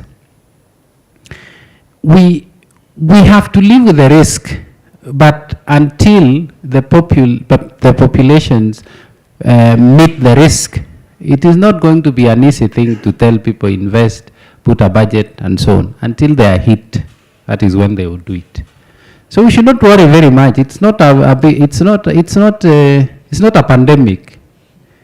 It's not COVID-19, in my opinion. It's a process that is going on that will get its solutions as we proceed. Thank you. Thank you, Professor. Maybe I just have two things that I can say. Number one, in my view, I think, especially for top management to really buy into this idea, is to have ICT have a seat at the table, which for many organizations, unfortunately, you'll find ICT is still very much seen as a technical role. They're the guys who will be called to fix the projector when it's not working. And so when we don't have a seat at the table, it's very difficult for some of those agendas to be pushed. The second thing is awareness. That's something that just needs to be continually preached. Awareness is not only for the ICT practitioners, but for everyone. I think it has already been mentioned earlier. There are some frameworks that organizations have implemented, such as the ISO 27001, and this one is not specific for IT. Anyone in an organization has some sense of what their role is to secure the information in that organization. So if we continually preach, make this awareness widespread, I think that will really help us go a long way. In terms of the program that we developed, I cannot say as a fact whether we had academia. We did not have an organization, an academic organization, but we had individual private practitioners, many of them who are actually coming from the academic world, because you guys have the source of knowledge as well. So I still will say and emphasize collaboration is one of the things that we need to do to fight this war. No one can do it on their own, no one can do it as a silo. Private sector, publics, and also the academia need to be involved in this. Thank you. Can I just add a point? Thank you for that, Timothy. I just wanted to go back to the professor, that the continuum is not like COVID. Well, there are many traumas in between COVID, because it's not continuous that it hits the world everywhere at once. So I'll give you an example. A hospital in the US was attacked. Actually, it was a ransomware. They captured the whole medical information for patients. So imagine you have an operation tomorrow and the doctor does not have your records with you. The hospital was shut down for a whole week. Some people passed on, other people had their operations postponed. People who had to do scans and get their therapy did not get their therapy. So that's a mini trauma. And we're looking from a commercial perspective, but it has a huge impact overall. And then I'm sure everybody heard about the oil company that was hit in the US as well. It's through Internet of Things, where they shut down the Internet of Things through the cyber security.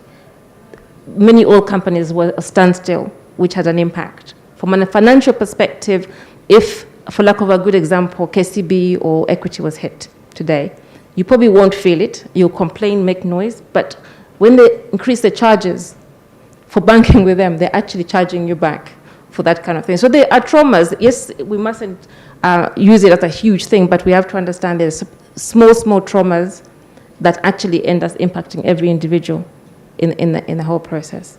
So we need to be alert, as we said earlier on, but part of it is awareness, as you said, from a government perspective, from industry perspective, and also from academic. Prof, we don't know whether we are satisfied, but we hope so. Another question. Okay, there is a gentleman right next to you up there.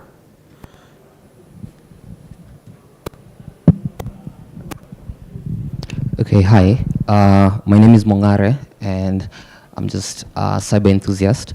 So what I'm really curious about is the feedback systems in place which inform the curriculum, the development of the curriculum, because what I'm picking up from the three of you is a lot of this information is picked up from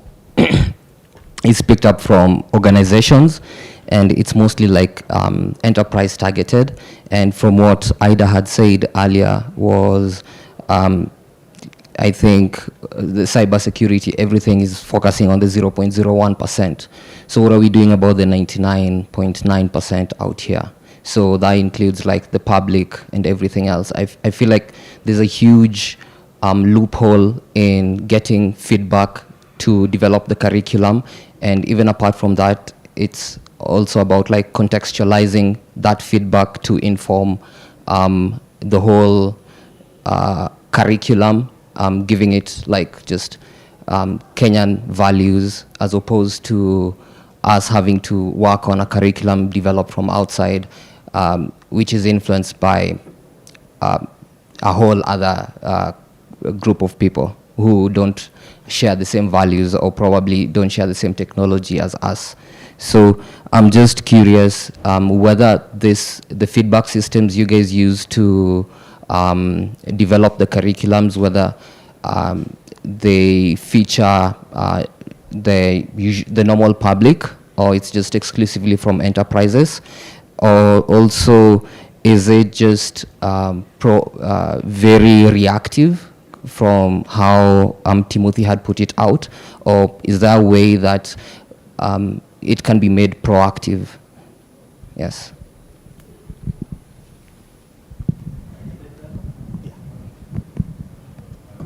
Thank you very much. That was actually, you can say, is the key question as far as I'm concerned. Most of my life and my experience, I personally has developed so many techniques and metaphors from the ground up. It is always very, very important to be on ground. Work with people, sit with people, experience what they are experiencing. That is the only way we can come up with a platform and a curriculum we directly address. The question rightly captured that we have a very unique place as a country, as looking into near and far future, what Kenya and this specific city is going to be for East Africa. We have to look into that. We know we are going towards Vision 2030. What is that Vision 2030? Is a digital Kenya. Digital Kenya is not just for us Kenyans, it is also for the whole East Africa and rest of Africa as well. Because we are going to be a hub of communication, we're going to be a hub of finance, we're going to be a hub of businesses for so many countries which are connected near and far to Kenya. So we have to put things right in our country to start with, starting with a proper cybersecurity policy and advisory grown, which is from our own home, not something which we import from outside. We have seen in the past, people come and they run their agendas through us. They come and they run their financial goals through us. We have seen that. I have even worked for a couple of companies, and we have made millions and millions of dollars for those guys, but end of it, we don't get anything. We don't even have good cybersecurity practitioners who are there to come and do CSRs to our students. Developing a co-curriculum, track is not a rocket science, okay? We can see everybody has access to internet. You can go look for best practices in cybersecurity all over the world. People who are taking lead in that. IBM is one of them, Dell is one of them. I can name like 10 different vendors, but definitely I agree to this kid that they definitely have their own agendas to follow. What about our agenda as Kenyans? Where is our agenda? Okay? So this is what I really want us to invest in, if not financially, at least spend time. Look into this thing, share, have discussion. And I think this Cyber Pro conference is also a point of collaboration. Come talk to us. Let's discuss. Let's see what is needed, so that Cyber Pro can develop that curriculum to start with. We can start benchmarking from one university and then roll it out to other universities. Okay? So this is how we develop our own curriculums. We can take best practices. It's not prohibited. We can use best practices from the research and development which is done in first world and second world countries. It's nothing wrong with that. But this should not be the only source of information and source of research. Thank you. Good question. Thank you very much, Mr. Ida. And I think we need some help here. And allow me to turn to Mr. Noah. Mr. Noah at the bench. Now, the issue of curriculum development can be a simple issue, and it can also be a very complex issue. I think Professor Andrew can agree with me here. Now, can you just give us a glimpse of how the issue of curriculum development is approached from a country like Israel? How do you approach it? Because here in Kenya, I think the professor has to go outside there. By the time they go, they capture those data, analyze, come up with a curriculum, things will have changed. By the time they do those books, things have really changed. But give us your perspective.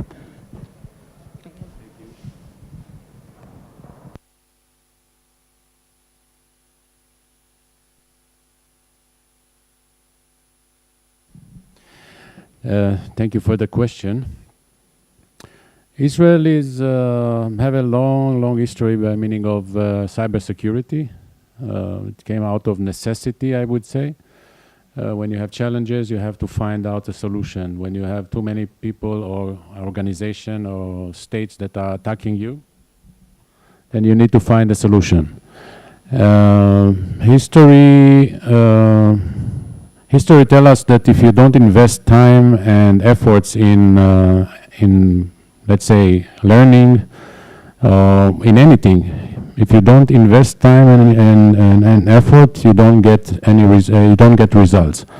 So when it comes to universities in Israel, when you come to the way that curriculum is being built, the focus is first is to challenge the students, to give them assignments and tasks that they need to think about, solutions that sometimes the problems are virtual, not even existing.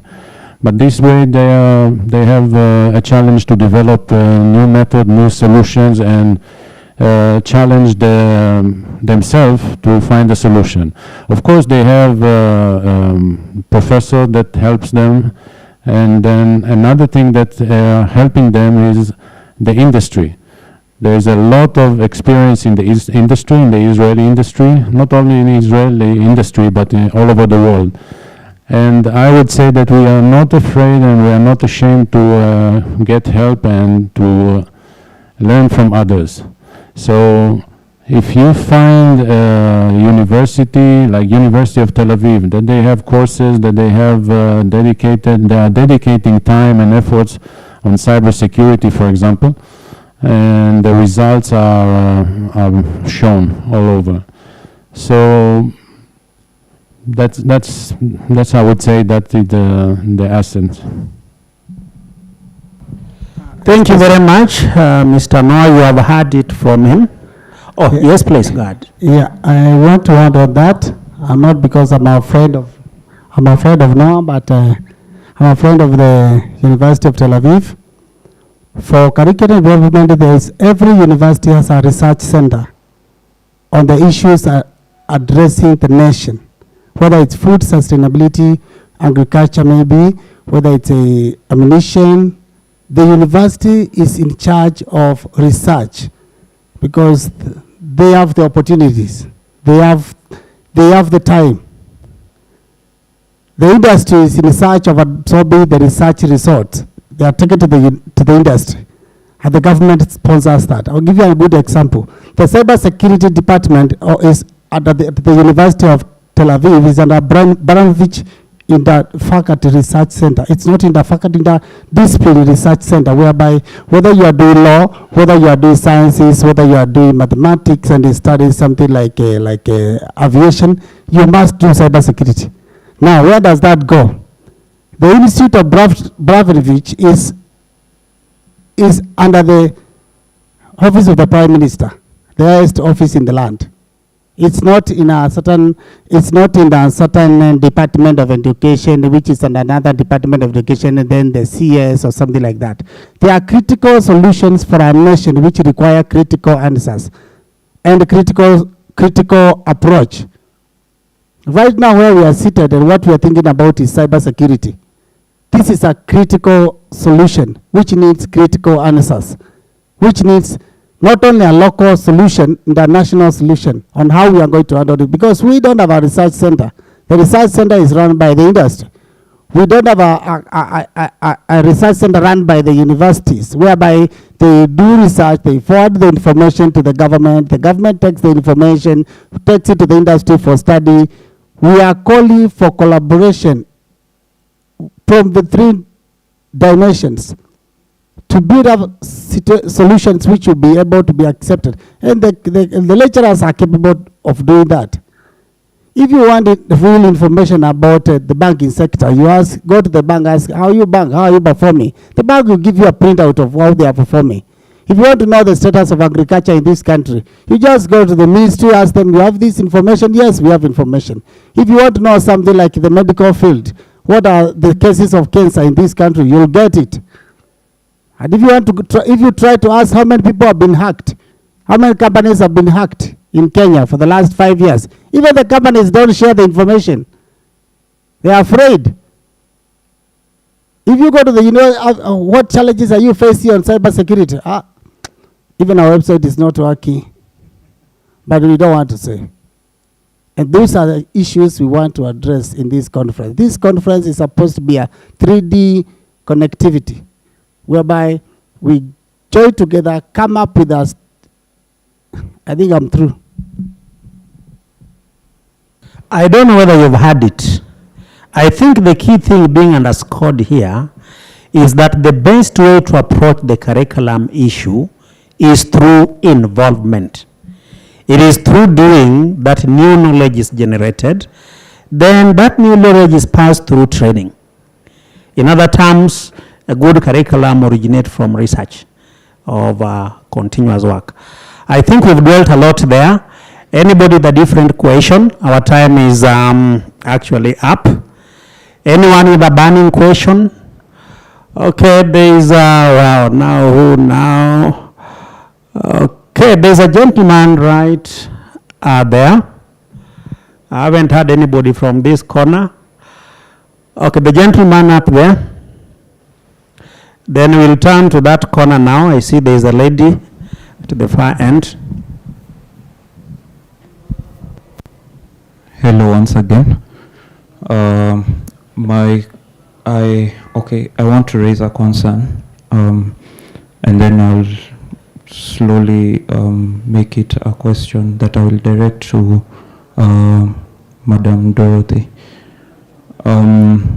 This is the question of, my concern is that I feel like there is a huge disconnect when it comes to opportunities that are available and the labor force that exists in the market.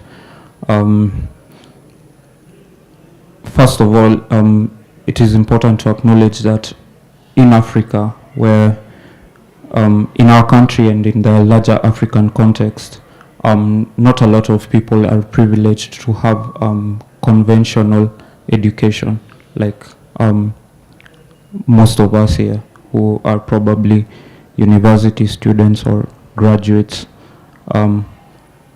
But there exists individuals who have not gone to or have not acquired the conventional education but have these skills.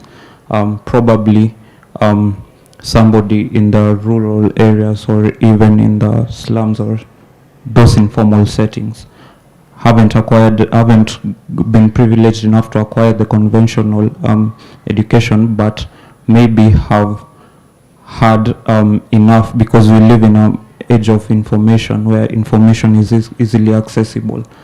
They acquire these skills through the various platforms, like the one offered by IBM, there are other courses offered by Microsoft, Google, and all these platforms. They get this information, they get these skills, but they are not able to get absorbed into the market, into the industries, because most of these industries require you to have maybe bachelor degrees masters, PhDs, and they have done these courses. So they end up being sort of secluded in this whole conversation, and they actually have skills, and most of them are actually really good. So my question is, what is the industry doing to cater for such individuals who do not have this education but have the necessary skills? We've got to hear that IBM have the research labs. Are these people considered in when such decisions are being made or such opportunities are being created? Because, for example, in the cyber world, if these people are not catered for, they end up becoming the black hat hackers. They end up, being the unethical hackers, because where do they take these skills? They are underprivileged. So, well, I think your point is well taken, and you will get an answer. Let's turn to the other side. Somebody was raising a hand at that end. Okay. Then there's a gentleman here, just behind the professor there. You can give him a microphone.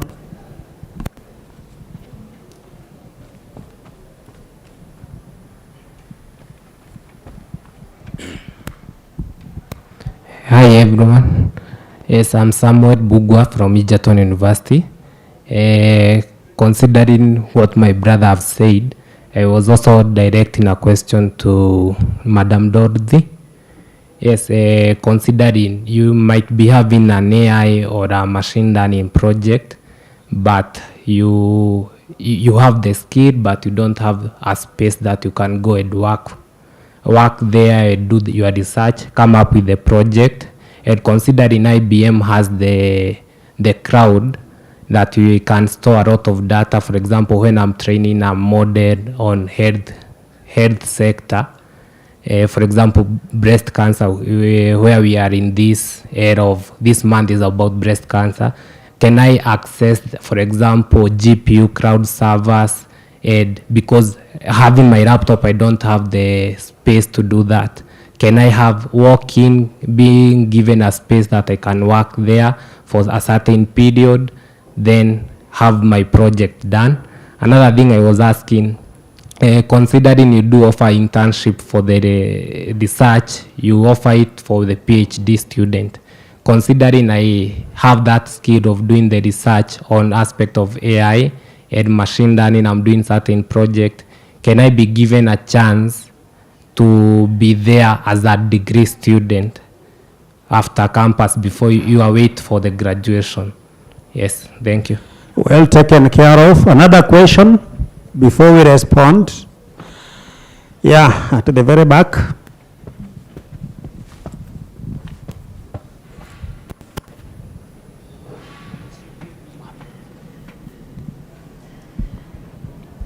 So my name is Samuel, and my question is directed to any of the panelists. So in terms of capturing what you have as skills or basically education, what should you capture in your resume? Just in case you want to apply for a beginner level cybersecurity position. Thank you. Any other question? All those three questions are relating to opportunities. There is a lady there right next to him.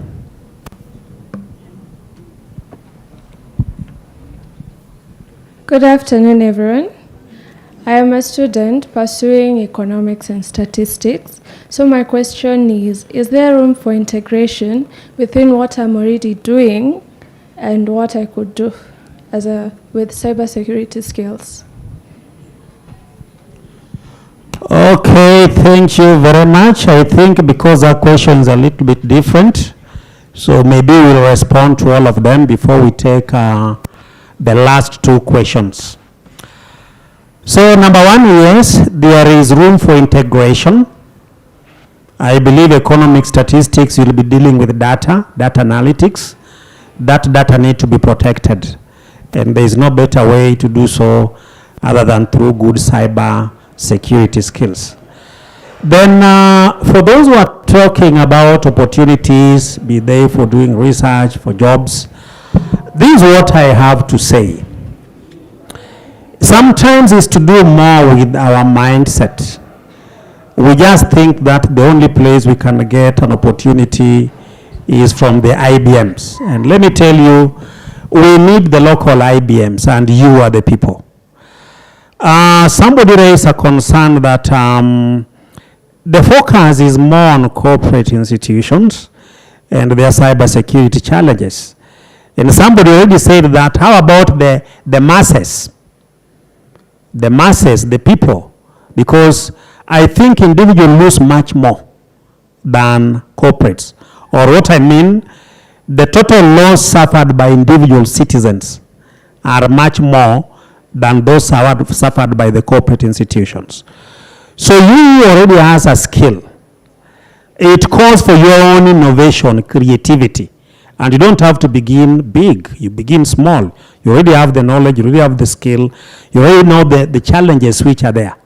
So why don't we begin some little IBMs from that perspective, so that we don't keep on targeting one organization. Of course, how many opportunities can IBM give us?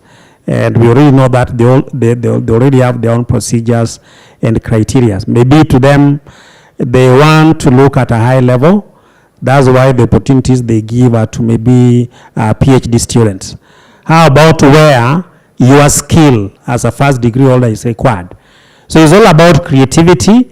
It's all about you taking the initiative, as we also appreciate that there is need for mentorship. And that is why we are calling the industry to rise up, so that our young people can also be mentored. I don't know whether Dorothy has something to add to that before we take the last two questions. Yes, I think you kind of hit on it, is mindset. So your question was coming from a premise that everybody that is hired by OEM comes with a degree. Not everybody who's hired by these organizations come with a degree. And also the premise is that you're looking at 15, 20 years, 30 years of experience. You're in a very fortunate position that you're actually in university now. And what you, at this generation, Generation Z or whatever generation we're at, you have leapfrogged so many processes. So if I even told you my first job was to wire up rooms for training, you will not believe it. So the point here is that organizations are not, having a degree is teaching you how to assume knowledge, how to absorb it, how to be able to articulate it and use it from a proficiency perspective. But the individuals you're talking about in terms of they don't have access to that and they know how to have hands-on, they know how to get jumping through a number of loops. And sometimes they get caught out at the end. So what it means is that it's an education, it's a learning process on and on. So I think that is a key thing to remember. It's a journey. They'll get there. I mean, we have individuals who are fellows and they didn't start off like that. They started off being the programmers. Imagine a fellow, he's done his PhD and is now a fellow, but he didn't start off going through the same path of academia. It's just that in our region, in Africa, we have a fixation on a degree first before you get a job. That is our mindset that we need to look at in terms of practical engagement. Sometimes it's now superseding the person with the paperwork that is involved. And I think it's key that we take that on board. And I hope I've addressed your question there. I'm going to go to the next question where you're doing a research project and you want to have access to environment. You almost want access to a data lake or environment. I can't have an answer for you now, but let's talk after this to see whether I can put you in contact with the individuals who actually manage these programs to see how they can help you. I think that was mainly part of it.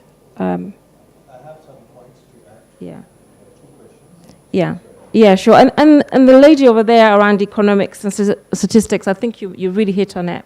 Because you made a point is that nobody's collecting key statistics around cybersecurity. But also, this information can be collected. We can engage with the research lab, the university itself, to find out where we have a gap.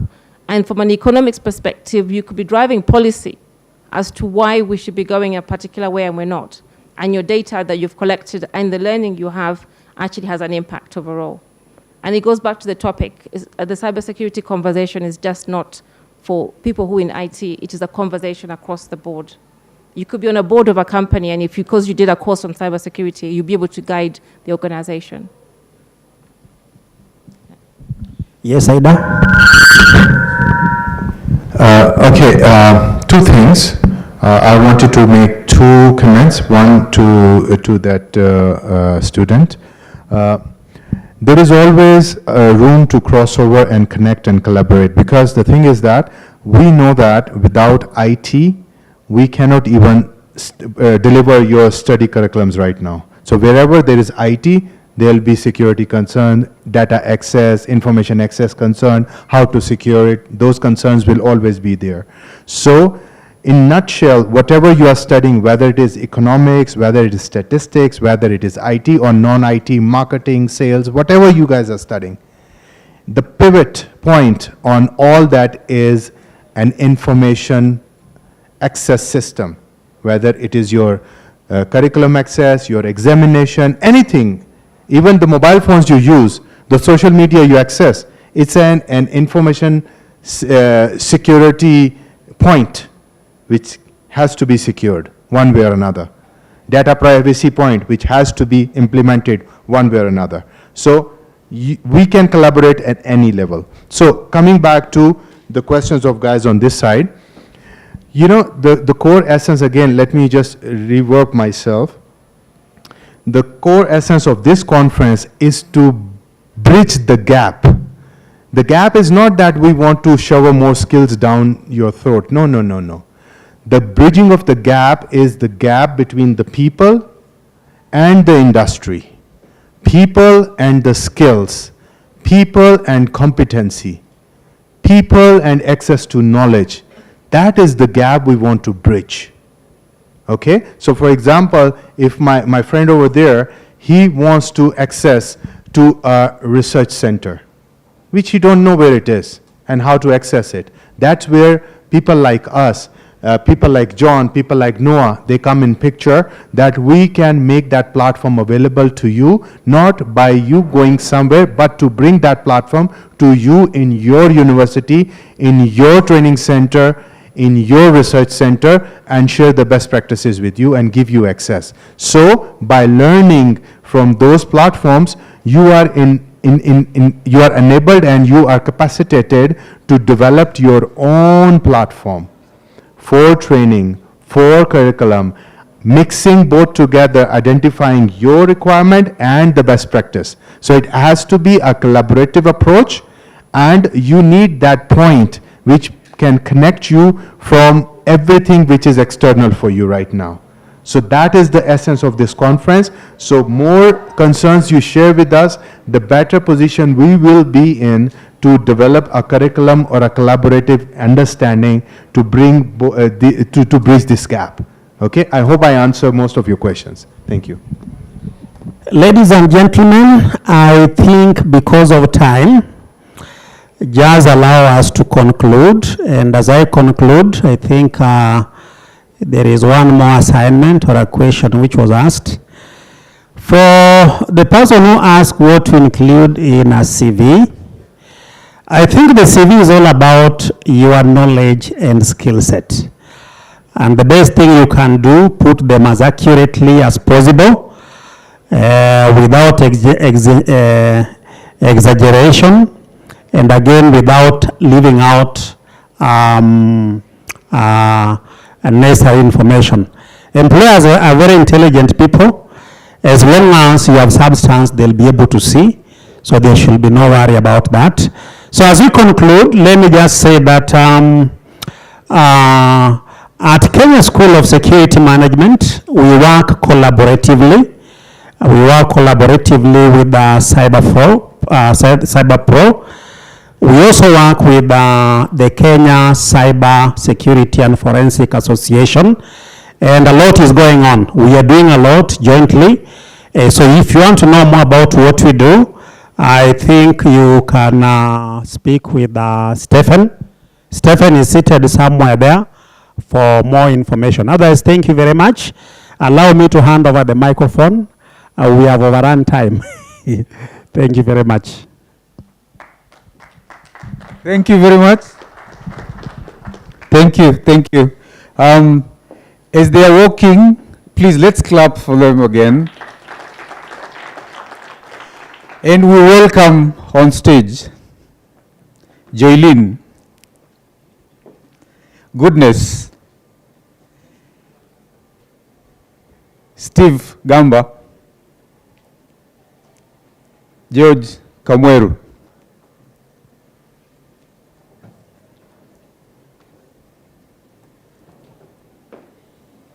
Please, please, yeah.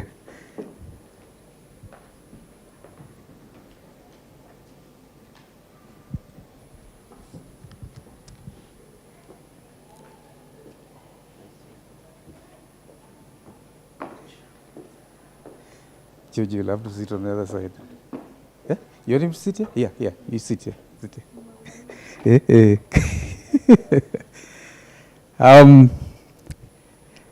Joylene, you're in charge now of these experts. Yeah, Joylene is the one now in charge. Collaborative strategies to defend against cyber criminals. Welcome. Thank you. So this will be a very quick one, yeah? I want us to hit the stone, hit the bird, okay, yeah, to the point, yes. So I want us to just introduce ourselves and what you do in terms of cyber defense, and which company, and what your day-to-day kind of looks like, so we can understand what cyber defense really is. Hello everyone, my name is George Kamweru. People like calling me Georgie, which is okay. So I'm from Masai Mara University. I'm in charge of the network and the servers. So my daily work is generally to be vigilant, to monitor the network and work on things that mitigate cyber threats that are directed towards our servers and our network. Thank you. Good afternoon, everyone. I am Goodness Okbani, all the way from Nigeria. So happy to be with you. I have about 12 years in working in cybersecurity field. I currently work as the Chief Technology Officer in Ethno Cyber Limited, a company that actively protects organizations in different industries in Nigeria, in Kenya, in the UK, against cyber threats. Good afternoon. My name is Steve Gamba. I work at Safaricom Managed Security Services. Day for me is taking care of end-to-end managed security services, right from training and awareness, doing deployments and support, and running or taking care of incident response from a managed security perspective.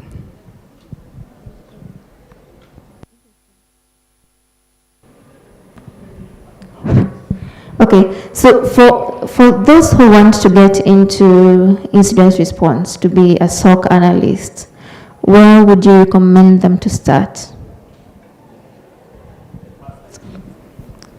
First would be to just have a wide understanding of different technologies. So for incident response, it's not just purely on the technology, it's mainly on processes and how it interlinks with the technology and how people interact with this technology. So it would be very great if you have an understanding of how people get to interact with this technology, how the processes work, and how you get to understand the thinking. I've heard from the good professor in the morning mentioning how social engineering works, how about zero trust, how about ransomware. So if you have a wide view of how technology and people get to work together, it it will be a good place to start, because in incident response, we have different areas. You'd have someone from economics and statistics getting to contribute. You'll have someone from the IT, someone from risk, someone from different backgrounds, because every incident in cybersecurity will be affecting an area within the ecosystem, the whole IT infrastructure ecosystem. So a wide view, understanding of all these aspects will be a good place to start from. Okay, maybe we can all answer. All right, so threat management, incident response, where to start? I think that the first thing to start is to even understand basic concepts. I call it cybersecurity 101. All right? Many people jump into cybersecurity without even understanding basic concepts.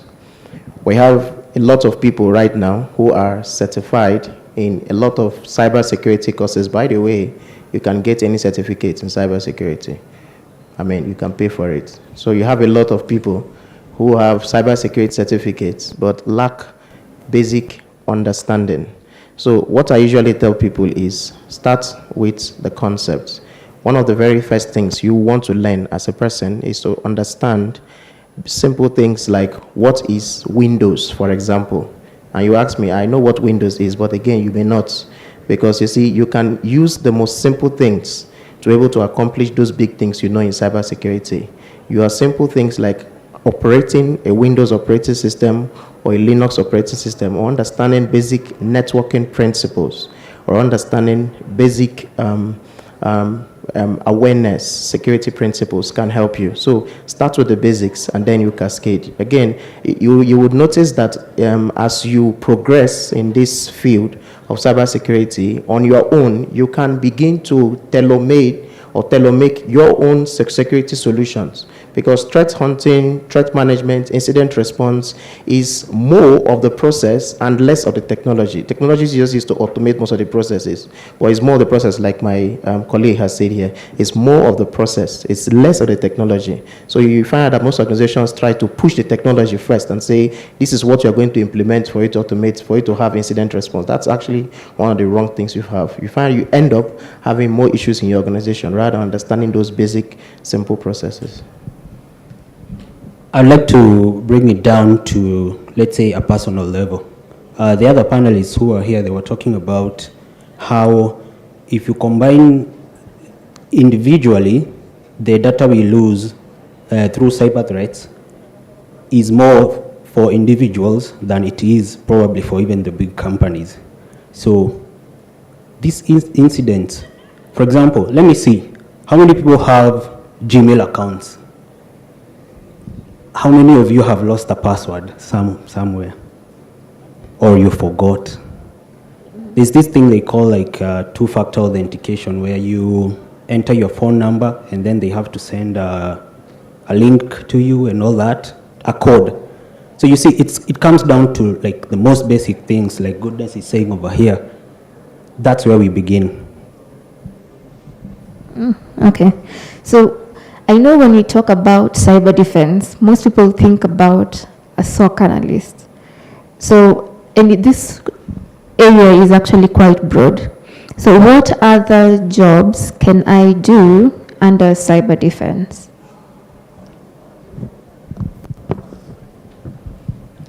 All right, so I usually talk to people, and I said cybersecurity is broken into three broad areas. There is offensive, there is defensive, and there is the governance part. All right, it's offensive, there is defensive, and then there is the governance part. Everything that we have spoken about today in cybersecurity falls into this area. As an aspiring person that wants to go into cybersecurity, it's important that you want to understand where you want to fit in. In Africa, and it's a common thing, again, because of our economy, you just have to be a jack of all trades. If not, you start to lose money, because you have to know this, you have to know that, you have to know that. If you go to Israel, where Noah is, you find that they just only focus on only one thing. You just find one person just doing, he says he's not even a network security person. All he just does is just configuring just only one type of firewall, Juniper firewall, and that is only he does. If you tell the support person, we have an issue with our Cisco firewall, will you not say, no, my focus is Juniper, I don't do anything else? And that's essentially it. If you come to Africa, and I've been to different African countries, you will see that we tend to juggle everything at once, and that's always the problem, okay? But then again, the purpose of this conference is to try to correct some of these things. Beyond just, apart from the defensive side of cybersecurity, as an individual, you can choose to focus on the offensive side. We talked about being an ethical hacker because that's exactly what the offensive security is.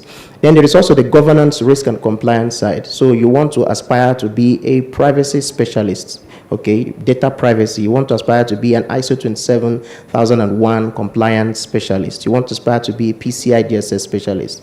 You want to start to look at how to manage risk for the organization on all these compliance frameworks. Again, these are the three broad fields you want as an aspiring person. The key for you is understand these three broad categories. Understand where you as a person, where your own interests lies, because everything comes back to interest, and then you can begin to go. So if I want to be a SOC analyst, for example, okay, so that means I'm staying at either on the side of either being a defensive person, because there is a side of SOC analyst that is doing threat hunting, which is offensive side. So again, SOC analyst is also broad, okay? So are you a threat hunter, or are you providing defense against threats that come into my organizations? Again, you want to determine what exactly you want to do within these three categories: offensive, defensive, or GRC. So double-clicking on what Goodness is mentioning about the defense. So if you just take defense on its own, so there's a principle of defense in depth, where you can run right from the edge to the endpoint. So there are different security solutions. Like it was mentioned in micro-segmentation. So you have at the edge probably where you have your firewalls and your DDoS solutions. Then you have your web application firewalls. If your interest is in the applications, there is that you can focus on. You have the networks as well, where you just get to see how the traffic is traversing across the organization and across your infrastructure. Your endpoint security, endpoint EDR, and all these solutions, you can also look at that. And now when you come to visibility and monitoring, where you have the SOC coming in, and SOC can also just double click on it and see what other areas are there, which has been mentioned. We have the threat intelligence and threat hunting, which is more of a proactive measure. We have the incident response. There is content engineering, where we're just specifically on ensuring you get the best out of the logs that are generated within the ecosystem, making sure these logs are of value. So if all these systems are generating events, how do we consume these logs, and what value would this mean to the organization, to the business, in terms of operations, and also in terms of strategy? What does the strategic team, what does the business leaders get to consume? How do they consume this information, and what does it mean to them? So this is a whole broad area just to look into from a defense perspective. Beyond that, there's also training and awareness, which should be the first thing to look into, because when there is proper awareness, when there's proper training, then there is a proactive sense of defense from cybersecurity approach. Thank you for that. Okay, let me just mention something. Goodness here and Steve, they come from the industry side of the cybersec thing.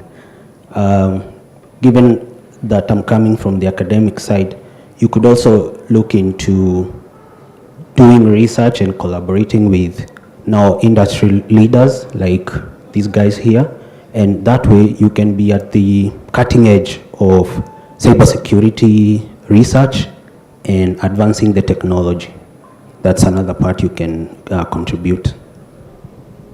Yes, so it's very broad, yeah?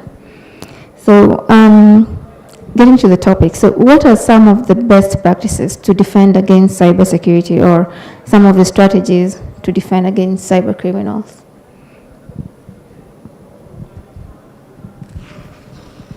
All right, so for me, I mean, from what I have seen, I'm working with real life with different organizations, whether it's those from the financial industry, from the manufacturing industry, healthcare, education, is that when we want to start defending, it's important that you first stop and ask yourself, what exactly am I defending against? All right, so that's one of the very first things you want to do. And again, it goes back to what has been said over time in this conference, which is you want to be able to define your risk, because what is considered risk for your organization will be different from what is considered risk for another organization. So rather than pushing in front technologies, cybersecurity solutions, or products, one of the things you want to start is to determine today what are those specific issues that affect me as an organization. And that's one of the things you want to start out with doing. Today, one of the common issues, and we say common because we see it happen every single day, is issues with concerning malware attack, all right? And one of the use cases of malware is ransomware. And again, ransomware has now evolved. So in recent times, you now have ransomware as a service. In the past, if you want to be able to attack an organization with ransomware, you have to be a skilled person, you have to know how to develop, you have to know how to write code, because again, malware is just software, malicious software, and then you can now know how to push it to the organization. Today, you don't need to. Most of you here are maybe freshers here. You can go to websites. As we speak, there are websites that are on the internet that they call them ransomware as a service platforms. You can go there, you can subscribe. Can even give you a discount, you know, if you look beautiful.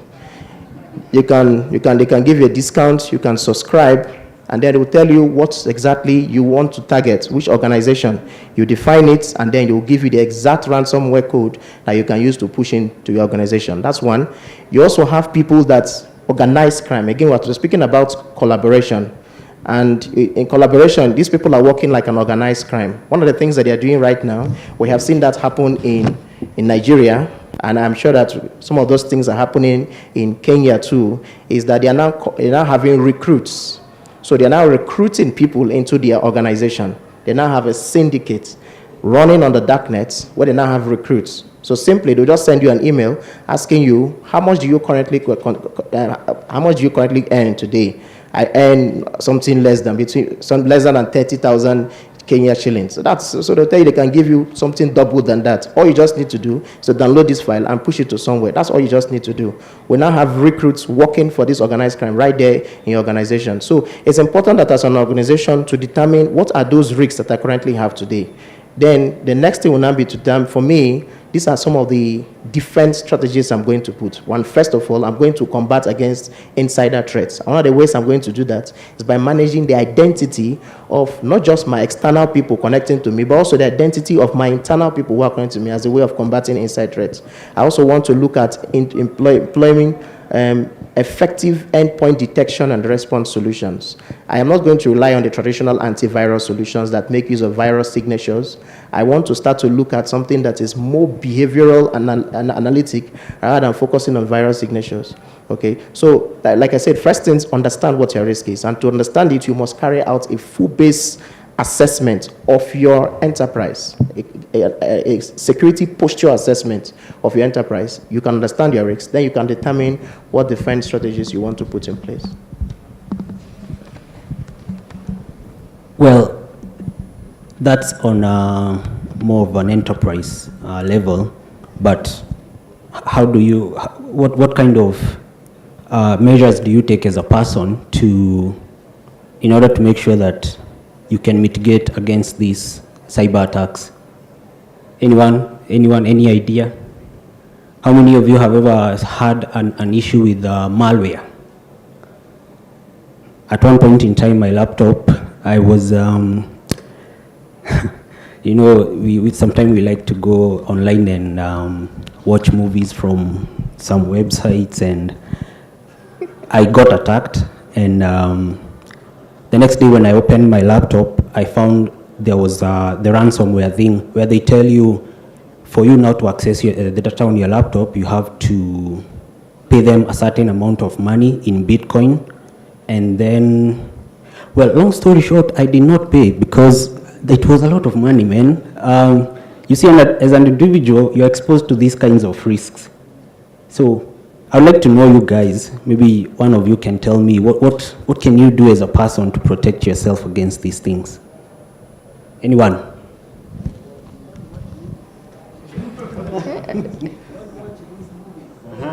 That's one. Of course, don't watch. Over there. Georgie, you can come, I share with you my Netflix password, okay? Please. Yeah, sure. Okay, thank you. Maybe I can share a little. I was once attacked with ransomware, but I got it from a video game. I downloaded some mods for Eurotrack, so they came with that ransomware. And then in the evening, everything was encrypted, so they asked me to pay for a file to be decrypted, to pay $20 per file. So what I decided to restore everything and to remove everything from my laptop and the Windows. But I think from that day, I'm very cautious, and even I don't download anything like movies or games anyhow. So I think the best thing is to be cautious on whatever I download from online. Yeah. Thank you. So are you guys telling me you have never gone to a torrent site to download a movie or a game or something of that sort? Because that's where they get you. Torrent sites are the worst. That's the first place you should avoid. Because here we are looking at not how to recover later, because I had a backup, so I just formatted the computer and I brought the backup. But these places don't even think about it. Just look for maybe a Netflix account, like she's saying. But there's places on the internet where you should totally avoid so that you stay safe. Yes. How about someone here?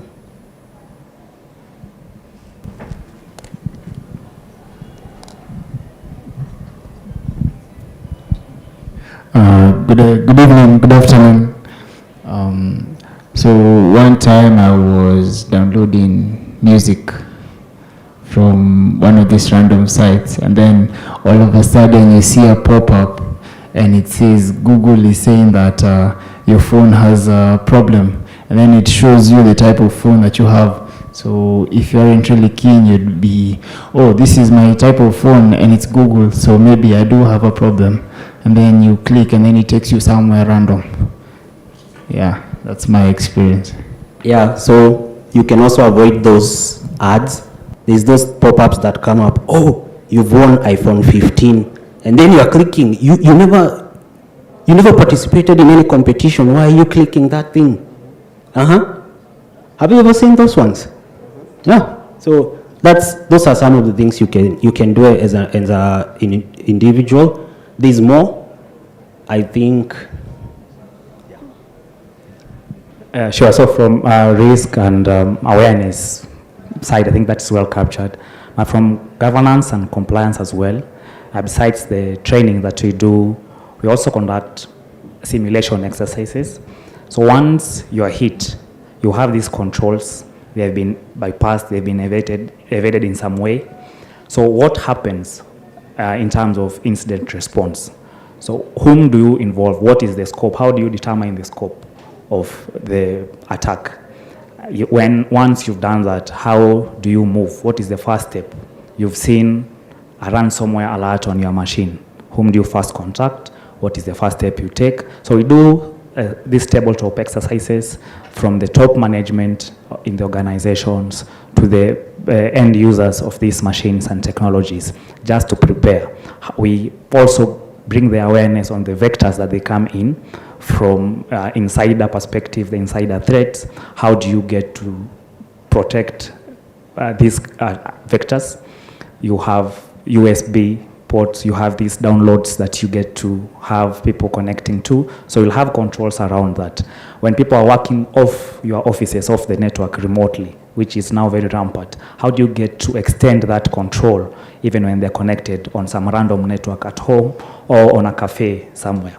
I just learned that when you have a meeting, most of the time when you have a business meeting at a cafeteria somewhere, people tend to ask for the Wi-Fi password before the menu. So they just first, before they even get to sit down, they call on the waiter and you ask them, what is it? Have you already decided? No, I first need the Wi-Fi password. So you wouldn't even know what you're connecting to. But now, once it is happening, what do you get to do? Are you aware on what to do? So some of us may not have paid the ransom, probably because they don't have the money. But we had a story earlier in the day of an organization that got to pay this amount because they could afford, because they were trying to protect their reputation, but still hit them, and they did not get to recover what they lost through the encryption. Oh, okay, sounds interesting. So I know, Steve, you were once a SOC analyst. Okay, yes, you still do a bit of SOC analysis, isn't it? So what's the most interesting incident response of late that you've encountered, if you don't mind sharing? All of them are interesting. Anytime we have an incident, is always interesting. We have an incident, it is always interesting. You want to see it end to end. But what I probably can answer it this way. What we are seeing currently that is on the rise, we have a very high rise in ransomware attacks. There's a high rise of phishing attacks, and you're also seeing an increase of DDoS attacks. So besides the threat, internal attacks that you're seeing, so these three are very key on our dashboards right now. Interesting is the research by the Cybersecurity IBM Report 2023. On an average, an organization would take 277 days to detect and respond to a breach. So for us, what is really interesting is how fast do we get to respond, because attacks are inevitable. You will always be hit somehow. But how fast are you able to pick it and respond? So for us, that is normally the key. From a SOC analysis perspective, one of the KPIs is the time to detect and time to respond. So when you are hit, how fast are you able to pick it, and how fast are you able to respond and restore services? So for us, that is key. Many incidents happen. Most of us are aware of the DDoS that we're experiencing the other day. There are many that probably are not yet in the public domain, but we get to see some are not yet successful, because for a cyber attack, there is a whole continuum, right from reconnaissance to action on that objective. So at what point are you able to pick this up? Is it at the point that the perpetrators are scanning your network, understanding your setup, or is it at the point that they are sending in this attack? So at what point do you get to pick? So it is very key for us how far we get to pick and how we can correlate with different other vectors within the organization, getting to understand who the patient zero was, how fast are we able to remediate, and what are the key lessons. So we also have a very robust knowledge share where we can pick on key learnings, what we've seen in the past, what we are seeing across the industries. And from a collaborative perspective, we get to also work hand in hand with threat intel platforms, getting to understand what is happening globally and also what is happening locally and regionally, so that we are in a position to be proactive in terms of controls and awareness. Okay, thank you. So I think we'll have questions from the audience, please. While we're having that, George, I'm curious, why is education institutions the most attacked? Like every single time, like every time I go and look, it's always education institutions. What are you guys doing? It's more like what we are not doing.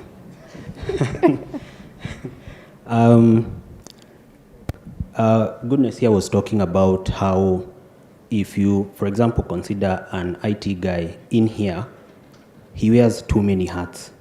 Like for me, I have to deal with the servers, the network. There's a bunch of stuff I need to do. So it's super difficult to like have your eyes on those things all the time. So, and that's where now the attackers get you. Secondly, I don't know if it's the case with this university or any other university, but I've seen there's a knowledge gap between, let's say, I call myself a youngster, and the, let's say, faculty people who are a bit older. You find a a professor, sorry professor, not specifically you, but a professor, now George, come. So they call me and then they can't even handle their laptop. So there's that knowledge gap. And case in point, I had a case some time back where we had put some contacts on our website for the faculty. Then one day, a guy gets called, a lecturer, and then someone calls them and tells them, so let's say, I'm being called about Goodness. So the guy calls himself Goodness. He's my colleague. Oh, so now my son is very sick and I need like 15,000 shillings. Please send it to my number right now. And the lecturer didn't even try to figure out, that's not his number. He just sent the money. And it's actually a bunch of them who sent until the next day when I was hearing the stories and I'm wondering, you could have called back or called another one of your colleagues to actually confirm the story. You don't just send money like that. So, you see, that's a knowledge, because if it was me, I would have to call you or email you or WhatsApp you, whatever I need to do so that I can collaborate this information before sending anything. So we've had same cases with guys pretending to be procurement, and now they are getting money from other people. So I'd say there is a knowledge gap, and secondly, I don't think we've done enough of the awareness. People don't know these things. I don't blame some of them. People, they don't know, or even if they do, some of them, they're just choosing to be ignorant about these things. Because right now, when Goodness and Steve are speaking, they're speaking from the view of not an institution, but a business. So someone seated here might think, these are just business things. Those guys can never get to me. They'll get to you. You should know that. And that's what's happening in our universities. Yeah. So is it that there's no budget for cybersecurity? It's not prioritized because they don't see it as a business, or Yeah. So the main issue is the other panelists who are here. They talked about how ICT is never seen as an integral part of the university, or let's say running the institution. They're just seen as a technical team where he actually said where you call them when the projector is not working, which is actually true. You don't want to know the number of times that I've actually done that. So with all my knowledge, I get called to fix. So anyways, I think,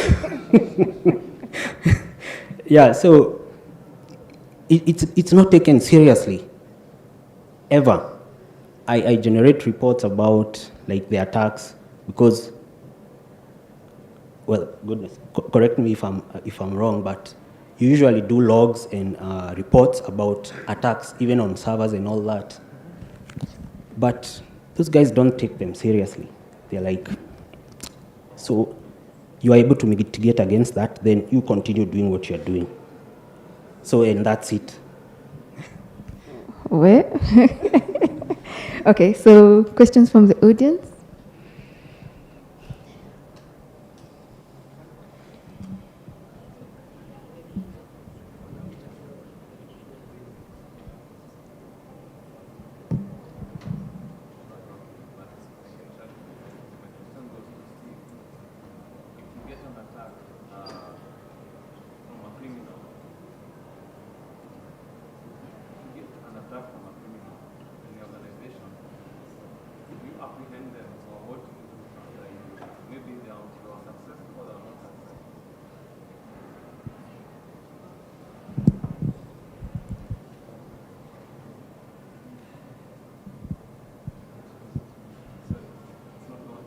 So you're asking if,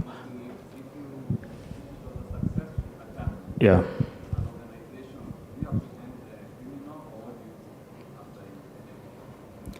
So I'll probably repeat the question for the benefit of the audience. If we have a successful attack, and whether it's successful or not, what happens? That's your question, right? So for us, there's an incident response plan. At the SOC level, first is the speed of how to detect, of course, through all the best practice and the processes that are in place, okay? Once we identify, our key job as an analyst is to restore, recover, remediate, making sure that it doesn't spread, okay? Now, once we identify, because that is also a part of the processes, once we identify who the perpetrator is, we get to hand it to a different team. So we hand it to probably, it depends with what the case is. If it is a fraud, there's a fraud team that will pick it from there.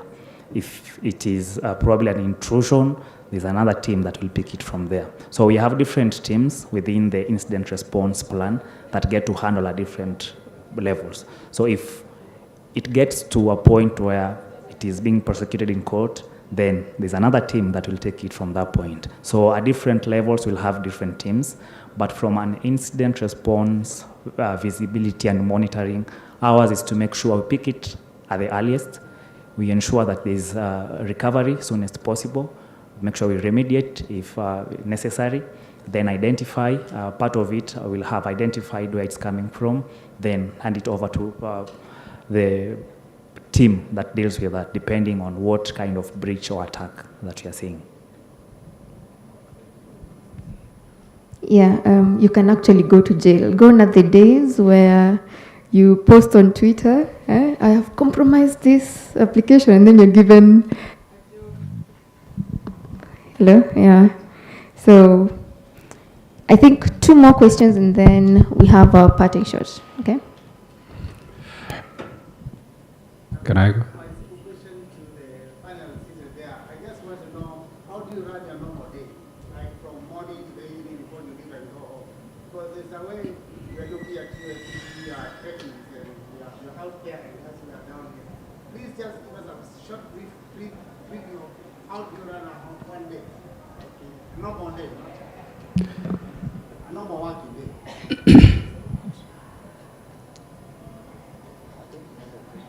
I hope you have gotten my question. I was asking a normal working day. How do you run your normal working day? From beginning in the morning to the evening. Don't tell us about after work. Okay. Thank you, Prof. Yes, I wanted to answer your question about what happens to institutions of learning. And it's obvious, you know, if you went to a home where there are children, then sugar gets finished very quickly. So here in the university we have young people. Let me just give you one scenario. I just came in through the security check in the morning, and they were checking whether students have ID cards or exam cards or something. Then one lady just went in, and then another one came in and realized she doesn't have the card.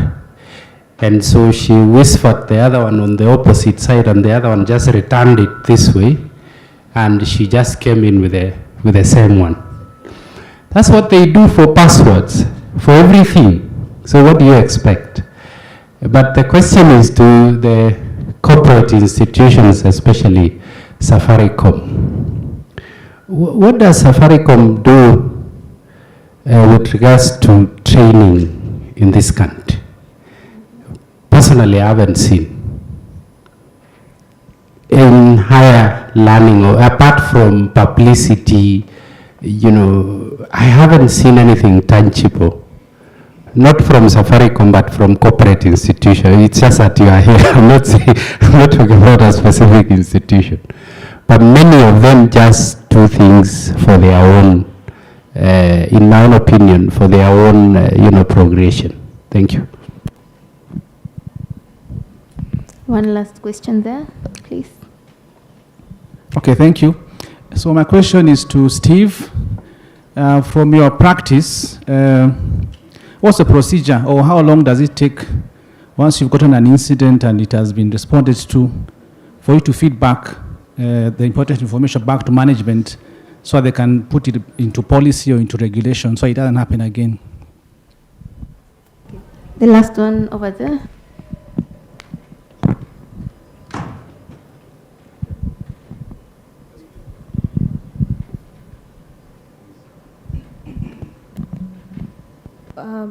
Okay.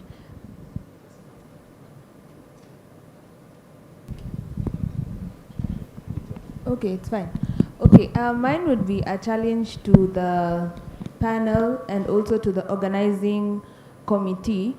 We're having a discussion in regards to defending systems, and yet there is no demo or practical, so that we can see how vulnerable we as individuals, more so, okay, institutions, university students, lecturers, professors, how vulnerable are we in regards to, one, our data, and two, applications we use on our phones. Like, we're having the discussion, but practically speaking, there's no demo to show how vulnerable we actually are in terms of cyber and data. Okay, I've never seen a panel with demos, but maybe you'll be the first ones. Yeah, that's a nice one. So I've seen many demos all over, but yeah, they never do technical sessions, so that can be a challenge for us, yeah? Yes, so over to you, Steve. So a day in incident response. So how it looks like in Safaricom. The incident response monitoring is 24 hours. So there are shifts, analysts. We have an analyst on shift every other time. We have some who are on standby in an eventuality that the one on shift monitoring has to step aside or probably attend something. We have someone taking up. Then we have another team that does level 2, level 3 analysis, that is in terms of monitoring and response. But the day begins, or probably starts from a meeting, getting to analyze what the previous shift was like. So we have these calls every morning, getting to see what happened for the last period. So everyone on the team is hands-on, from the threat intel team, content engineering, the GRC. We have everyone on board for that call, getting to understand what is the status, what have we seen, what was the response like, and how can we improve on that, okay? So besides that, the other operations, before we even get on board, before the SOC would start running, you'd get to see, and goodness mentioned that, to see the assets that you're monitoring. Where do they sit? Who accesses these systems? And what are the use cases? What are you actually monitoring? What is of importance to you when you see this activity? Why would you want to attend to that and not the other one? Okay, so that is what it looks like. So that happens in the morning. Normal operations during the day, with in parallel having other systems getting onboarded, getting to fine tune, making sure we have very few false positive and no false negative. So doesn't look good because we can't see, but should look good because it is actually good. And we have all these alerts coming in. We make sure we manage the alert fatigue coming in. Probably just to throw in a number, in a good day in Safaricom, we have about 35,000 events per second coming in. So that is what an analyst should be dealing with every other day. So every second you have about 35 to 38,000 events coming in every second. Now it is the work of the content engineering team to make sure that these events that are coming in, we only pick what is of essence, what should be investigated, and what should be followed through, okay? Shifts are 24 hours. When you're manning the team, you expect to be called anytime. Of course, we have we have a pool of analysts and incident response managers who will help, and we have also a rota that will help manage that. When someone is not available, who is the next person to reach out? And when there's a particular incident, who is the key person to speak to? If there's an attack to a critical system, let's say it's an M-Pesa system, we don't need to call the marketing team. But at some point we may need them because probably some of the customers are there, so they need to reach out. So at what point do we call in PR team? At what point do we involve the legal team? At what point do we involve the top level management? So there is all that process. And probably just to also touch with what our professor was asking. So we have key performance indicators. Once an alert is triggered from the system, or an incident or event is triggered from the system. So one of the key indicators is the speed by which it comes up to the channel.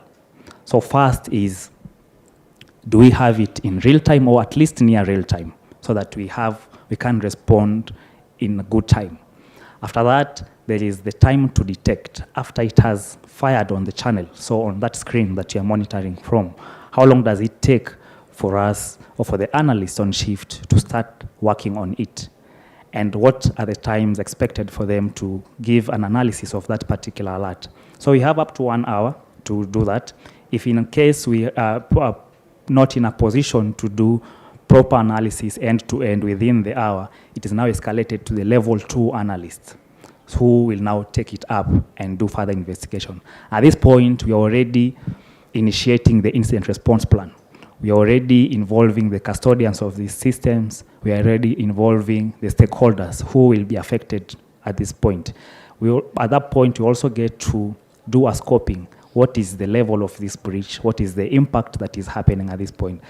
Some of these breaches, once it is confirmed, once it is addressed, they will be turned into policies immediately, because it points to a gap that probably may not have been seen before, or probably that was not captured, or an area that may not have been well prepared for. Case in point, the denial of service. It would be interesting, and I'm still hoping to see organization getting to have such kind of tests. I don't think it's even ethical to just test to see how resilient you can probably manage such kind of an attack. And from what we are seeing, we are having these attacks at different levels. So we'll have it probably at the application level, we have it at a network level, we have it from different attack vectors. So the speed through which we respond at, the gaps, the clarity that we get to see from those reports will get to inform how fast they'll be implemented as controls, how fast they'll be adopted as policies, and how well we can get to also share that knowledge with the wider industry to pick from our experience and also just be aware of that and be proactive from their perspective in terms of implementing this. With the partnership with other institutions, probably from an education point or awareness point, I think that is still an area that I'd say from Safaricom is still an area that is a work in progress. I haven't seen much. If there is, probably it has not gotten to my level yet. Probably it's a very top level discussion. But there are internal discussions that we do. We get to reach out to different institutions from a very, I'd say, small scale. But we reach out to academic institutions from different functions. We can reach out, I remember, Jolene, you are running such a program as well when you're still in Safaricom. That's about more than 5 years back. So we reach out to institutions, getting to partner with different institutions, getting just to drive that awareness.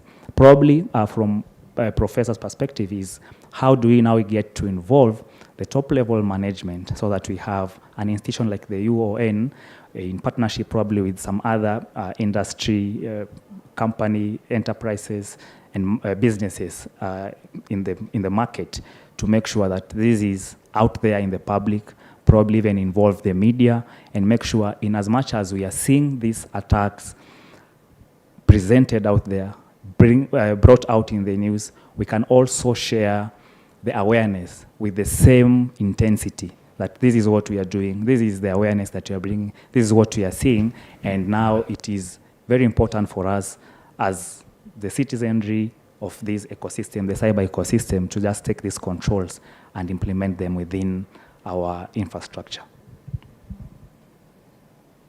I believe I answered all of them.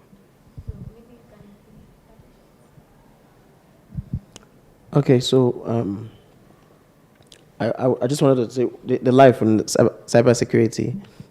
Currently, of course, I handle many things, but currently, like 3 months ago, and again, that's what we're currently doing. We digressed a little bit from what is the norm in our organization, because we are looking at designing cybersecurity solutions for Africans by Africans. Most of the cybersecurity solutions, products that we have today are products that came from outside. And that is part of the reason why we will continue to have more and more issues with combating our own unique cybersecurity solution issues. So one of the things that we have done is to start to develop cybersecurity solutions. One of the things that we have, one of the major focus for cybersecurity solutions is looking at, one, your mobile application. And so my day-to-day process today ensures that our mobile application platform, which we use for carrying out scans of mobile applications, APK files, IPA files, protecting those mobile applications against reverse engineering, also protecting it using artificial intelligence and machine learning. A use case in point is if you are using a bank app, for example, and you log onto your bank app and carry out a transaction here in Nairobi, for example, 5 minutes later, that's another person is a log on to that app from the United States. Our platform that we have locally developed can be able to identify that is an issue and automatically block you. So this is what we are developing locally. We feel that by using Africans to design or develop solutions for African issues, we are able to combat the cybersecurity issues that we currently face. And as a word of pattern, it's always said that in cybersecurity, there are two types of organizations. But let me now use the word two types of people now. Those that know that they have been hacked and those that don't know that they have been hacked. So as each one of you is sitting down, ask yourself, where do I stand? Because the truth is that whether you like it or not, you have been hacked. Whether you like it or not. The question is, do you know? Or you may not know. Because you may think that your hacking will be something very, very as big as a hit on Safaricom, for example, or a hit on a big bank. Or it could be as small as you just tapping a link and going to another place and forget to use your password. So that's one of the things we're going to start looking at. How to prevent ourselves as individuals and as organizations by using tailor-made African designed solutions to combat our African cybersecurity issues. Okay, so from my side, me and my team at the university, so we have developed sort of custom ways of dealing with the attacks and monitoring and also working on ways of mitigating. The main reason we've been working internally to generate those solutions is, one, of course, funding. That's the major issue. So you find actually most of the softwares we use are open source. It's not that open source is bad. It's actually, there's a lot of software which are open source and they're very good, but it would be better if we had custom tailor-made specifically for our own situations. So anyways, so that's what we do every day. And also because actually, because it's our own thing within the university, we've come up with ways. For example, when I'm seated here, I have an app on my phone that can tell me how the network is working or if there's any issues. Yeah, so we've come down to making such kinds of things. I'm pretty sure these guys, they have such things, but us, we've had to develop our own.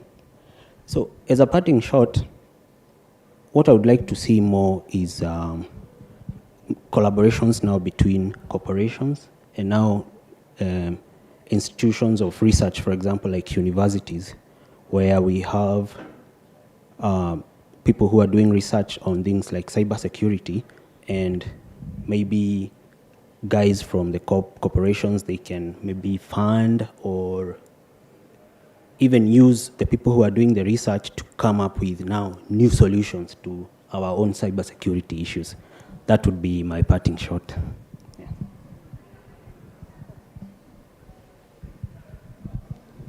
My parting shot would be to probably ask, we get to join such conferences and get to participate. For organizations, most of the time it would be very hard to find an organization just setting up, as Prof was alluding, setting up an organization just for purposes of awareness, but you'll have teams within the organization reaching out in different capacities just to make sure that they get to share this information.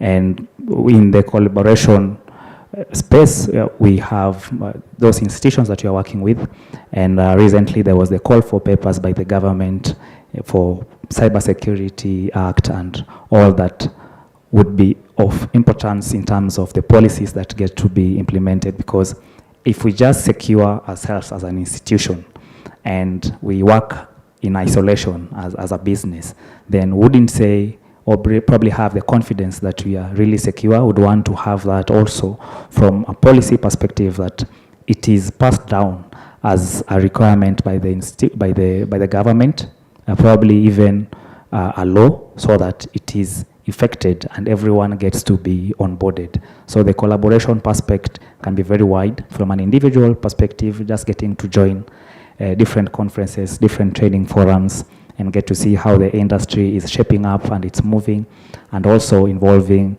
institutions like academic institutions and the government in sharing experiences and helping also creating these policies and shaping up from experience and what we've seen working and what is not working.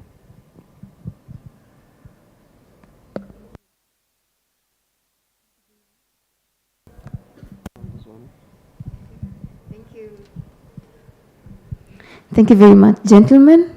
That was amazing. Thank you very much for sharing your expertise. Yeah.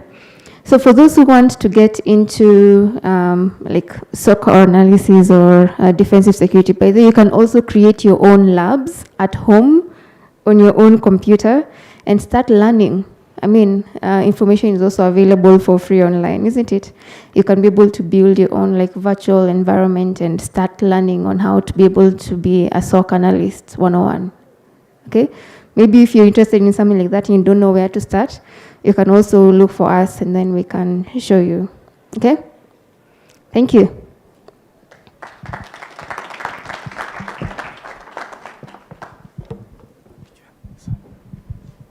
Wow. There's someone I'm not seeing. Oh, I can see him. Okay. Announcement. The committee, the secretariat of the committee on ICT will be here listening to your views. The committee will be here listening to your views on how we structure or formulate cybersecurity framework. Tomorrow, we have a very tight, exciting program. I will not reveal it now, but it's going to be tomorrow. From the African perspective, there is always an opening and a closing of each day of celebration. We are calling it a celebration.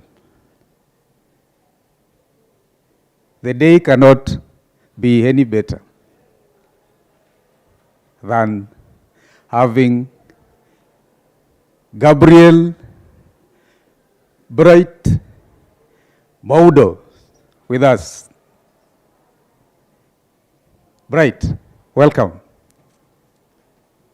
Please clap for Bright. He's going to introduce himself, and then we will close the session for today, and we'll see you tomorrow. Hi, everyone. So, he's so used to my dad, who's Gabriel, but we share a very similar name. That is why. I think I am very similar to my dad, but we're different. Yes, yeah. Anyway, good evening, everyone. Yeah, I've been given only 10 minutes to speak, so I think I will try to do as much as I can in this short time. So I'm just I'm here to, so my name is Bright Gamile Maudo. I'm a cybersecurity engineer dealing in the space of blockchain. That's the area I'm trying to move into a little bit. Good to see Geraldine here.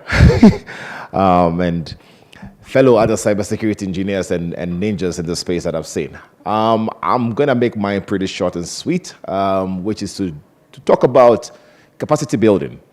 How many of you are level, between 1 and 10, what is your level of, from 0 to 3 of your cybersecurity journey? Okay. All right.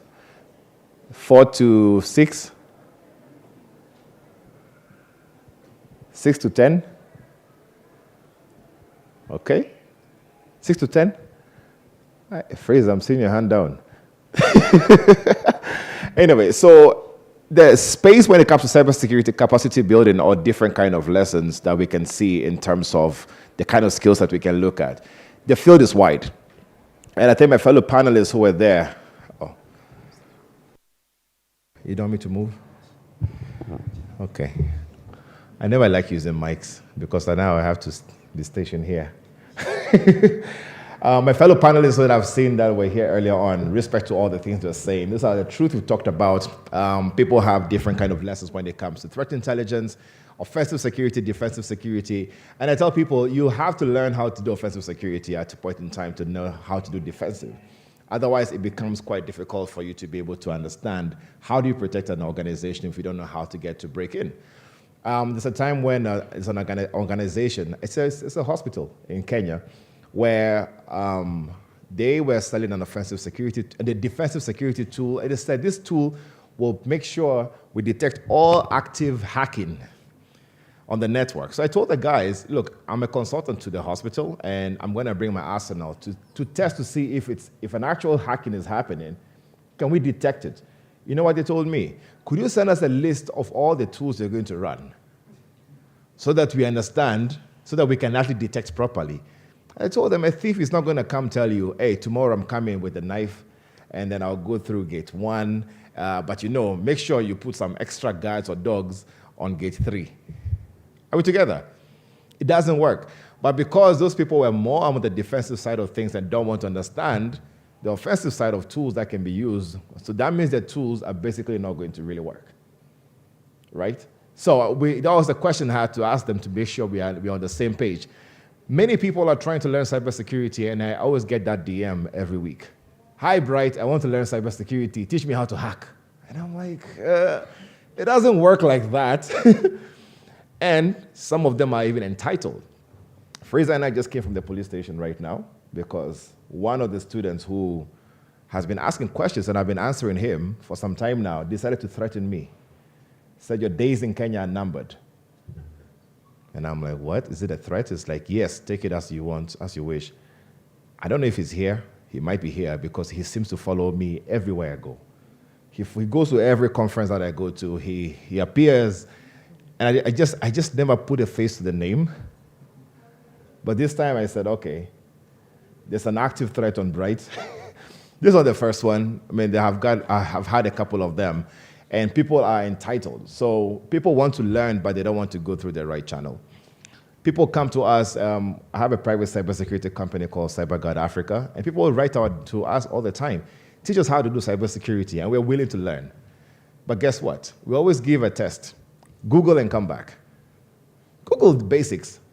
How do I get into cybersecurity? What is the basics? And come back. 90% of the time, they don't come back. Do you know why? Why do you think so? They want spoon feeding. And now people are too busy to be able to actually sit down and start teaching you alone, thinking you're the only person who has that request. Are we together? You're so lucky right now that there's so much information on the internet. And even until now, I'm still learning a lot of cybersecurity details. I don't know everything. There's some things that Fraser does, I can't do it. It's a thing my 18-year-old mentee, Mike Chesang, does. I can't do the hacking he does as fast as, Mike. Mike started cybersecurity when he was 11. And we started training him, like joke. Right now, he's a beast. call him a beast because he's one of the fastest in our team. And the reason is because this guy is so diligent, goes to read, comes back and says, this does not work. Can you show me what you know? Then we get to say, okay, this is how to do it. Even a simple thing like reporting. You know, you can know all the technical stuff to know how to run all the commands, but if you don't know how to write a report, you have failed. There's a certification called OSCP, if you heard about it, Offensive Security Certified Professional. It's a 48-hour exam. You can pass every technical hacking part of things, but if you fail the report, you fail the entire exam. Are we together? So there are different facets of things you need to look into. It's not just all about technical part of things, but there's also the interest of being able to do research, being able to understand exactly what you can learn to actually get insights from other people to assist you. So that interest has to be there. That personality has to be there. That one step forward to make sure you do something small before other people jump in is necessary. Now, we have information on the internet. There's Try Hack Me, there's Hack the Box. Hack the Box Kenya is actually led by Fraser. So talk to him. He'll lead you to all the free details there. There's so many free information out there. Then you can get extra information from other institutions that are training because you want to be a pro in different areas. You can be a person who is very technical in doing offensive security. You can be I know people who are very good at governance, like GRC, governance, risk and compliance. There are people who are really good at that.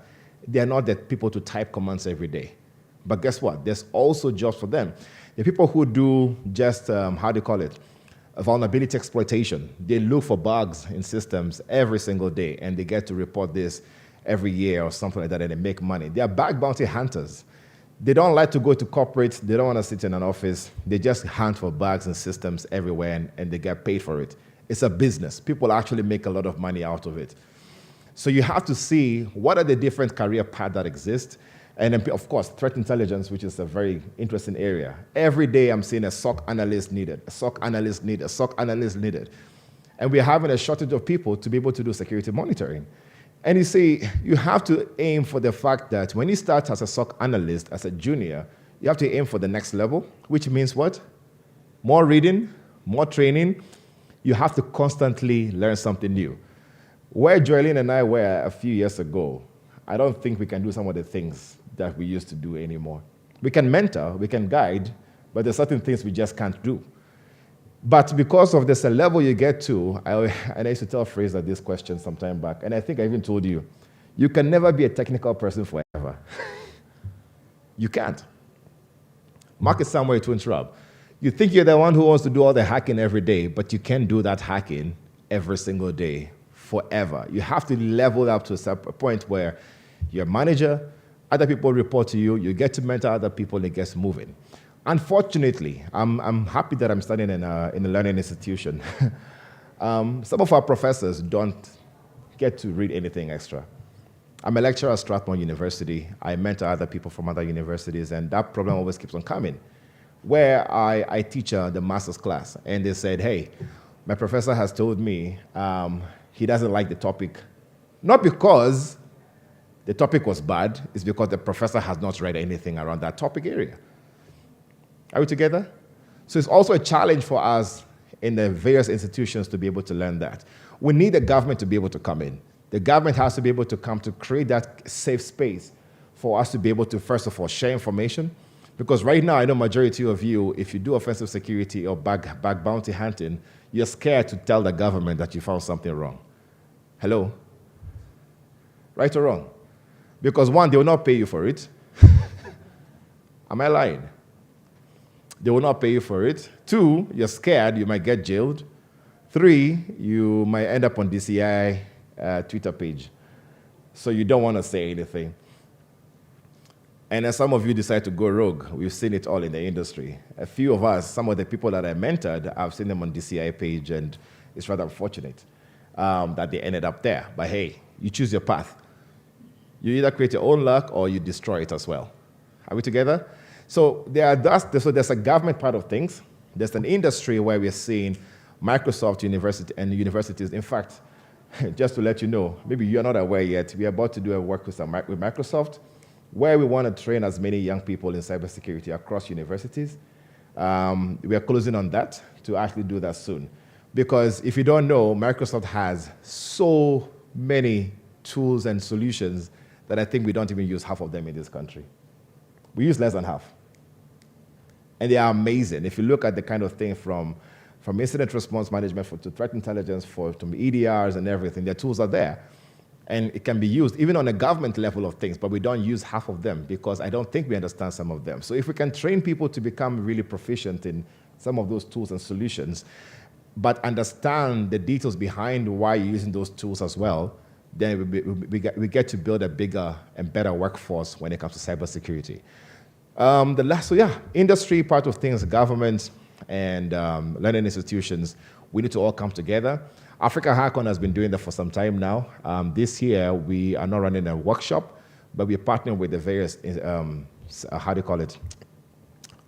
hackathons that are coming. There's B-Sides, there's She Hacks as well. Yeah, She Hacks came out of Africa Hackon, and it's really amazing to see what ladies are doing in cybersecurity in the space.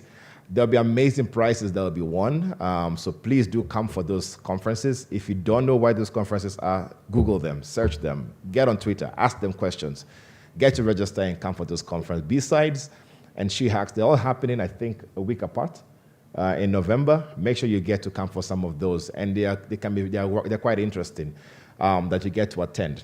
So my take is that we keep reading, we keep learning, but the most important thing, if you forget anything I've said tonight, say tonight because it's 5:30, if you forget anything I've said today, is collaboration. You can never, ever move in this industry alone. I kid you not. If you think you want to learn cybersecurity alone and be the best of the best, but you don't want to share, you can never, ever move. But if you can teach one neighbor or two, a friend, share some ideas, share details that you've learned and everything, you become a better person. Sharing is the only way you can ever move in this industry. Well, I think all industries, but this particular industry, this is how I have grown. This is how some of us have grown. Simple thing like this, simple thing. Fraser saw me on the internet, on Instagram. Fraser, just raise your hand so that they can see you. We met on Instagram, we started chit-chatting. He's like, hey, I want to learn a few things about cybersecurity, but I've done 1, 2, 3, 4, 5. I'm stuck here. I think I've read too much, so I don't even know which side to go to. But I think I want to be on this side. Then I went to speak at ZTech University for one of these sessions like this. This guy, so I'm opening the door. This dude is right outside my car. How he knew it was my car, I don't even know. But he was maybe from social media, I guess. He waited for me until I got out, and he just started carrying my bag. He wants to move with me. I was like, okay. All right, this guy is really serious about this. But before we started talking on WhatsApp, I shared materials with him. He actually came up with a list. He had an Excel sheet. I've read A, B, C, D. This I understood 80%. This I don't understand. Right? So there's progress, which I could see his enthusiasm about it. Fast forward to a year later, me being the one who was being walked around the entire place in ZTech as a guest speaker, guess who became the guest speaker a year later? Fraser. It's nice. And now I don't have to go to all presentations. If I'm not there, Fraser can speak. I don't have to go to see all clients. If I want to see a client, Fraser can go. I don't have to communicate to all clients. Even presentations, there are days I'm just listening in. I don't say a word. I don't even introduce myself. Fraser gets to do that. And that shows the level of dedication that he has. And he was a technical person, and I kept on telling him, your technical days are done. A year later, I could see the difference of the fact that he does not need to do technical commands anymore. He's the one who faces clients. He's the one who gets to review reports. The best reporting gets to be done by Fraser, trust me. So people go for master classes with him. If you want to know how to do reporting properly, he's the one who gets to do that. And all of those is growth. It's a way of his lifestyle has changed and asking questions and being in front of people. Now Fraser gets to board meetings within huge companies and is actually the one representing all of those details. I'm just using him as an example because that's what growth is all about.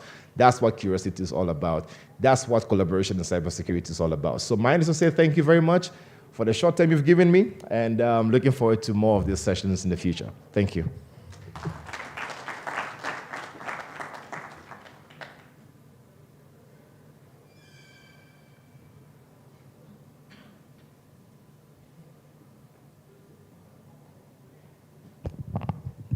Thank you very much. We will meet tomorrow at 8. Please, you're free to interact, but not until 8. You can interact in the auditorium or outside the auditorium, but not until 8, because we'll need to close the doors and prepare for tomorrow. You also need to rest, and we'll meet tomorrow. Thank you very much. I will see you tomorrow.